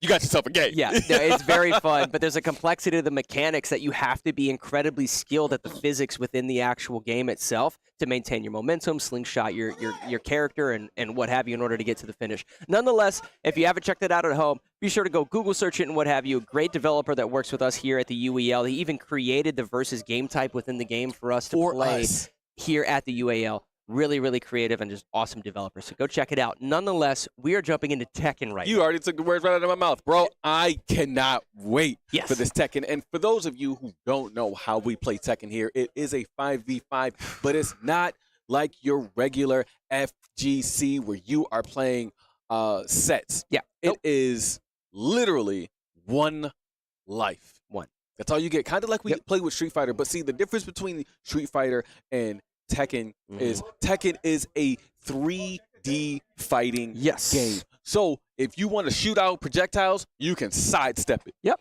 And you can also do combos off of from the ground up. It's bananas. Bananas. Yeah, it's bananas. And I would say an in-game feature that's sort of unique to Tekken is the wall juggling, if you will. The ability to sort of reset combos or maintain combos as a result of your opponent bouncing off of walls, as opposed to, say, a game like Mortal Kombat, for instance. You get somebody cornered in Mortal Kombat, you basically can output enough damage until you sort of finish your combo, and they just sort of fall, and maybe they go for a wake-up or something along those lines. But mid-combo, if you're able to slam your opponent up against the wall in Tekken, you may either maintain that juggle or reinitiate a new combo, go for a mix-up, sort of maintain them within that blender of trying to guess what your next move is. That's one of the things that makes this game so incredibly unique. And I love just seeing Tekken as really being, I would say, the front runner in terms of maintaining the 3D stage fighters. We do see it in other games like Dead or Alive. Soul Calibur is another one that has a bit of significance within the FGC. I think Soul Calibur honestly came out at a weird time. There was a lot of games that came out at the exact same time. It's the only reason it kind of got overshadowed, if you will. Nonetheless, Tekken is here. It's very, very enjoyable. Yeah. And it looks like we are already... Ooh, Eddie versus who? I think that was Alyssa. Okay. Ejected Rivals. I talk about Jekyll, and there it is. Yep. All right, here we go. So Eddie as a character is fascinating. A lot of mix-ups. He has a lot of quite low strikes, as you just saw there. Oh, right. Arbiter is on the right side, and Milk Zolo is going to be player one. Going in with the Eddie, not knowing how to handle this pressure, able to finally get something off, but not enough. We're going to get the same combo here from, oh my gosh. Milk Zolo. The amount of distance that Eddie as a character covers so incredibly quickly is deceptive. He has a lot of initiating strikes that not only cover ground, but are actually lows as well.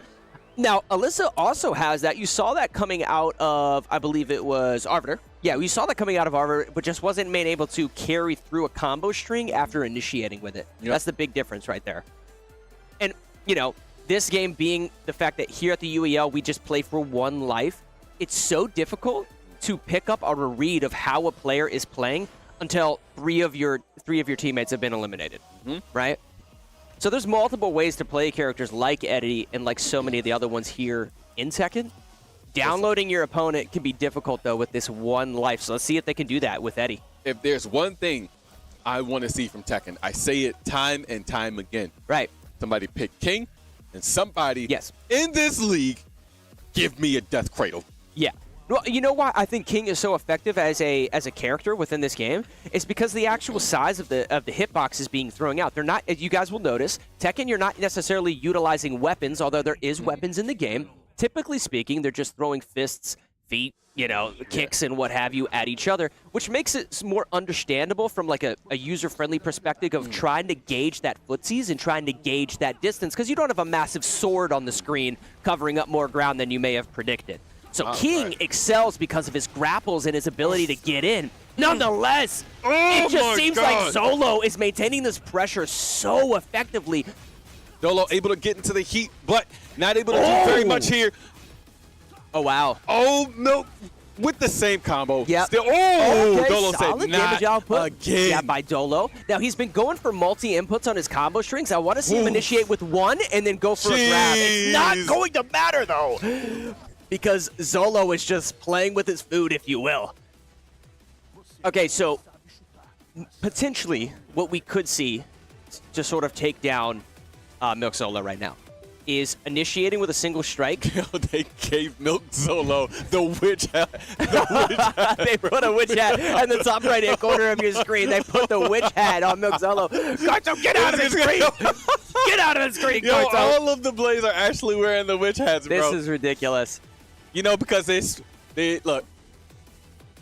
I don't even know what to say. They're feeling themselves right now. They're definitely in a vibe for them to put on. Happy Halloween, by the way, for everybody watching. I hope you had a great Thursday yesterday. But they're feeling good, man. They got the witch's hat on. We got the arena floor decorated with Halloween decor and so much more because we're having fun here in the arena. Nonetheless, they're feeling good, but make no mistake about it. This is Zolo's moment. He now has taken out 2 of the Shogun players, including Arbiter and Dolo.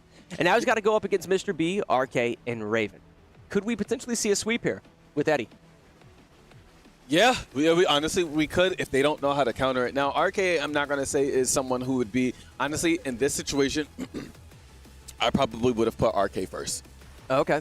I would have put RK first because he doesn't know the game very well. Right. He doesn't play fighters. Right. But I would leave, in this situation, leave Mr. B and Raven out as my anchors. Okay. All right. So I don't know who's going in for it. I think you have to match. Do we know what character just gets selected? Because I was going to say, I think you have to match the play style. Okay, so it's going back to Alyssa. So they do have some initiating low strikes that could go here, but you need to match Eddie's speed and awkwardness in terms of his combo and strings. He's still standing. I think that's Mr. B. Oh, okay. All right. I thought he was going to play standing up. Okay. I was so confused. Let's see what happens here. Okay, initiating it with a. Okay, going for that low strike, that step in. Huge. Oof. Yeah, exactly. Now, if he whiffs, if Eddie whiffs, nice! Is sort of pushing some of that pressure on. I like seeing this. Throws her head. Oh, no! Oh, no, Mr. Oh, no, did Mr. B just press start? He threw his hands up in disappointment. He is... Unfortunately, Mr. B accidentally paused his game, and that's going to be huge. Someone from Blaze does it. Somebody from Shogun does it. And now now he's gonna have. They're going back to character select now because Mr. B accidentally paused his game. He was doing great. That was Mr. B was what they needed in this situation, bro. Yeah. I can't believe that. Yeah, and I think that's one of those things as we get later on into the night. If you start falling behinds in terms of the win column, you see a deterioration of the mental sometimes on a team where they start making little mistakes like that probably otherwise they wouldn't have. That's so unfortunate. I don't know if... Okay, so he chose Leo, correct? Yeah. Okay, so... Raven going in, and Raven also's got the witch hat on. Let's go. Okay, so Raven catching his own vibe, putting the witch's hat on, sort of matching the energy of the Blaze. This should be interesting.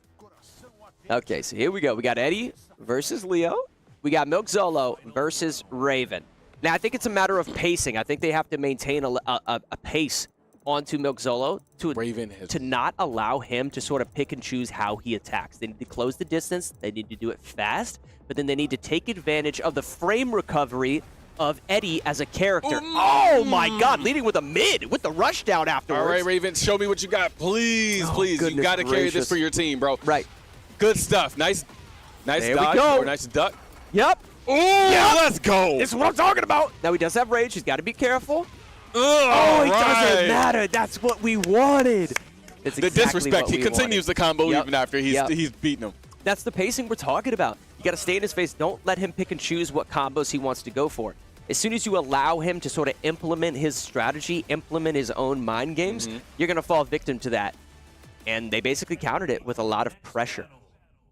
Panda. Okay, here we go. Oh, no.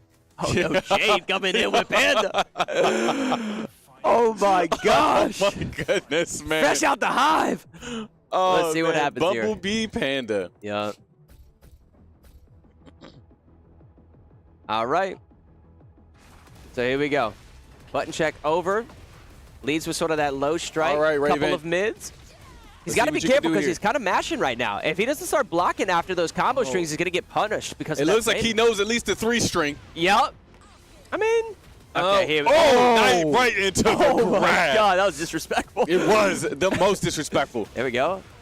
That's and knocks him right on out. Who's next? Who's next? I like that. Oh, Put them sticks down. Yeah, Let's Raven's go. feeling good. Raven's feeling good. Got 2 of them out now. Yeah, he needs to maintain that pressure. He's also doing solid sort of mix-ups, if you will. The fact that he did a rush down to grab, which is something I don't think we've seen yet throughout this match. He needs to maintain that level of mind games if he wants to wipe the entire Blaze team right now. Now we got Napkin. Oh, Napkin's the dog. Let's see Napkin. what happens. You see him crawling in? It's the run back. He's crawling in with Dragunov because he's about to surprise him.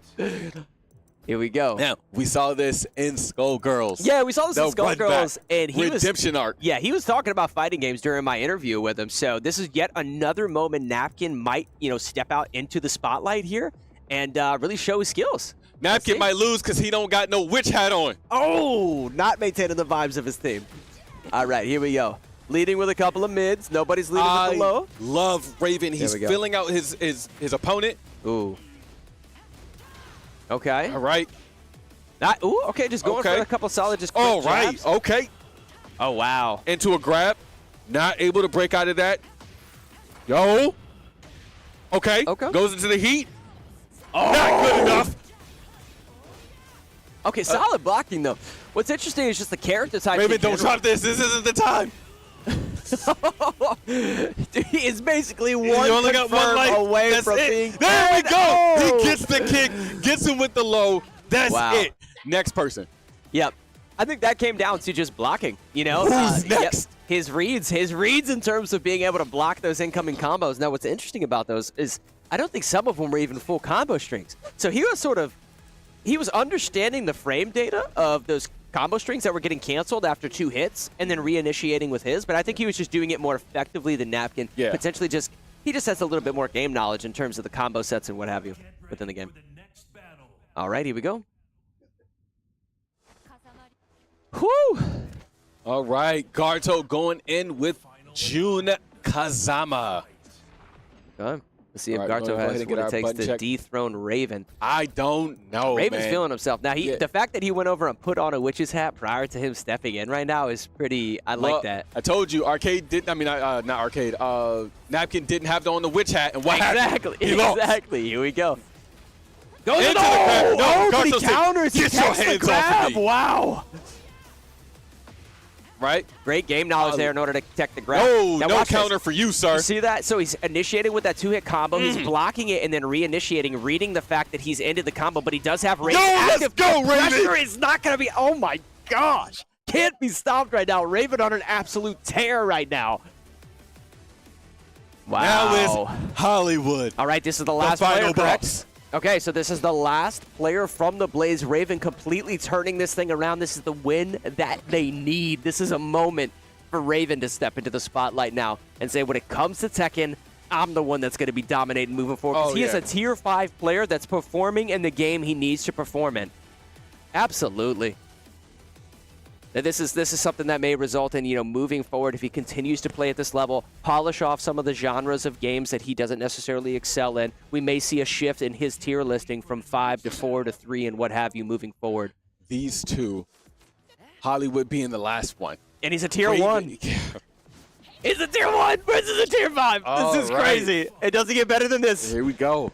Gonna Oh, go ahead boy. and get the button check. This is why we love Tekken in the UEL. Yeah, this is one of the things that makes the UEL so special. Ooh. Tier 5 versus tier 1. Hollywood gave him no chance. I know. Hollywood coming out swinging. Oh, Say, my you God. want pressure? I'll give you with the pressure. counter. Oh, my goodness gracious.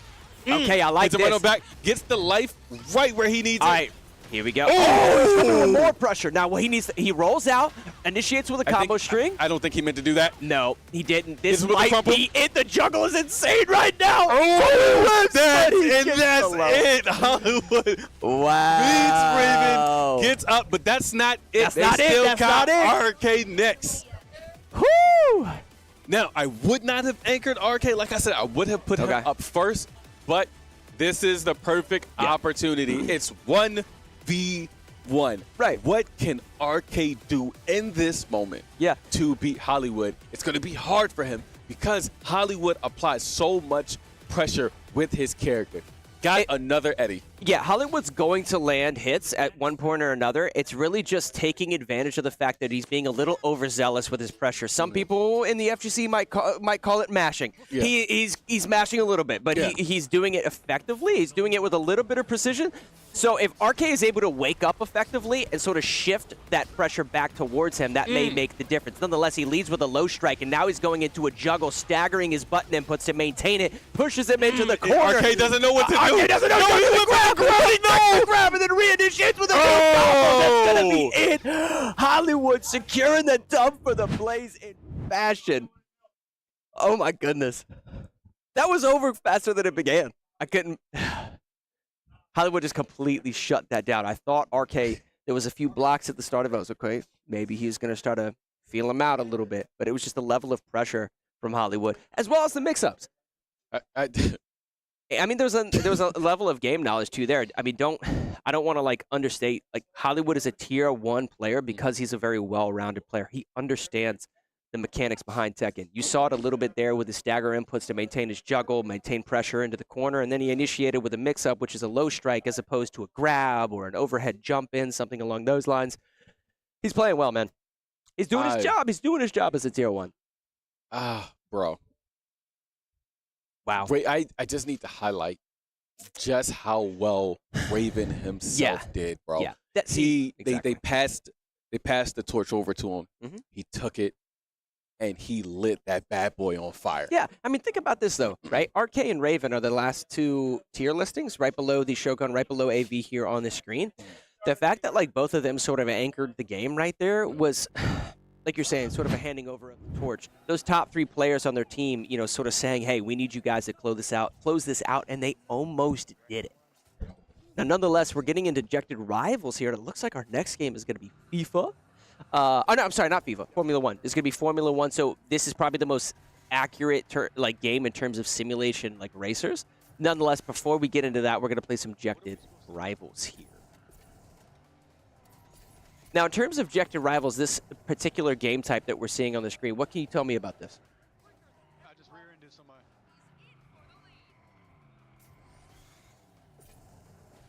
Mm-hmm.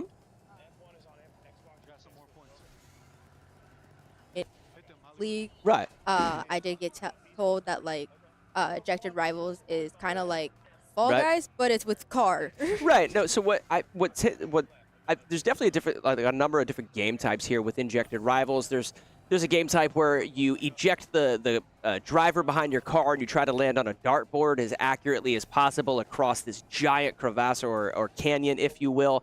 What seems to be the case here with this particular game type is they're racking up points. You can see the points in the top right-hand corner of your screen in terms of the actual point total. Seems as if they're actually gaining points based off of how well they're sort of falling in line with the demolition derby aspect of this game type, where they're damaging the cars and then picking up points based off of that, as well as a few other mechanics potentially in order allowing them to pick up, multiple points as well. So here you're actually seeing Hollywood on his game. Now, this is a game, Ejected Rivals, where you have cars, but then you also are controlling the driver within the car itself. And you see right there, Funnel Crash gives them 100 points. Now, in terms of racking that up for the team, if their team is able to, rack up the vast majority of these points, then they're going to win.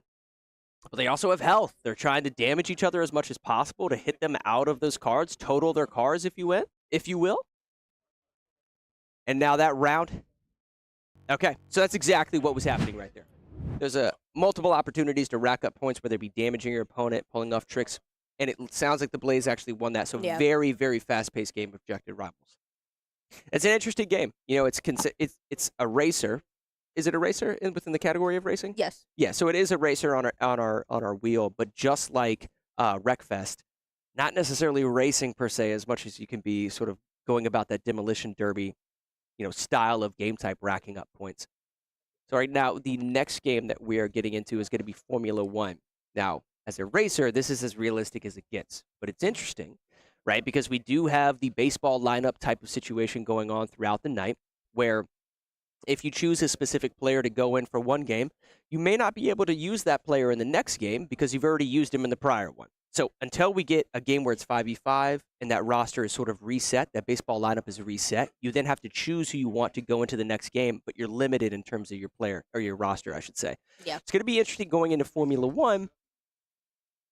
Different from Forza in the sense that this is a 1v1, and there's actually going to be NPCs on the track that are known for brake checking these players. Okay, so it becomes frustrating to some degree, but I think as long as they're racing clean, which is sort of the name of the game in a simulation racer, right? As long as they're racing clean, I think they'll be all right. But it should be interesting to see who they actually send in.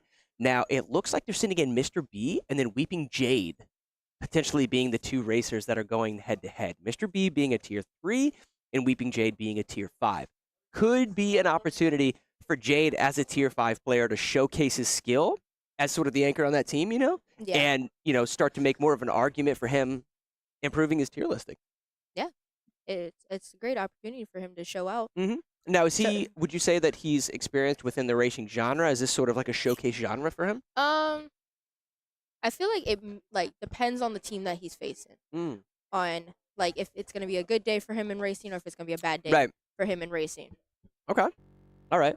Well, something I definitely noticed within this is because you're not necessarily going up against as many players in a PvP fashion, sort of reading and sort of managing the NPCs and the AI on the map, I think is a little bit more manageable. So as long as you're staying level-headed and you get in the lead early, you tend to excel throughout the rest of the track, and you're able to sort of finish things out. So we're getting the point of view at the top of your screen is going to be Jade. That is on the Blaze team. So he's the top racer, and the bottom racer is going to be Mr. B on Shogun. Okay, so I'm just getting word that the bottom is actually going to be Blaze on Jade. So Jade is playing on the bottom of the screen, and Mr. B is on the top. Now, interestingly enough, Mr. B is in 3rd right now, whereas Jade is in 18th. I think as a result, what Jade has to be careful of is not going into these turns way too quickly, sort of like you're seeing here. He's trying to shave off time and catch up on his opponent by cutting these corners short. As a result, he may find himself not racing as clean as he needs to, like you're seeing right here, being on the bottom of your screen. I don't think that's going to be enough to sort of catch up. So it looks like that we had the Blaze forfeit. Yes, so the Blaze forfeited that. Oh, wow, so it was set to 5 laps. So it was set up wrong, which led into a forfeit. Okay, so so Shogun took that. Blaze had to forfeit. Okay, so that's one of those tech issues that we talked about earlier in the stream. There's an hour left in this game tonight. If Shogun are able to stay level-headed, play well, get some lucky, picks on the wheel, some games that they probably excel at, realistically, you can imagine them picking up a handful of wins, like maybe 3 or 4 wins, right? If Blaze continues to have these problems and have these tech issues, giving them a couple of free wins, I don't know if they can reach the 17-win mark to secure the victory for tonight. And as we get into the last 15, 20 minutes of the night, we may see a shift of momentum and maybe even an upset occur. Because listen, the Blaze are 3-2 for a reason. They've picked up those 2 losses, not necessarily because they were playing difficult teams. I have commentated and casted over multiple of their games, and they are prone to making technical issues as the night goes on, especially given the fact that they have such a big lead right now. I think they're a little too relaxed, and they've got to be careful because Shogun can probably catch up and be on their heels. I think the nighttime may get to them. Yep. Where they're going to end up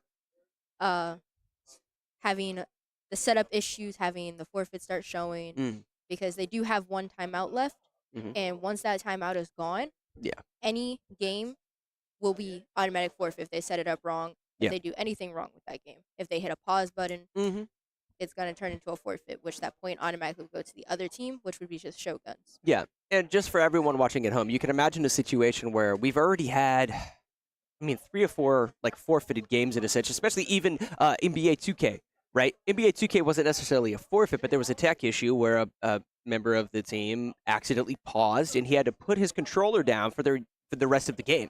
So when things like that are occurring, realistically, you can imagine a scenario where Shogun picks up 3 wins and they get to 8, and then Blaze could realistically make about 3 issues, or 3 mistakes, I should say, within the last hour of tonight, just given the pattern of behavior that's been sort of unfolding throughout the evening.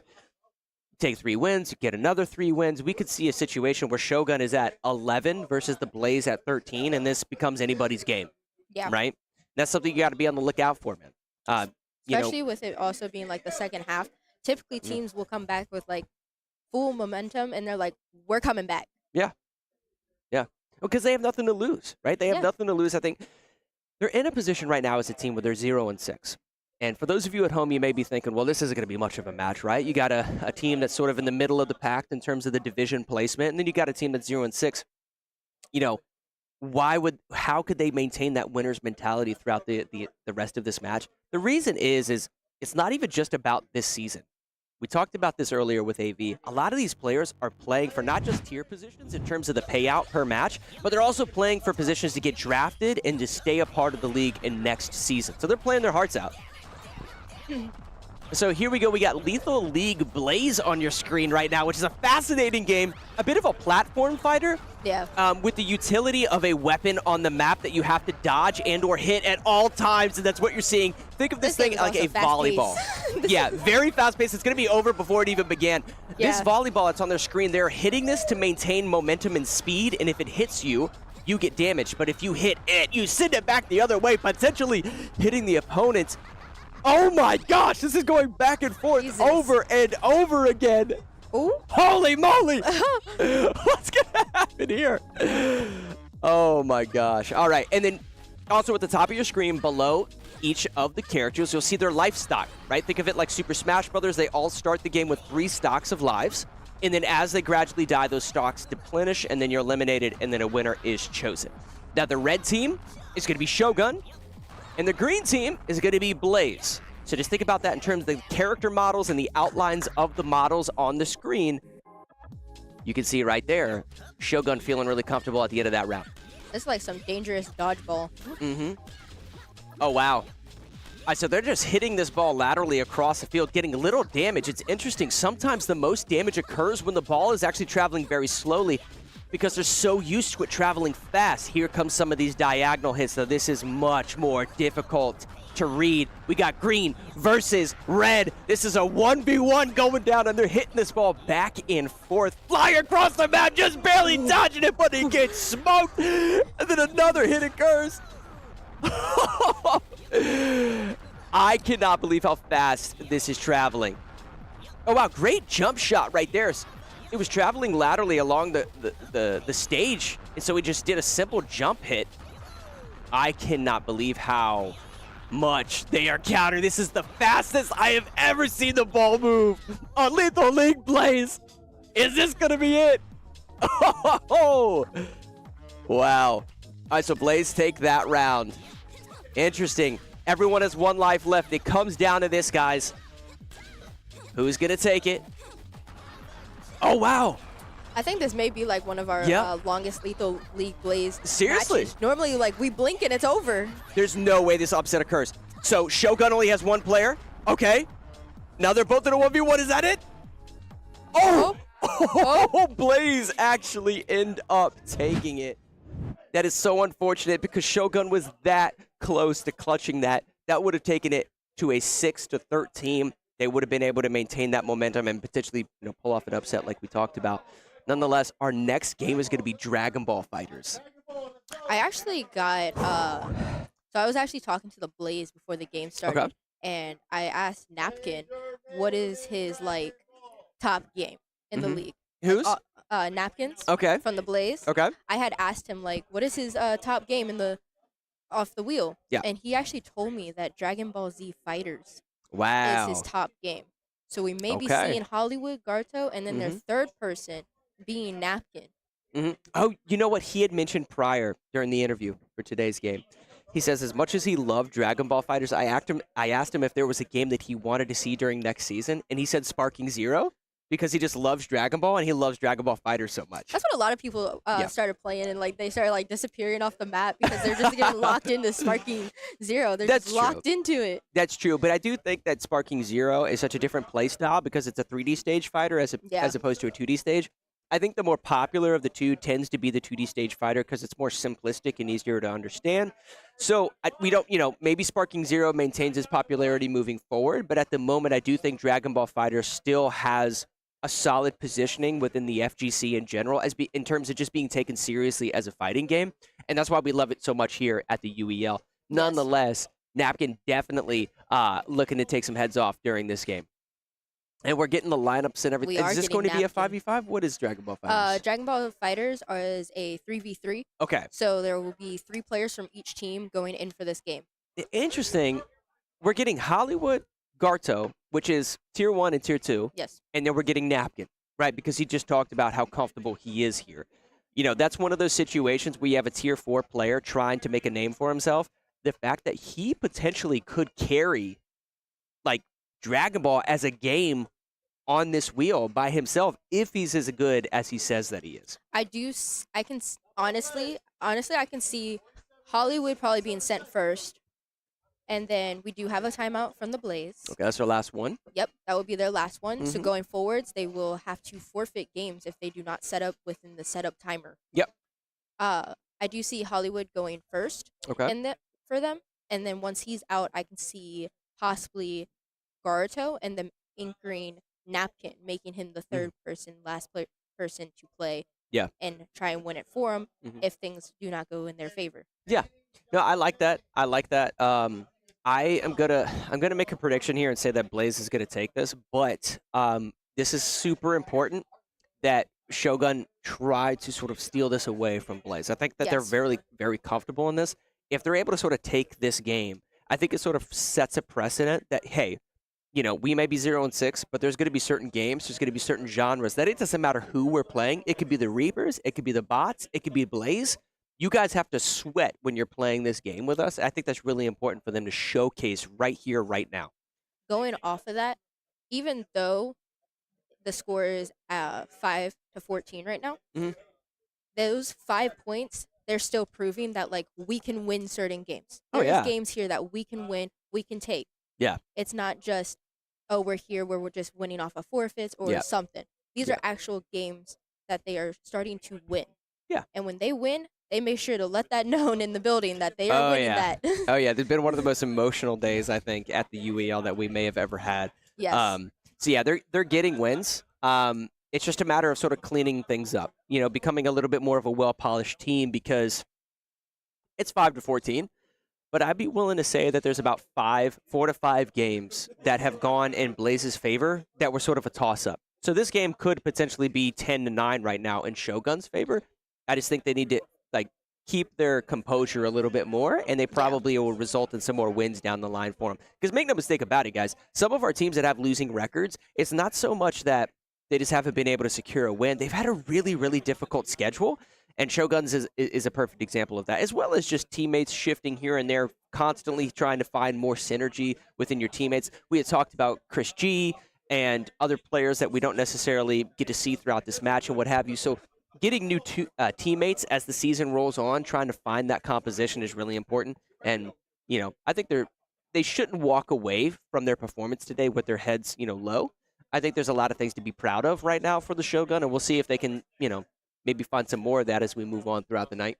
There is teams in the league that do VOD reviews where they watch these streams back and they learn their mistakes. They learn what was best for them, and then like that's also used in like practices on how these teams practice outside of their games. Yeah, they make sure that like, hey, if they have a player that's like tier 3 that's not doing too well in racers, they'll be like, hey, let's start practicing some racers and get you a little better in them. Yeah, I definitely think that there's certain players within the league that have I would say a pattern of behavior within specific genres. And you'll notice that sometimes like the players just aren't being chosen for certain games, you know? And okay, so it looks like, oh, wow, so Blaze Blue coming up next, another anime fighter that's a ton of fun. Nonetheless, we're getting into Dragon Ball Fighters right here. This is going to be a 3v3 constant action, super high pace coming across the screen. Here in a little bit, we'll be able to identify who is on who. Nonetheless, another anime fighter coming up right after this. So hold on. Tons of action. Get ready to unfold on your screen right now.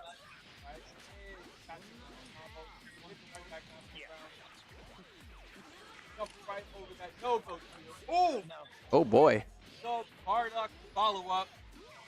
Ooh, ooh, ooh! Right on out. Wow. Now, was that Garto, I believe? Oh, yeah. Yeah, that was Garto. Okay. I think it's their setup, but I'm just gonna help load up the game because we want to play it. Ooh, but Garto is just maintaining a level of pressure right now that's going to be hard to beat. Just landing his rushdowns, landing his combos, utilizing his meter as effectively as he can. Goes into an 85-hit combo. Are you serious? Is he even going to get touched right now? Oh, my gosh. He's in his safe place right now while playing a fighting game. Hasn't even been touched. Oh, my goodness. He quite literally shot him into the stratosphere right there at the end of that combo, dropping him out of the game. And now it comes down to... Okay. Oh, very nice, very nice. Oh, I think... Is this going to... Oh, 50-hit combo by himself. Let's see if he goes for a little mix-up. Oh, wow.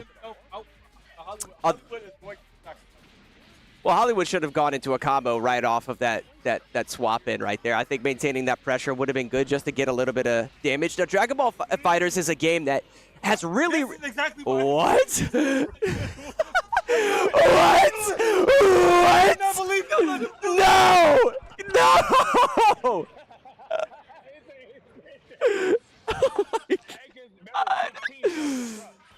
Oh, my goodness. Hitting him with a self-destruct?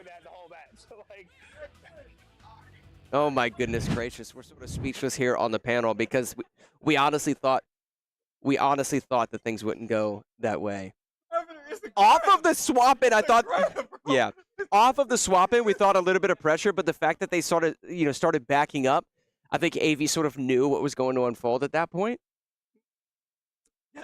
Yes, I did. Charge the 3 meters, goes for the grab, and then just ends it. As I saw him pick Android 16, and I noticed that he did not know how to do combos with Android 16. Well, you have to, I believe it requires 3 meters, right? In order to go for the self-destruct? Yeah. Yes. So the fact that he created distance, and then he starts going, I don't know why when you're playing against Android that you don't just rush down and don't let him get that, especially off of not going for combos. Now, I will say this, Dragon Ball FighterZ as a game in terms of combo output is very simplistic. It basically is just XXX, YYY. But then in order to have huge combo strings, then you start implementing directionals, abilities, and so forth. Hollywood wasn't going for that, though. Hollywood had one move in his arsenal, and he went for the move and won with it. They gave Hollywood, I'm just gonna quote TLG, and I stepped off for a second. He says, "Please, forfeit this." I'm not Blaze. Shogun, forfeit this. Do not give them the satisfaction, and that's exactly what happened. Well, dude, we talked about going into that. Napkin actually told me prior to the broadcast, or I should say at the start of the hour, was telling me how much that he wants to play Sparking Zero and wants that game on the wheel next season, but that for this season he loves Dragon Ball Fighters. Nonetheless, we're jumping into some Blaze Blue, another anime fighter with massive hitboxes and super fast pace, tons of weapon management, mix-ups, you name it. And Garto's going against RK. Poor RK. He doesn't play fighters. Yeah, and this is a 1v1 game, correct? Now, this is plays in sets, correct? This is a full set? This is a full set. Okay. They're playing best of 3 or best of 5? Best of 3. Okay, so playing best of 3. Let's see how this unfolds. So RK is going to be player 1. Garto going to be player 2. Okay. Blocks. Oh, goes for the jump in. Nice. Goes into a full string, and I think Garto was sort of predicting that she would cancel that combo string. Nonetheless, this is going to go into the Yo! Oh, boy. Why was that even necessary, Garto? Yo, look at this fool. A bit of a showman in the top right-hand corner of your screen. Let's see if RK can sort of pull this off. Okay. Has an early game health lead, but it's likely not to last. We'll see what happens here. Oh, wow. Nice combo there from RK. I think he is playing on like what's considered like modern controls or simple controls for him. So it kind of, all you're really doing is pressing like just a couple buttons and it does a lot for you. Okay. And I think Garto may be doing the same because when he blocks, you see that little shield that's around him. Right. That typically means that the game is doing it for you. Typically on a manual, what is the style? Okay. You have to press a specific button while you're blocking in order to do it. Okay. But it's doing it for you. Well, Garto's picking up some damage right here. Yeah. You know, may be able to finish this thing out. Oh, nope. wow. It looks like RK was able to do that. Yep. There we go. Okay, so we got 1-1 in terms of One thing I love about like the simplistic controls is that there are certain things that like you can do combos, but there are certain moves that you can't do because they can't put all of the moves in there. But get back into the game. Garto is just kind of going off here, not giving RK the opportunity to make any moves himself. Nice. Simple combo strings sort of coming out here. Now, something interesting about this game is off of block. In Blue Blaze, there tends to create a lot of distance on block, so it's great for poking. There's a lot of poking that occurs. It doesn't really matter, though. Garto able to secure that dub right here, picking up the first win. Now, like we said, this is best of 3, so RK is going to have an opportunity to sort of tie this up.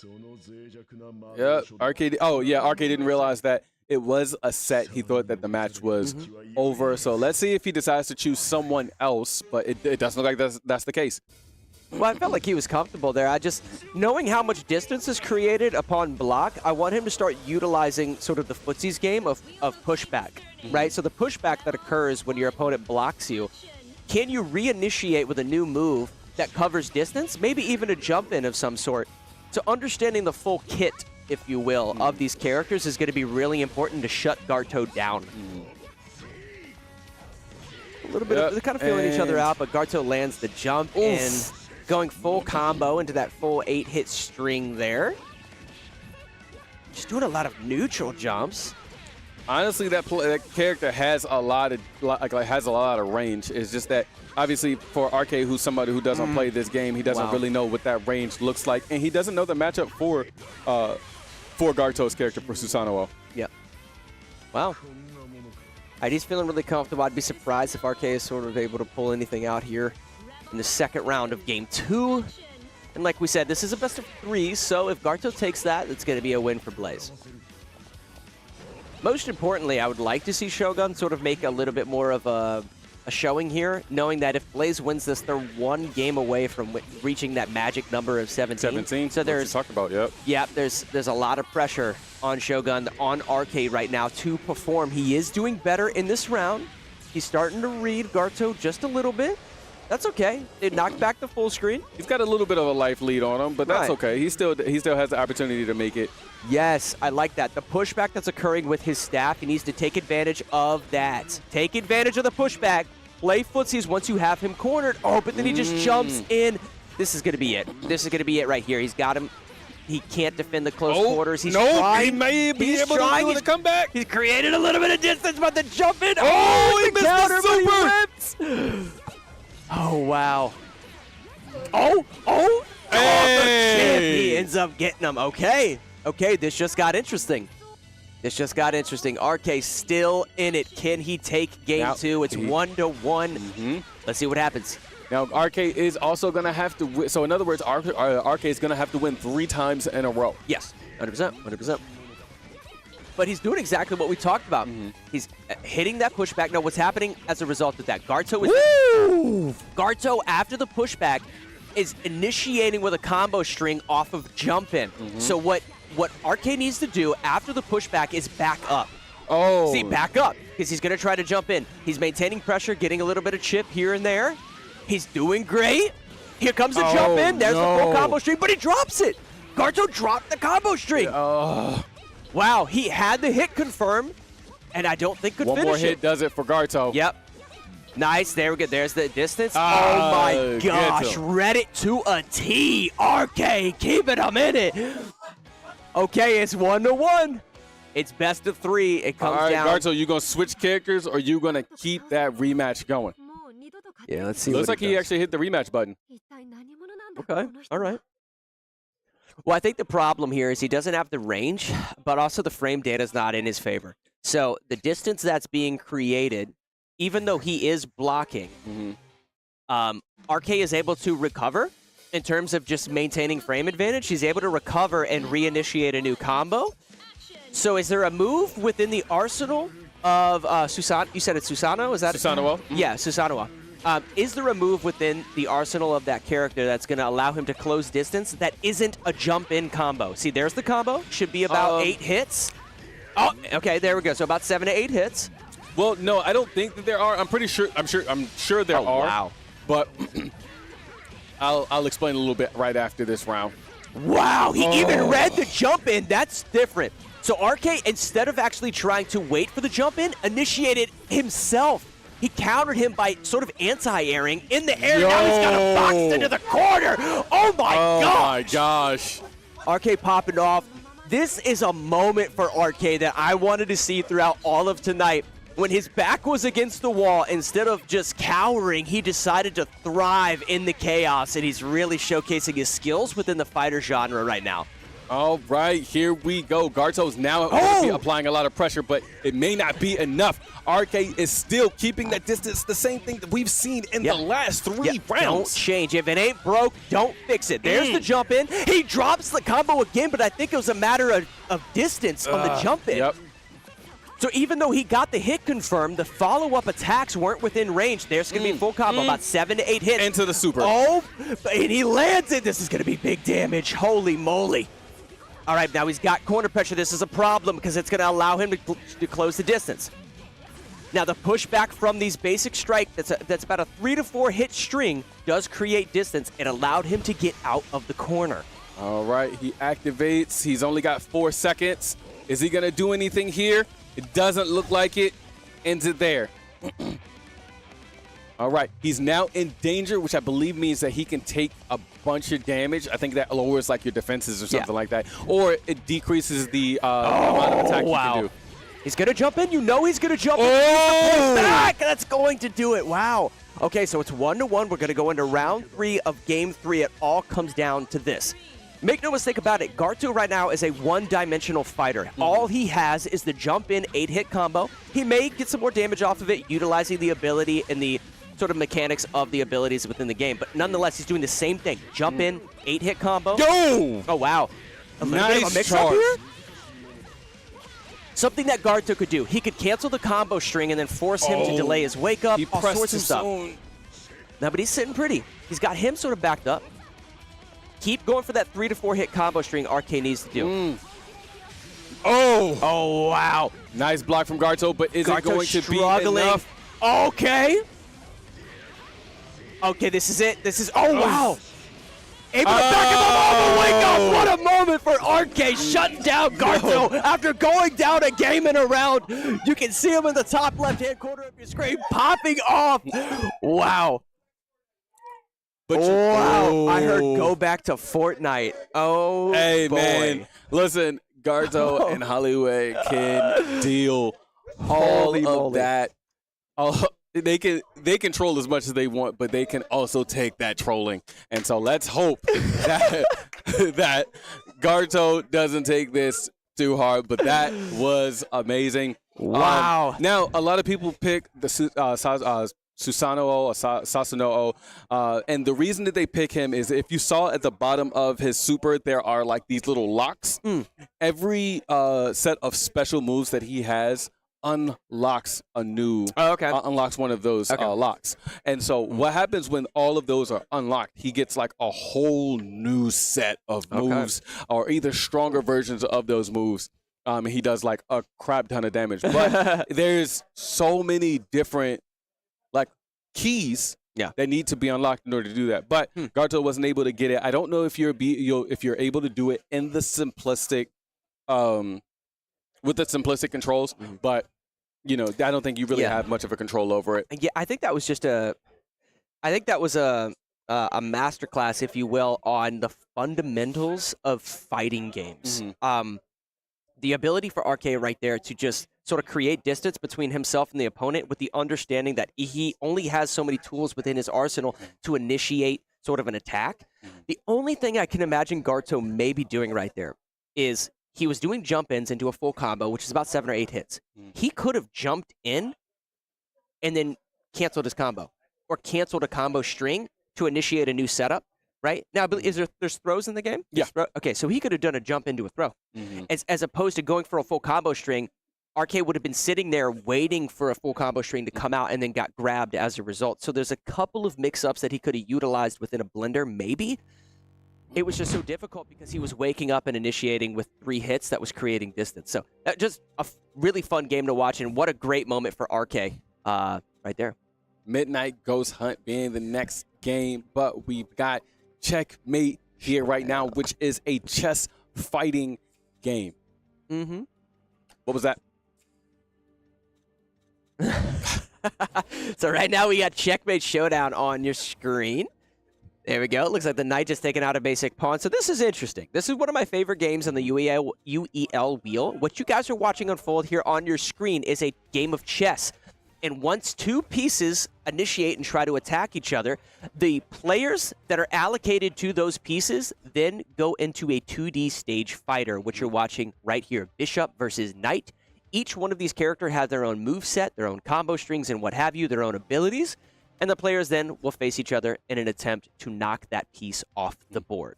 Now, something to note.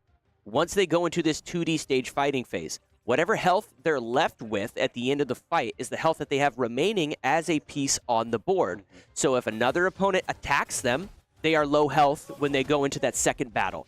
Now, the knight in general has a ton of zoning tools. I would say that's the thing that sort of differentiates it from the rest of the pieces on the board. So as long as you're able to sort of stay in the knight's face and, you know, apply pressure, typically speaking, it's very difficult to sort of defend.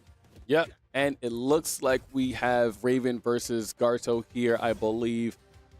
Yep, and Garto actually being the knight kind of stuck in the corner, right? Yeah. Like, there we go. Never mind. Being able to get out of that, but gets blasted away or gets the burst from Raven.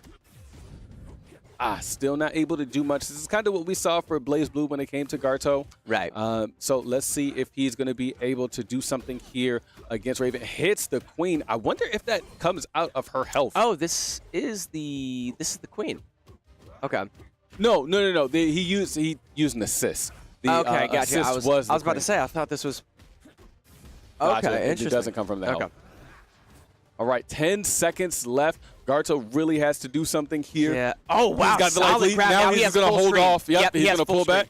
Yep, he has full screen to work with. The fact that he's not going for a single. Oh. Wow, that was interesting. That I'm was surprised he didn't go for diabolical. any type of zoning right there. Nonetheless, he just backed up into the corner, did just a neutral kick, essentially a neutral jump to kick. And we've got RK versus Hollywood, who are the ones who are moving the pieces around. Okay. I love that. That's really cool. All right, so it looks like they're taking on Garto right now. Mr. B going in as the queen. Mr. B, so the queen, in terms of, you could think of like each of the pieces on the board, typically speaking, there's sort of like a importance of each piece on the board, right? Queen being super important, king being super important, and what have you. If you're familiar with chess, I think the developers of this game have done a great job with the kits and the abilities that each of these pieces have, I think are representative of their value on the board within chess. So it's really, really balanced game and one of my favorite ones here at the UEL. Nonetheless, Garto trying to utilize some zoning tools, goes for a simple combo, backing up full screen. Mr. B has to be careful. Mr. B has to be careful not to get caught as he's rushing in. The teleports. We've seen a lot of this from Garto. He's right into the super, but Garto able to block. But Garto has been dropping a lot of combos here, and I think it might. Never mind. Forget I said anything. Nope, he dropped it again. All right, so back to it. You know, he's still doing a lot of damage to that queen, and you don't get any of your health back. Yeah, that's what I mean. I mean, that's what's so important. Even if Garto were to be taken out here, the fact that he did so much damage to Shogun's queen is really, really important moving forward.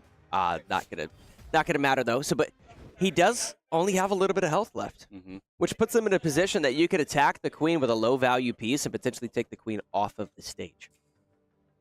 And we see a lot of this, especially people going directly for the king, like the king and the queen. They want to take them out as soon as possible. Right. And again, applying just a lot of pressure. Looks like Weeping Jade is the one that's going to be going in. And no button check needed. Wow. Now, correct me if I'm wrong. The player that's on offense that attacks the piece is the one that has an ultimate, correct? I'm going to say yes. I think yes, because the bishop. Well, no, because maybe. Because I could be lying. I think the bishop right there is the one that attacked the queen, and the queen it's at the ultimate. Yeah. So just something to consider, guys, because if you're attacking a piece, typically speaking, in a regular game of chess, you would automatically knock that piece off the board. So they're trying to give an advantage to the attacking or aggressive player, because that's how a match of regular chess would unfold on the board. So you'll see the ultimates near their health bar on that 2D stage. Nonetheless, this is a game of chess. You have to have a level of strategy that you maintain throughout the entirety of this game. Yep, and with the Blaze having one of their pieces so close into the Shogun's area, it's just that person is going to be literally fighting for their life almost the entire time. Yeah. Well, so you need somebody strong in there in order to make it work. Yeah, and it looks like the Shogun are trying to do their best to sort of protect their king at the moment by moving their rooks over to sort of the side, if you will. Okay, so he sort of baited this attack. I think they wanted this attack. Now, if Blaze are able to take out this rook with their bishop, this is going to be huge because the rook is such a high-value piece on the board. There's a lot of, in terms of high-level chess play, there's a lot of checkmates that you can simply set up with a queen and a rook in particular. This is sort of the king of checkmate showdown with lots of grapples. Think of Tekken, think of King and Tekken. Lots of grapples coming out of the rook here. Right. Now, this is going to be RK on Shogun. You can see the players and the pieces at which they're playing on the top left and top right-hand corner of your screen. RK trying to get out of this corner right now. It's not going to do it. That is huge. I cannot overstate how important that was. Can I please highlight the fact that Weeping Jade has become such a strong point for the Blaze? Well, here's what's so smart about them: the fact that you can cross diagonally on the actual board itself, that allows the bishops to actually get into the back line of your opponent relatively fast. And that's exactly what they're doing, and they're sort of baiting Shogun to attack one of their highest level fighters on their team, and as a result, he's sort of cleaning house. You know, it's funny because when Jade first got into the league, I made so much fun of him in the beginning of this season. Wow. I was just like, I want to see, you need to do better. You got to do better. And like right now, he's already taken out, what, 2 or 3 people now? Yeah. Oh, yeah. And he's on pace right now to at least get half health away from this knight. Oh, no. Oh, wow. He's already taken half health. Now, who is this playing the knight? Let's take a look. It is Dolo. Dolo. Yeah, this is huge. Wow, he may actually end up taking. He now has the health advantage. Oh, nice. Okay. But now he's in trouble. Okay. So you are absolutely correct. If you are the one that's being attacked, then you would, or however you said it earlier, they have the ultimate. Okay. So relatively equal. And not necessarily next hit confirm, but it's getting there. It's getting there. Next hit confirm is probably going to do it. This might actually do it. Okay, there nice burst. Yep. Next hit confirm probably going to take this. Oh, he needs to start utilizing more of those zoning tools. He has them at his disposal. There we go. Wow, Dolo with a bit of a clutch there. Right, but now Dolo doesn't have the life to do anything. Yeah. Honestly, Weeping Jade did exactly what he needed to do. Oh, wow, look at this. He took down 2 people and got a third one super low. Right, and now what they're doing is they're pushing their queen out front. So they're going to use their queen as off. Oh, wow, they're going to go for the Wow. Okay, so bishop versus queen, are they going to do that? If they win this, it's going to create a situation where the queen is then going to attack the king and then potentially end it. So that's why they're initiating with this attack right now. Blaze going for the victory, hoping to get 2 wins straight. Now, yes, the queen, because the queen attacked, has the ultimate. So watch for that. It's going to be huge damage at some point if it occurs. And the queen has loops that can do, who can kill you from full health. Yeah. The queen, Touch of Death, that's TOD is what it's called. Touch of Death. But it does look like we're going to be getting one of those right now. This is insanity. Who is that? I believe that's... Yeah, it's Arbiter. Yeah, that's Arbiter on the stage right now. Playing with the Bishop. Oh, wow. Okay, was that the... Okay, that's interesting. And that may be able to take it here. Okay, the ultimate is available. No Goes for it. shot. Oh, okay. Wow. Doesn't land it, though. That's going to be bad. Oh, he no. needs to take away as much damage as Hollywood possible. taken but the queen out. Gets rocked. Wow. Really good job from Arbiter. I was not expecting that. That's how you outcome. defend your king. Right Literally there. standing there with his head looking like a superhero, bro. Yep, like nobody's absolutely. touching the king. And now, as a result of dropping that queen, they might be able to even get on the offensive. Let's see if they decide to do that. Yeah, they have been on the defense. They could put him in check right now. Yeah. Let's see. Okay, here. let's see what You happens. see that exclamation point? He don't like that. All right, now, as a result of putting him in check and forcing him to the left side, you can start shifting. I would say Shogun can start sort of shifting their pieces up to sort of force the king to the left side of the board, if you will. And then that creates a situation where you can sort of trap them over there, corner them, and then have all your pieces collapse around the king itself. So we'll see if we do that. Now, Blaze is doing a good job now starting to counter a little bit, probably going to initiate it with an attack here on the knight. That's why the knight sort of moved back. That teleport was right. Beautiful. If the bishop decides to attack the knight here, the following move will then be another knight versus bishop 1v1. But they don't necessarily have to do that. This is interesting. Taking their time, deciding what they want to do. Undoubtedly, I would assume that Blaze is going to attack their knight if they don't move it from right next to them. Okay. So they're pulling back. Oh, wow. That is an interesting move. They pulled the knight back, and now Blaze was able to go for an attack on their king. Here we go. So if Blaze takes this, that is going to be checkmate. I think poorly implemented strategy potentially from Shogun right there. Just pulling the knight back, not realizing that it leaves their king vulnerable for an attack. Nonetheless, here we go. Remember, the bishop is on the offense. The bishop has the ultimate, but the king also has some tools up his sleeve. The king has the ability to throw pawns onto the field. Depending on how many pawns you actually have on the board will determine how many pawns come out right there, as you just saw on the screen. All right, able to get in, but not able to do very much. Raven has a lot of pressure here. Doing a fairly decent job right here as the king. Sort of that neutral jump sort of slam, if you will, is a great sort of zoning tool that can be a sort of an anti, and not necessarily an anti-air, but an anti sort of combo, if you will. Lots of pressure, goes for a simple grab. That's what you love to see. There needs to be more of that. Yo, excuse me? Oh, wow. Nice, solid grab. There it is right there. Just going for that neutral jump to hammer slam. Ends up getting it. Great play. Wow, Shogun needed that. Quite literally needed that, or the game would have been over. I think they got a little lucky there. I can't imagine that was actually the strategy. I don't think they wanted to put their king at risk. I think that was just a mismanagement of the board. Gotcha. It ended up working out in their favor, though. It did. You know? I mean, you can't really complain. It's not too bad. The only problem that I see, well, no. Blaze is still not necessarily in a bad position. What they need to do, though, is they have their rook on the right side of your screen still has all of their pawns around that rook, which creates a situation where you're not necessarily protecting your king as much as you need to. You need to force a situation where you're... Wow. Okay, this is very interesting now. All right, so now one of their rooks is in the Shogun backline. They don't have a way of attacking their king, so that rook is then, I'm assuming, going to take out the knight.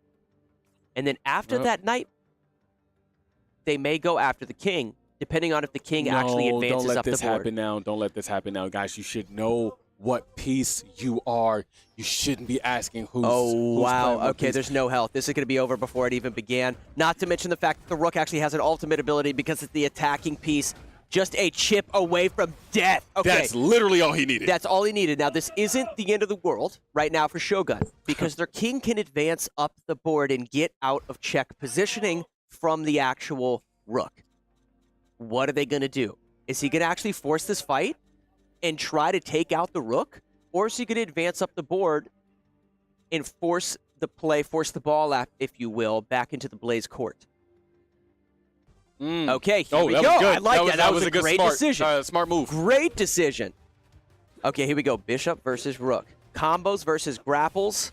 Let's see what happens here. Didn't get the grapple there. Oh, Wasn't my able to capitalize. gosh. Oh, boy. Breaks Okay. away. Good break. Ooh. He tricked him up by going over to the other side. Yep. And use the assist of the king being the next door neighbor on the board. Whiffs the combo. I want to see a grab. I want to see a grab out of the rook because they're waiting for combo strings, and the rook just specializes in grabs. So maybe let's see some of that. Nonetheless, though, I got to give props to who is this on Shogun right now on the bishop? That's Arbiter. Arbiter right now playing with that bishop is doing exceptional with these combo strings and maintaining pressure. Oh, Oh, no. grab, but Missed him whiffs. again. He's been Oh, trying my to hit him with goodness. that grab, but not able to capitalize off of it. Oh wow! Look at this level up. I don't think he understands the frame data. So I think this is a situation of Zolo right now on this rook, not knowing when he has frame advantage. That's all that is. That's all that is. Man, this reminds me of the time that 300 and Titus were playing this, and Titus was just beating 300 in the corner of the wheel reveal. Yeah. So it's super deceptive right there. When he was going for those combo strings, technically Milk Zolo had frame advantage to initiate a basic attack, but it was so fast that it was hard to time the window of opportunity to initiate, right? So that's the only reason he probably lost that right there. Nonetheless, both teams still have some solid pieces on the board. Now, this is a situation where Blaze probably need to reel in that rook that's on the right side of your screen. They need to start advancing that rook up the stage to protect the king. All right. So I don't think that the king on the Blaze side. Well, no, I don't think the not the king on the Blaze side. Oh wait, that's right. 20 move rule. Not familiar with that. We'll get that. We'll get some more information to you guys when we can. Nonetheless. So the sorry, I got thrown off by that. But Raven has already taken damage as the king. Okay. Right. So I don't think that the Blaze Napkin has had to fight this entire game. No. Nope.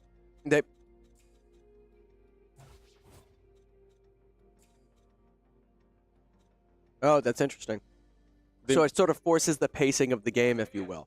If they do 20 moves without acting, what will happen? If they do 20 moves without action, meaning a piece being taken or attacked, then they automatically lose. So in a regular game of chess, you'll see a king that's just constantly moving around the board and not necessarily, just running away. Right. I like that. Right. So something that you could probably do if you are Shogun is potentially take out some pawns and then advance your pawns up the actual board itself in order to bring back one of your dead pieces, which will essentially just bring back the most important piece of the game, which is the queen, and then you can end this in a matter of seconds. Whether or not they decide to do that, I don't know. Because listen, Blaze's rook is moved up the board. So right now they could start taking out Blaze pawns and then advancing their pawns up the board to resurrect their queen.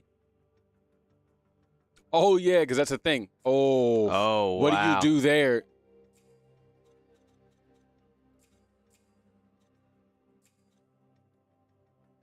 Oh. See, now the king is moving because it doesn't want to be attacked. Yep, you move the knight right there. What this does is it makes it to where the king can't shift to the left. If the king shifts to the left, it's in position to the knight. Oh, but they're moving so close to their king over there. Yeah, and now both teams are in a position where their king can be attacked. You have Blaze with a rook in front of the Shogun's king, and then you have the Shogun rook that was right there. Oh, okay, so they're bringing back and collapsing behind. This is interesting. Oh, no. Oh, my goodness. Okay. He went up for the assist. Oh, no way. Did he call button check and he accidentally hit him? I think he called button check. Keep fighting. It said keep fighting. Oh my God. So he said, hold on. He didn't say button check. And as a result, that's going to be checkmate. Oh man. Okay, so Shogun are real frustrated on the floor right now. He said hold on, but he didn't say the phrase button check. I do, believe this is one of those situations as a league we have to be very strict in terms of the rules that we implement on the field.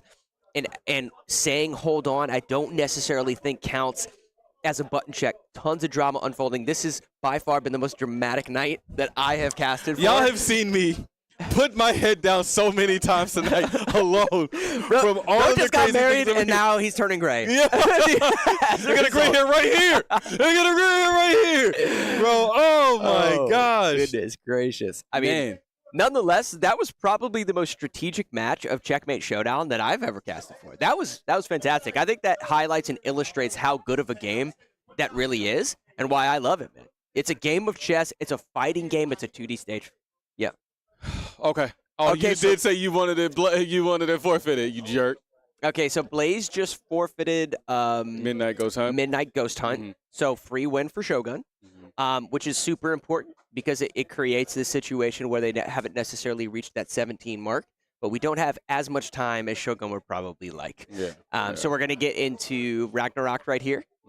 Final Stand Ragnarok, which is a PvE experience, if you will, and we'll sort of walk you through that as the match unfolds.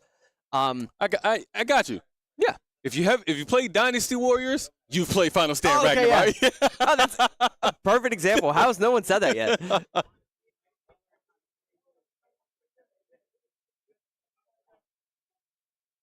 Wow. Okay. Well, so obviously the Shoguns are not happy with the call that was made.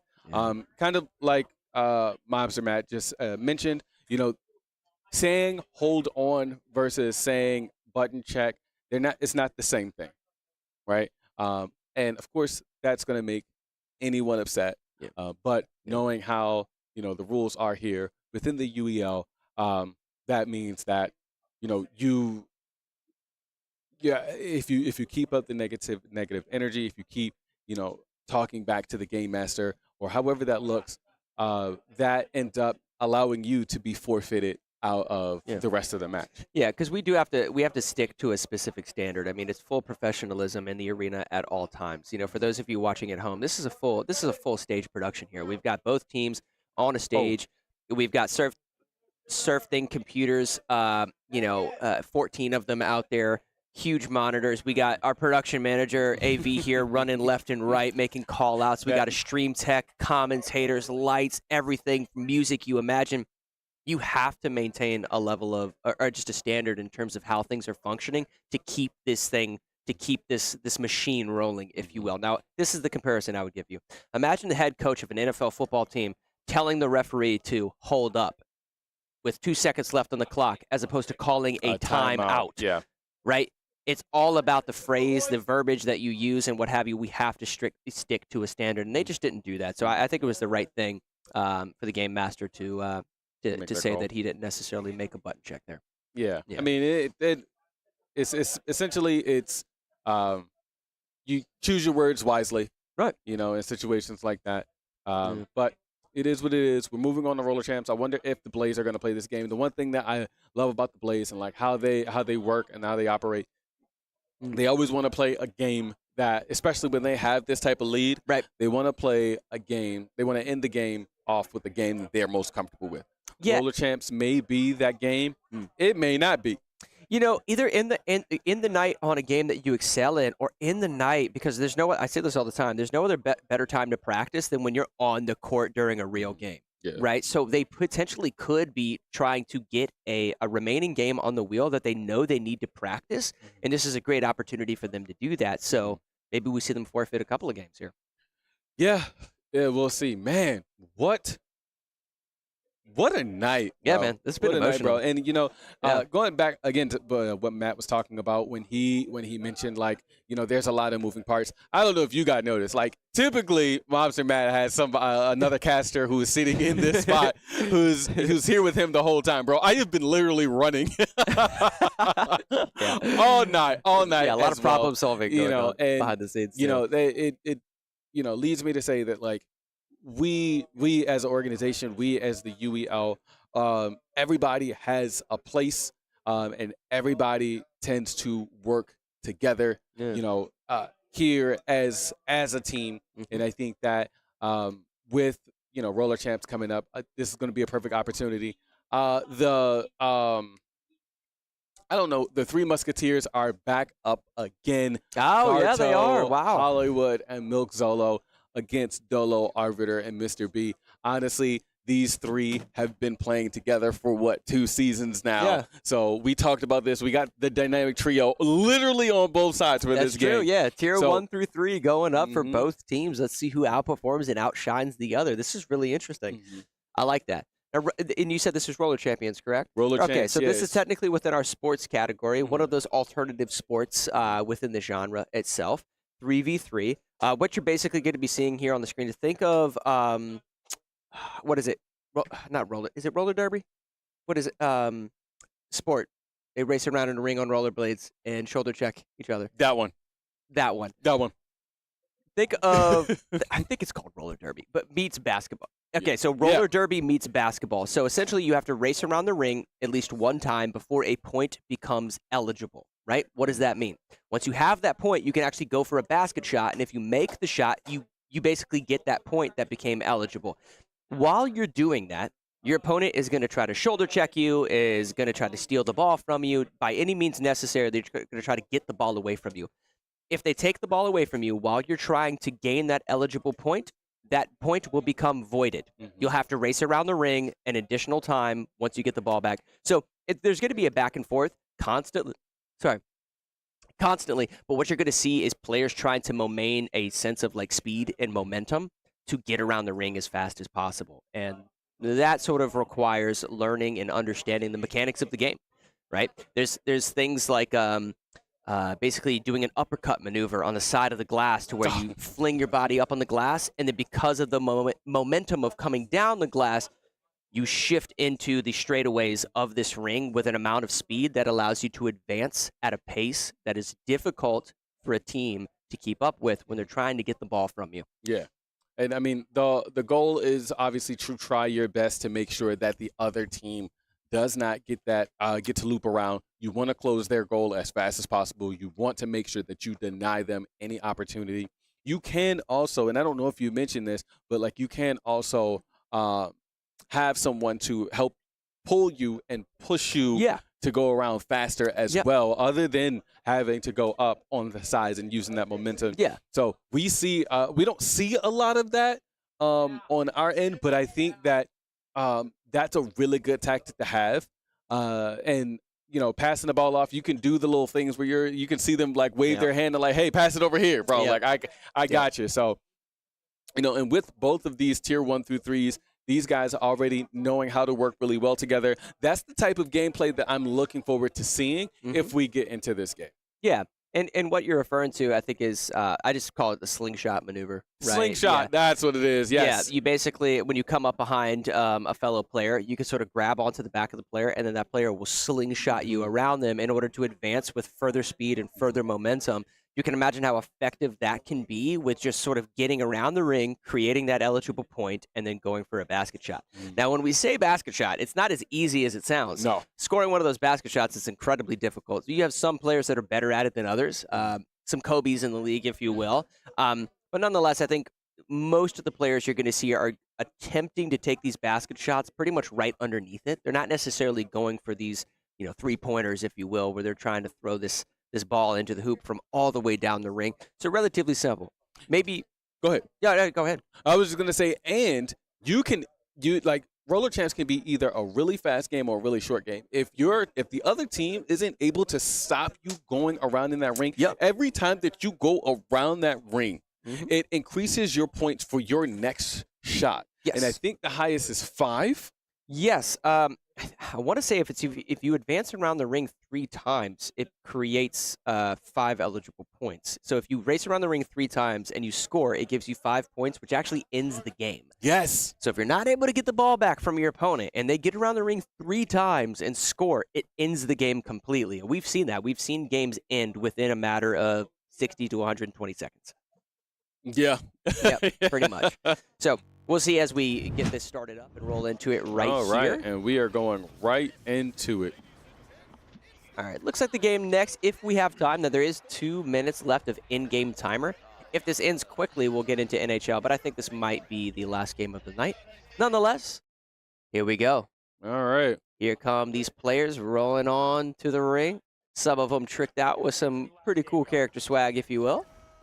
I don't think that Hollywood should be rolling around with these skates with some samurai swords connected to them. I'm not going to lie. Probably not safe. It is actually impressive to see how good Hollywood is at this game already. Understanding the mechanics of the game, picking up that speed, the way he's uppercutting like that along the glass's edge, and then coming down the glass with a level of momentum and speed is actually really impressive.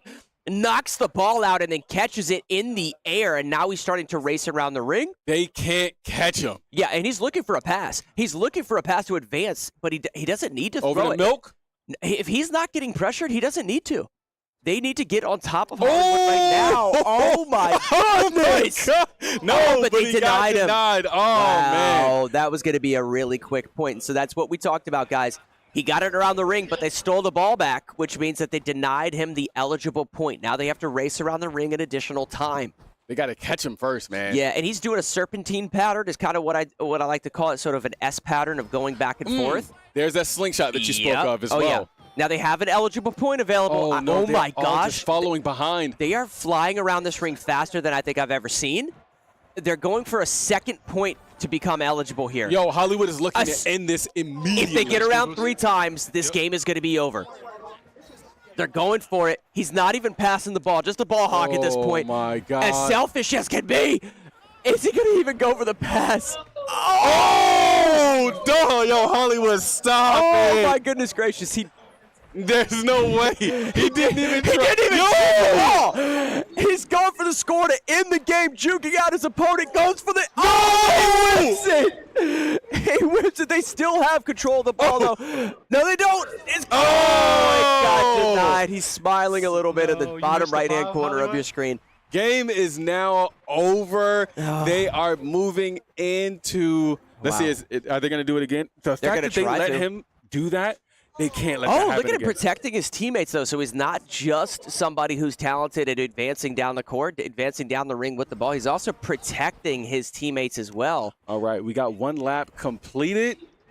I think what they're trying to do is work on, as a team, knowing that this is maybe the last game of the night, I think they're trying to, as a team, work on how do they score more points than just the 1 eligible point. Yeah. You know, and that's something just important to note because it is relatively simplistic to just get 1 point on the board.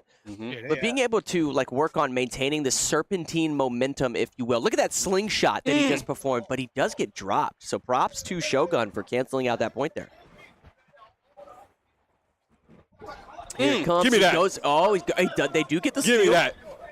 Now he's probably going to look to slingshot off of his teammate to advance down the court as fast as possible. Goes for the slingshot, gains momentum. Now he's going to have a ton of speed coming down here. And we got Mr. B already talking a bunch of smack, bro. Oh, boy, here he comes. He said, how about the next time you actually get that score? Oh, point is available, and he's deciding not to shoot. Yo, look at him my juking goodness everybody. gracious. So the way he's doing that is every time one of his opponent is going for a shoulder check or a tackle of some sort, he's jumping over them. Yo, he's jumping. Please stop. He's jumping over them, utilizing the trajectory at which he's coming down the ice, Yo, coming down the glass, if you will. Hollywood. He may get this last point eligible, which would end the game. He's throwing the ball up for a Hail Mary, and he just barely whiffs it. That would have been the trick shot of a lifetime. His teammate does have the ball, though. They shoot it back, but he doesn't get it. Hollywood is going to be able to pick this ball up, though.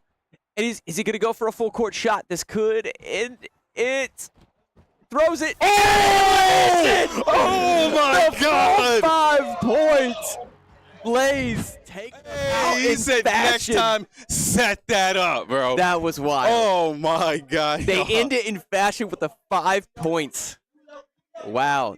Tons of drama going on right now on the floor. I think it's one of those situations where the Blaze wanted to prove a point, you know, because there's been so much emotion. That's why they were going for that. Yeah. And Shogun was in a situation where they just wanted to shut that down and say, hey, you're not going to do this to us. But unfortunately, Blaze was able to pull that off. Yep.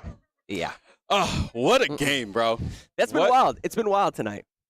So, looks like we have our final score, 17-8, with the Blaze winning this. We are going to get our interviews in here in just a little bit. You guys just stay right there. We'll be right back. Did you know poor posture while gaming can cause serious neck and shoulder pain? Meet the Volare pillow. This pillow is designed specifically for gamers. It gives your neck and shoulders the support they need, reduces strain, and helps you sit comfortably for hours. It's extra comfy and hey, you can even pick your style. It comes in rare, legendary, and epic levels. Match it with your setup by choosing from a variety of colors and designs. Don't wait for the next ache to hit. Level up your comfort with Volare. Use code UEL15 at checkout for 15% off your order. Grab yours today and feel the difference in your next gaming session.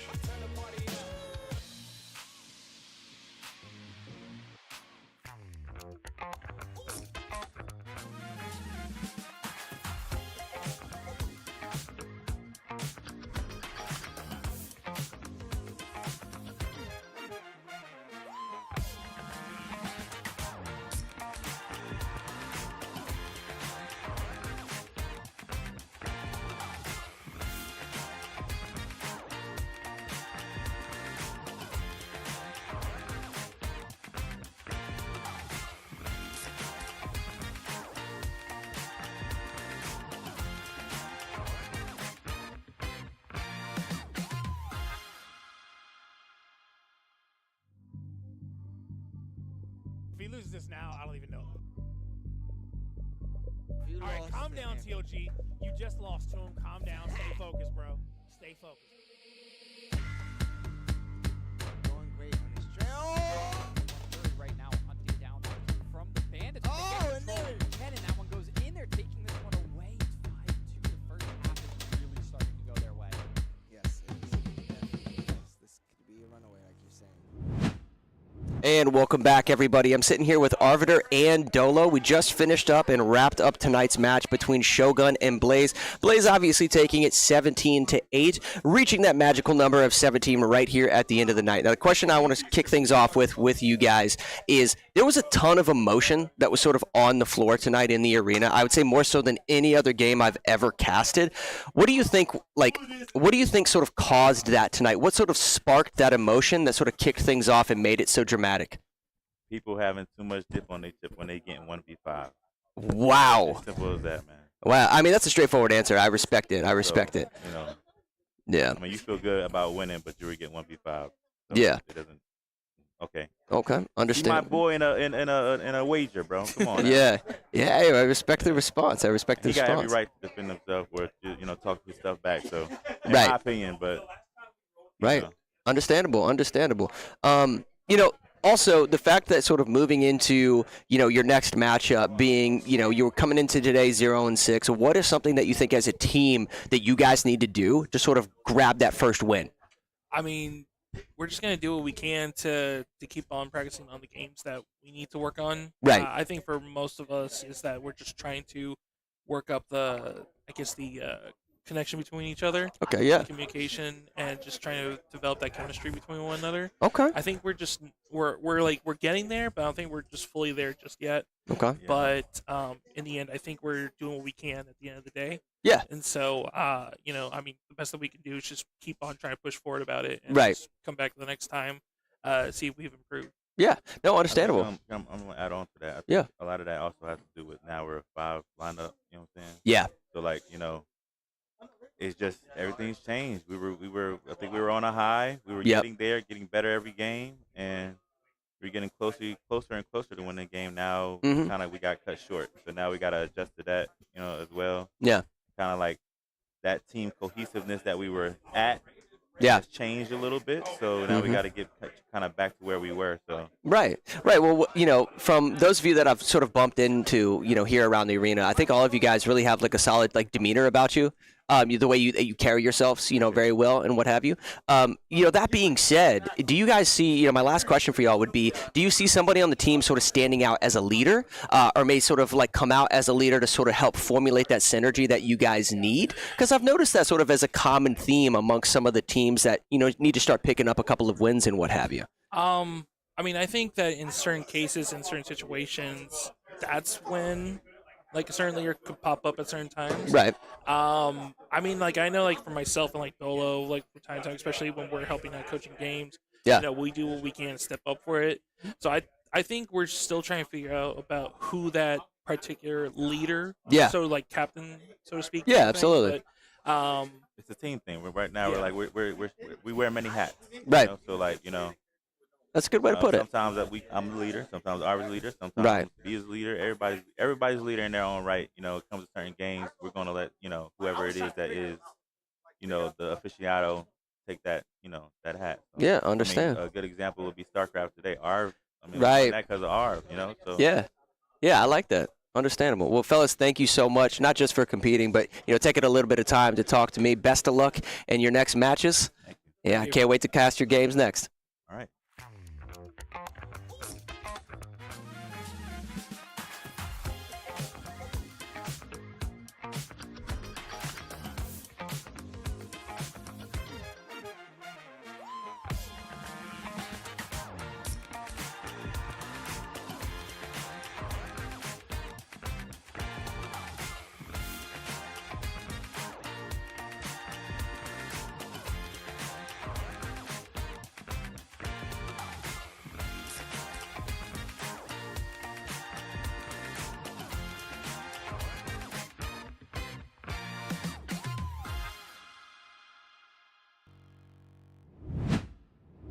What is going on, everybody? We are back again with Hollywood and Garto from the Reapers. I'm sorry, from the Blaze. That had a mistake. Yo, congratulations to you guys again on this dub.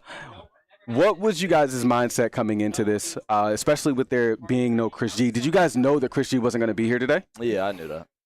I was more upset that Kenna and Ash didn't come. I think it'd have been a great game. You take definitely Mr. B out the lineup and then somebody else. And, I mean, the Shoguns are 10 times better.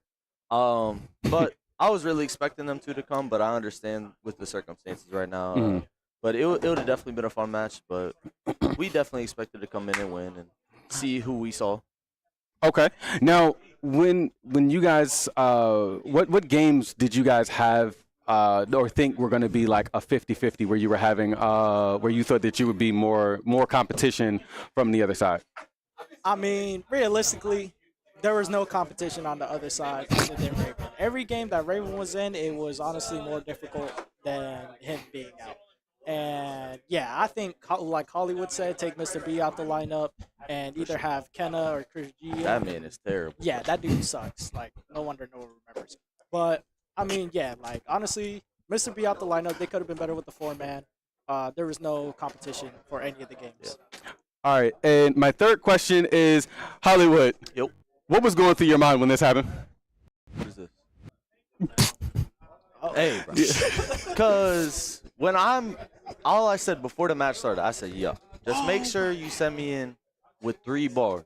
And this dude did the guard cancel, sent me in. So I said, you know what, man? I'm going to just key charge until I get to level 3. Oh my God. It was my only option. You didn't know. It was my only option.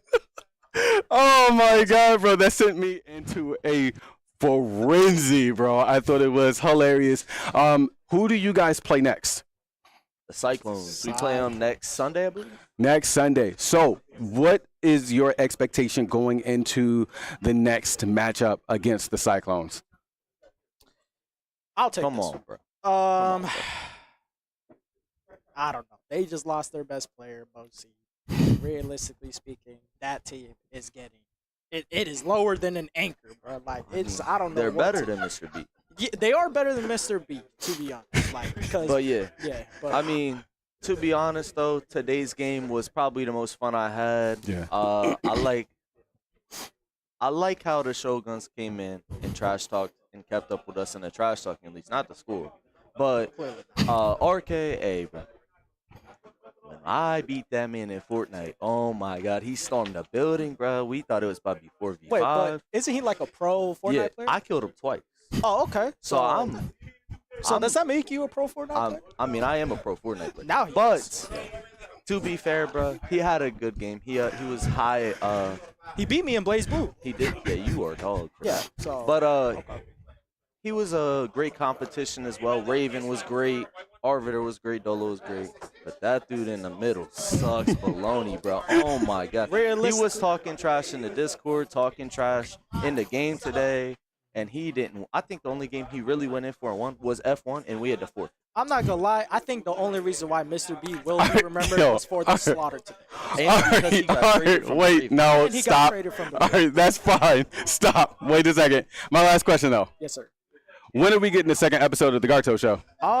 So you already know the Garto Show is always on Tuesdays, but the content is always different. You know, you will probably see some similar series within the show, but realistically, it is a new episode, it is new content, and it's something you cannot miss. Hey, let him know. I was working Mr. B in the final. I was working Mr. B in, I don't even know. But what's new? Yeah. Thank you too for joining us. Really good matchup from you guys. We will see you guys next time.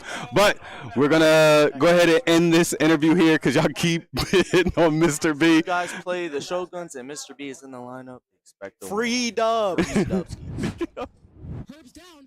Ooh, him's down too. So that is, you can get to level 30 and have both of your guns maxed out already. So.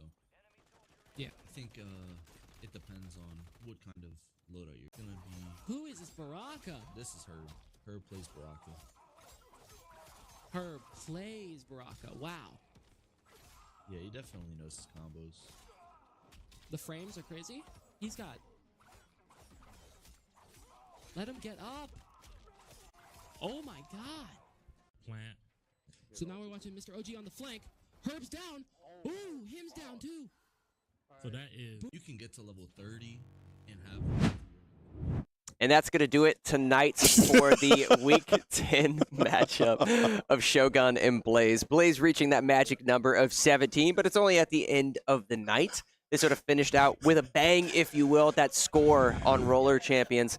So much drama today, man. I think my gosh. Like, that is the takeaway of today was the fact that both of these teams were at each other's throats the entirety of the stream. But I think it sort of created a show, if you will, for not just 100%. Us as casters. I'm sure so many of you guys at home. It was an absolute pleasure casting over both of these teams. I think everybody from both sides, from Shogun and Blaze, had their moments. But nonetheless, Blaze took it. They're going to move up 4-2. Shogun's going to go 0-7. It sucks and it hurts. Yeah. But we got our next game coming up on Sunday. It is the Paladins versus the Ghosts Sunday at 2 p.m. There will not be a game tomorrow, but just keep locked into our Instagram, into our Facebook, into Twitch, Twitter, everywhere, all socials, UEL Esports.